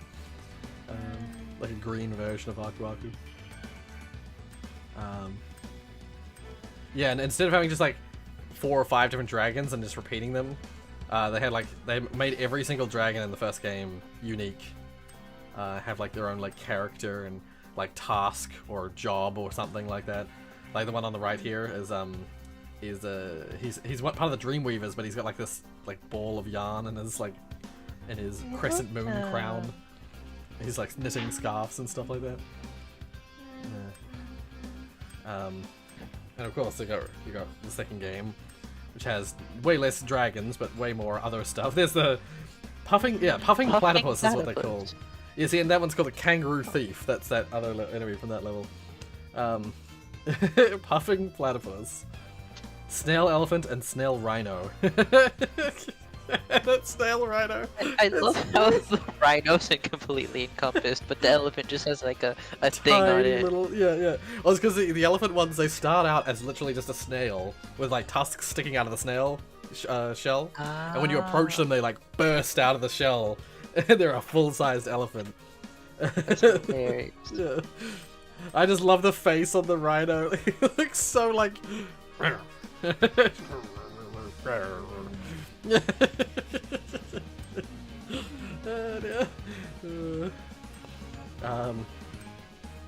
Oh, and then all the like, these are the guys from the, I always forget that Fracture Hill, the like golems that we were pushing into the lava, and they were sad when they died. And then the bush monsters, which are terrifying in the original. They're pretty scary in this one as well, actually. The worm creatures, the grubs. Who were the, and then this is the Romeo and Juliet. I always thought it was very funny, the original. Oh, that's because of where we're up to, I suppose. This is how far we've unlocked. To get the rest of the art stuff, we need to unlock more. I need to go back into Spyro 2 and beat the boss without getting hit to get the rest of the art, because the art gallery stuff is from the skill points in the game. So I believe I got all the skill points from the first game, but I'm missing one from the second game. That would get me the rest of the art for that, and then of course all the skill points from the third game. Anyway, enough rambling. Again, thank you guys for joining me. We'll do another one of these because we haven't finished Spyro 3, so there's more Spyro to be streamed in the near future. We will return to this sometime soonish, whenever I'm feeling like it. Do I see correctly that you completed 120% of... Yes. So the first game, when you beat the final boss, if you've got everything up to that point, and you beat the final boss, that's 100% completion. But then there's like a bonus level that you go to that has like... It's just like one level that has like 4,000 gems in it. And I remember, if you remember, it was like the first level where I was able to just fly around freely. And it was, yeah, at the end of one of those other previous streams, I did that, and that gets you the last 20% of the completion. I actually thought they were going to do the same thing with Spyro 2. I thought that the Dragon Shores would count as a further like 5 or 10%, but no, no, it did not. 100% was beating the boss, and then there was no extra percentage gained from the Dragon Shores. I don't remember if they did the same thing with Year of the Dragon. I have a feeling it might do it because of the way the game ends with you like chasing after money bags. And is there a bonus ending section? I actually don't remember. We'll find out. We'll find out next time on on next Spyro stream that we will no doubt do. Yeah. And after that, yeah, we'll have to I have to buy Crash, and we'll have to play through Crash on the streams, and then we'll have to buy more remakes of old PS1 games, because they're my comfort games. You have your comfort food in your comfort game. Yeah. I've got a list of like throwback games that I want to play at some point. So games on that list maybe, but also oh yeah, I should totally do. Oh, definitely. That should actually be what I do next. I have Old World New and Tasty. Although that game I have to really focus on because it's not an easy game to play. What about the game where you're an alien and everyone jokes about you being green man? Yeah, you're thinking about Destroy All Humans? Yeah. Yeah. I think that's available on Steam, but I don't think I have it. Destroy. Oh right, you played it on PS or. Yeah, I played it on PlayStation. Oh no, I have it on Steam. Never mind. No, actually, no. When I played it on the channel, I played it on PC actually. Yeah. So yeah, totally. That'd be a game. That'd be a fun game to like mess around in for a bit. You can ranch some slimes. Yeah, I could ranch some slimes. I actually started Slime Rancher by streaming it, but then people were annoyed that I was playing Slime Rancher for like every stream for a little while. It was like two or three streams in a row I was playing Slime Rancher, and people were like, play something else, please, on the stream. And I was like, okay, I'll play episodes of this instead. Yeah. Actually, that happened twice in the early days of me streaming. I started with there was a time where people had the same reaction to Cuphead. I got really addicted to Cuphead, and so every time I would stream, I'd stream Cuphead. And then people were like, people were sick of seeing me die over and over and over again on Cuphead. So they're like, please, can we play something else next time? And same deal, like so that's why the first episode of Cuphead, first like actual episode of Cuphead on the channel is like halfway through the game, because I'd streamed up to that point. But that's also why it was those games, Slime Rancher and Cuphead were the games that were the reason why now I try to keep games to either a stream or episodes. I try not to like fuse them, because I feel bad for if someone wants to watch Cuphead now on the channel, they have to watch the streams first and then the episodes. Yeah, whereas I feel like those are two different. Watching a stream, like especially a VOD, like a stream that's already been, versus watching regular episodes are very different experiences. So I don't like to have them separate.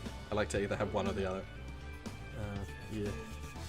Anyway, thank you guys for joining me. I'll see you next time, whenever that happens to be. See you. Have a great day. Thank you. It was an honor talking to you again. Take care. Thank you. Alright, bye. Alright, so, yeah, I don't know what we're gonna do this weekend. I'll find something. I have some ideas, but, no promises. There's one thing in particular that I want to do, but there was also another thing that I thought I would do, which would take the entire stream. So we'll see. In the meantime, let me know if there's any other like old games we've already played or whatever that you'd want to see me play again on, like, you want to see me play in these kinds of streams, because yeah, I really like these streams. They're really chill and fun. I give games soon. Oh, thank you, Mr. Caddis. I do see you give me games quite frequently, Mr. Caddis. I'd really appreciate it. A lot of the times, though, I don't know what the games are, like what they're about. I will always accept them, but yeah, I can't always promise that I'll play everything. But I try. If I see something, especially if you send me something that I'm like already in my mind, I'm like, I really want to play that, then of course I'll play it like as soon as possible. But yeah. But thank you again, Mr. Caddis. I really appreciate it. And until next time, fingers crossed, lockdown won't be too long, and I'll be able to get back into normal life again. But until then, wish New Zealand the best of luck. If you like what you saw, hit like. If you want to see more from me, then subscribe. Check the links in the description for all my things. As I said the other day, there will be, as I said in a video that probably isn't out yet, I have these merch things lined up. These like things I want to put on a t-shirt lined up. I just have been neglecting actually putting them on my merch store. So watch this space. Wish you the best of luck. May your life become normal soon. Yeah. Thank you. And yeah, see you guys. Alright. Bye. Bye.